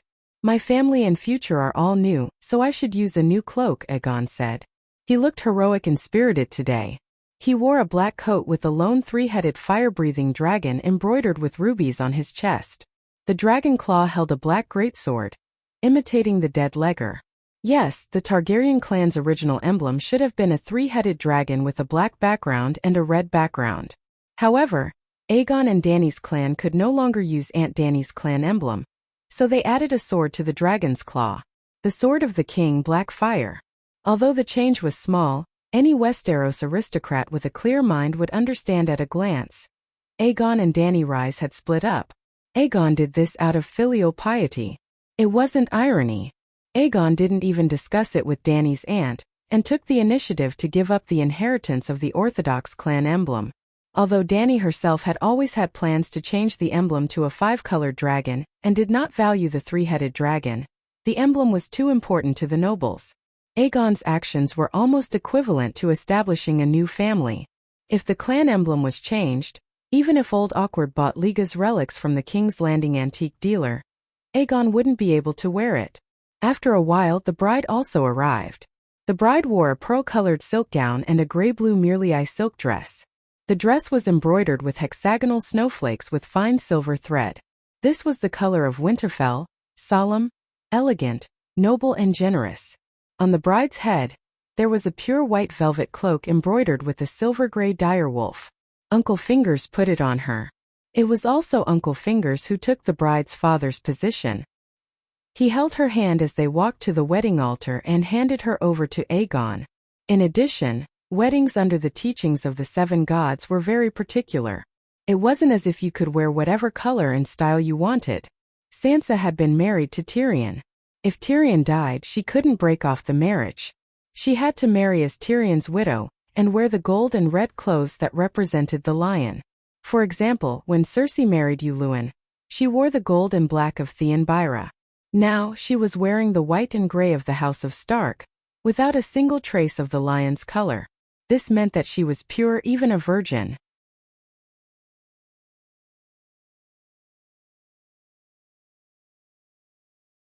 At least the 7 gods recognized her purity and virginity.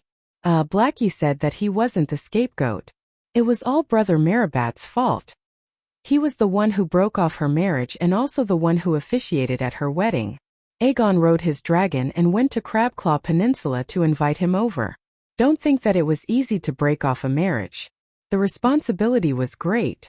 This was also why Lynny's never divorced Big Bear. No monk was willing to break off her marriage.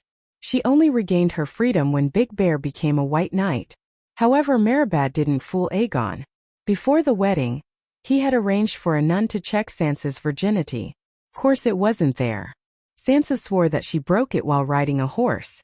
Marjorie, the little rose, had said the same thing. Cersei had also said the same thing during her examination before marrying Robert. Everyone believed it. Because riding and hunting were compulsory lessons for noble ladies, there were too many girls who broke their virginity. The three queens had done the same thing, cheated, and said the same thing.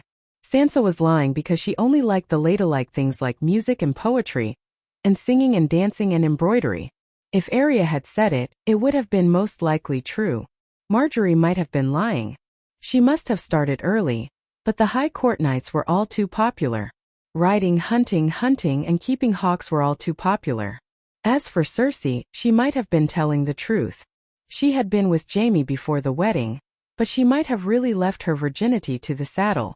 Meribad believed in Stark's upbringing and had asked the dwarf himself. The dwarf shook his head in humiliation and said, "I regret it. I really do." He really did regret it. Sansa was only 13 when she married Meribad. Her period had come, but she was too young and had just gone through the tragedy of her family's destruction. She was too pitiful. On the night of their wedding, the two of them took off all their clothes and were naked to each other. Although Sansa was confused and frightened, she still carried out her duties as a wife with trembling hands. She even opened her thighs. The dwarf's eyes were red, and his true desire was bursting, but he was a good person with a soft heart. When he saw the little girl's pale face and frightened expression, he immediately felt pity for her. He sighed and put away his spear. Because he pitied the others, he was the most pitiful of them all. Stark was honest, simple, and well-educated, and the dwarf himself had admitted that he was useless, so everyone accepted the bride's purity. Well, after they found out about this, everyone secretly laughed at Tyrion's incompetence. Just like that day in King's Landing, when Emperor Joffrey found out that Tyrion didn't touch Sansa, he mocked him and said that he wanted to help his uncle sleep with her.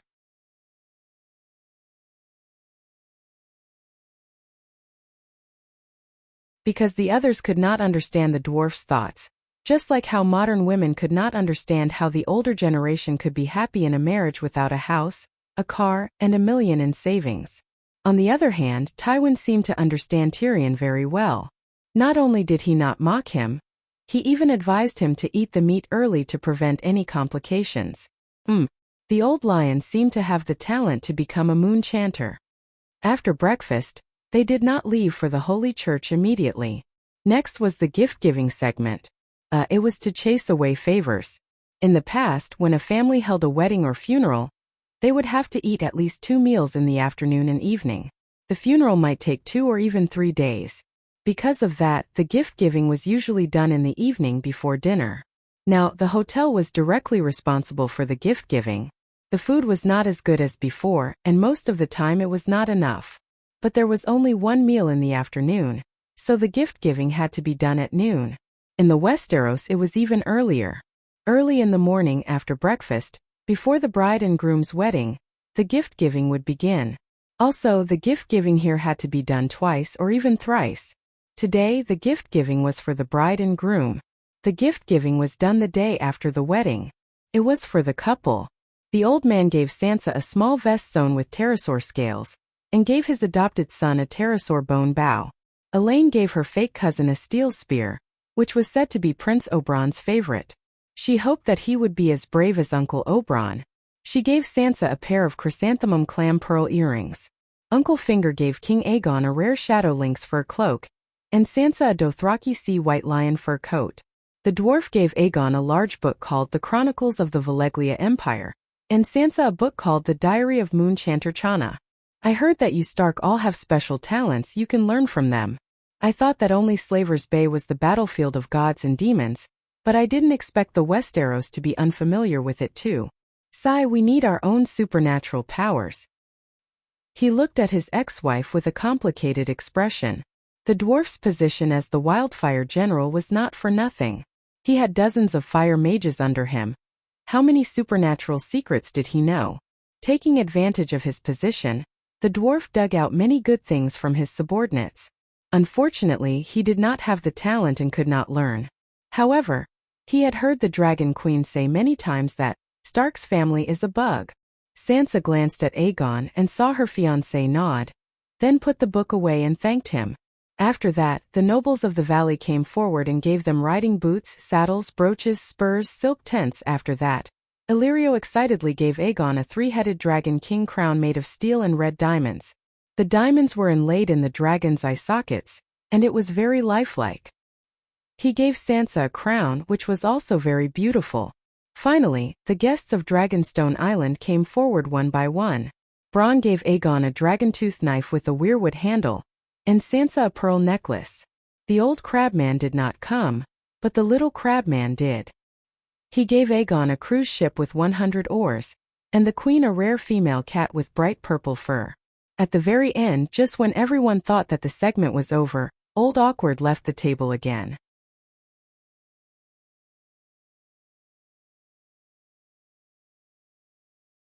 He looked around and said loudly, "Her Majesty Dany Rise has given Prince Aegon a set of refined steel armor, Lady Sansa a pterosaur, and a set of jewelry called Heart of the Ocean. Wow, pterosaur?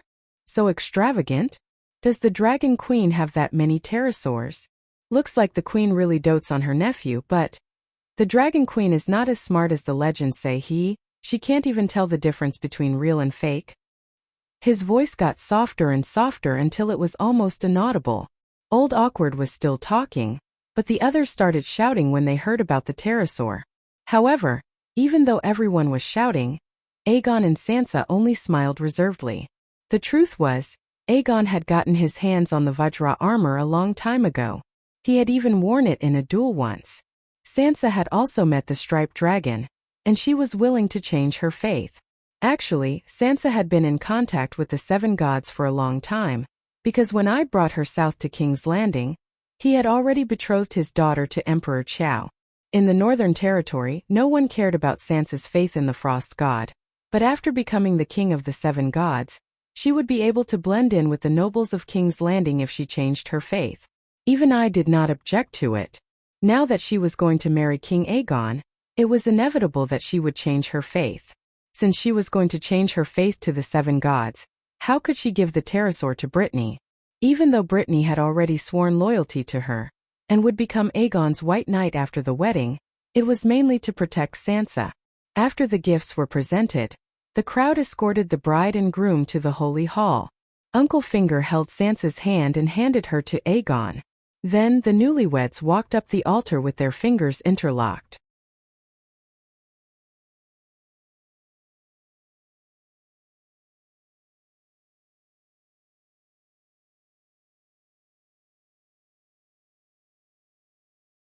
Chapter 639. Under the gold-plated statue of the mother and father, Brother Meribad wore a crown made of crystal and gold. He wore a new white monk's robe and held the Seven Stars Bible in his hand. He faced Aegon and Sansa on the altar and chanted a prayer. The holy marriage ceremony had officially begun. Below the stage, a white mimic bird badge was pinned on his blue velvet suit. Uncle Finger was smiling, unable to hide his joy. Opposite Uncle Finger, the dwarf wore a crimson robe embroidered with a golden lion. He pulled at his bow tie with a complicated gaze. After Brother Meribad finished his prayer, the king and his wife swore 7 marriage vows before the statue of the mother and father. They also received 7 blessings from Brother Meribad, who represented the mother and father. Then, in front of the monks and guests, the newlyweds exchanged 7 vows. That was not the end. There was still a hymn. Under the guidance of the monks and nuns, everyone sang the mother's song and the father's song. After that, Brother Meribad asked loudly, including the 2 newlyweds, "Is there anyone who is dissatisfied with this holy marriage? Is there anyone who has doubts? Is there anyone who challenges the groom?" In old-fashioned Hong Kong movies, it was common for a couple to get married in a church. Then the bride's ex-boyfriend would suddenly appear, drag the woman away, or pull out a machine gun. The plot would reach its climax. But in Westeros, such actions were legal and reasonable, and they were protected by the 7 gods. Blackie shrugged helplessly again. It was not going to take the blame. It could be said openly, and it could also be done openly. For example, there were 2 people below the stage who were ready to make a move. One was Tyrion and the other was Harold. Tyrion was not trying to snatch the bride. He was just itching to say, "Hey, I've experienced such a scene with the bride before." The officiator had a higher status, the Archbishop of the Seven Gods. No one objected at that time. Harold, also known as Heir Harry, was Robert Arryn's heir. He had been with Elaine Stone for a while. It was not true love, but he was indeed infatuated with Elaine's stunning looks. After Elaine broke off contact with him, he only regretted it for a while before continuing to find his mistress happy.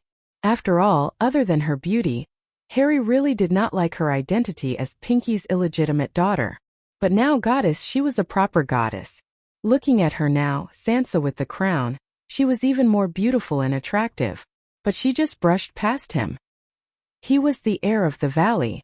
If he married the heir of the king of the northern region and gained the allegiance of the nobles of Hujian County, he wanted to rush up and shout, "I object."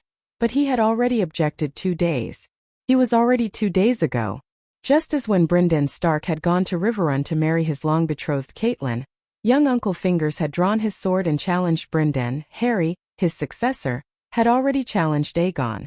Well, this kind of thing is very much in line with the chivalric culture of Westeros. No one would accuse me of offending my superiors or being disrespectful. Both of them had received guidance from famous experts, and both of them had been trained according to the orthodox knight training method for more than 10 years. Was to his to his s of ss. His's was his. His s was to? At this moment, Harry's right arm was still bandaged. Seeing that no one came forward to challenge him, Merabad announced the removal of the bridal cloak. Uncle Finger, who claimed to be the best godfather of the Seven Kingdoms, stepped forward and gently removed Sansa's bridal cloak. John Clinton, who claimed to be the best godfather of the Seven Kingdoms, helped Aegon remove his bridal cloak. Uncle Finger took Stark's and stepped back.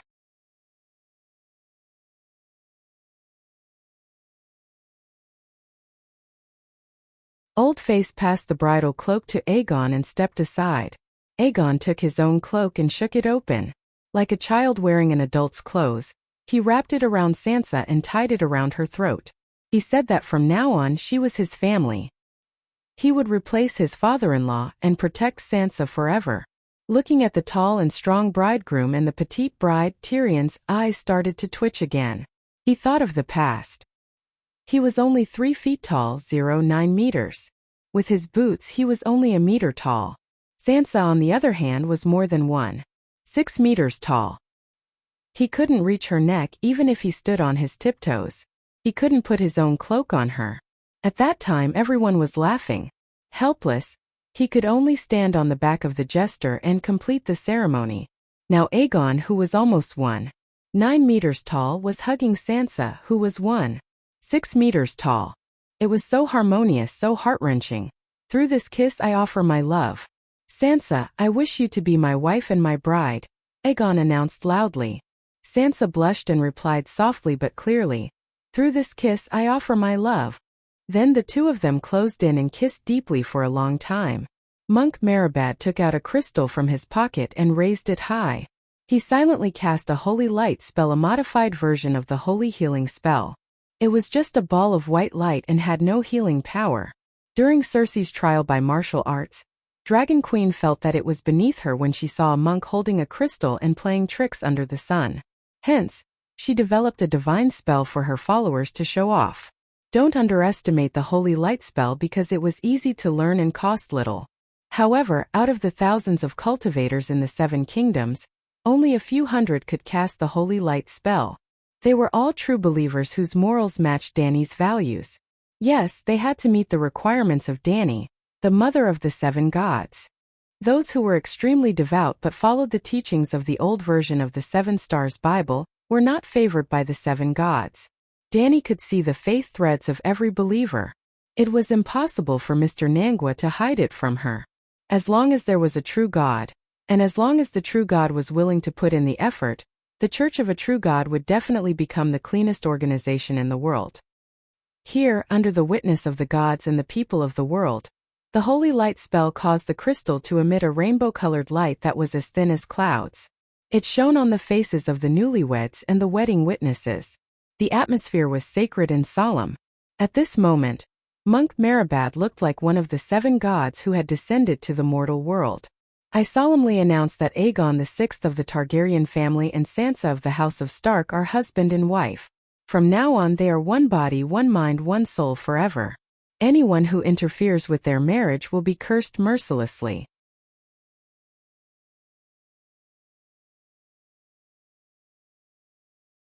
The holy marriage was officially concluded successfully. Oh, Robert and Cersei were married like this. Joffrey and Margaery were married like this. Tyrion and Sansa were also married like this. Perhaps Aegon and Sansa would have a different ending? After the wedding was the wedding banquet. The wedding was held in the Holy Church and was presided over by a monk. There were not many wedding witnesses present. Low-level knights were not even qualified to enter. The most lively place was the wedding banquet, which was held in the main hall of the Moongate Castle. Of course, the newlyweds were not ordinary people. They were the king and queen. Do not doubt they had already worn the crown. Before the wedding banquet, the king had to receive the blessings of his subjects. Aegon and Sansa stood outside the Holy Church on the steps of the marble square. Brittany, who had become a robed iron guard, led 49 knights to surround and protect them. There was a long line of courtiers who had an audience with them. John Clinton was the first to go up. He hugged his adopted son excitedly and kissed Sansa's cheek. "Your Highness, you have grown up and become an adult. From now on, you must uphold the responsibility and glory of a king." "Father, I will." Aegon smiled and nodded. "Sire, you should call him Your Majesty now," Sansa suddenly said.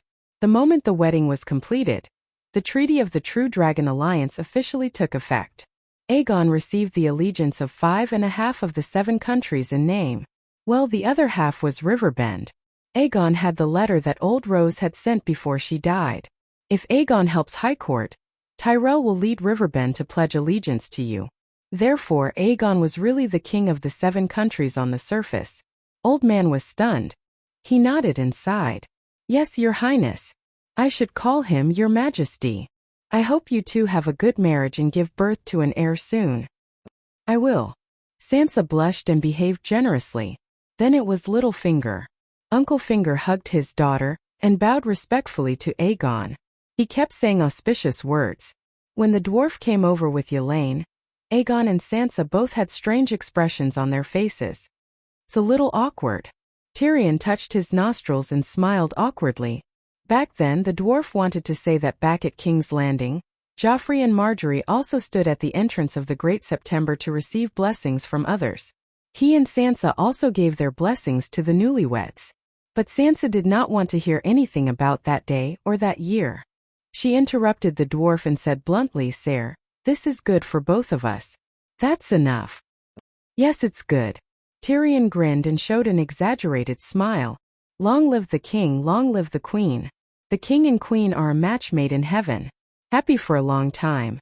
Saying that, he picked up Sansa's hand and kissed it hard on the back. Then he hugged Aegon's waist and whispered, "You bastard, go fuck your cousin tonight."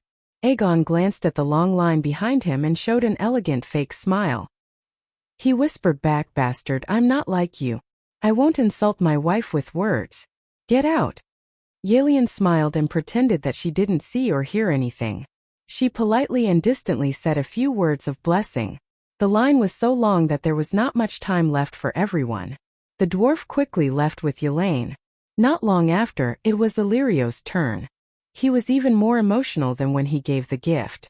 His eyes were red and he was crying. He gave his blessings one after another. The others did not think much of it. There were many people who cried. Didn't Uncle Fingers also have tears in his eyes just now? They only thought that this fat foreigner was sucking up to the king in order to get a good piece of land. Yes, the fat merchant was no longer hiding behind the scenes. He had been given the title of Marquis by Aegon.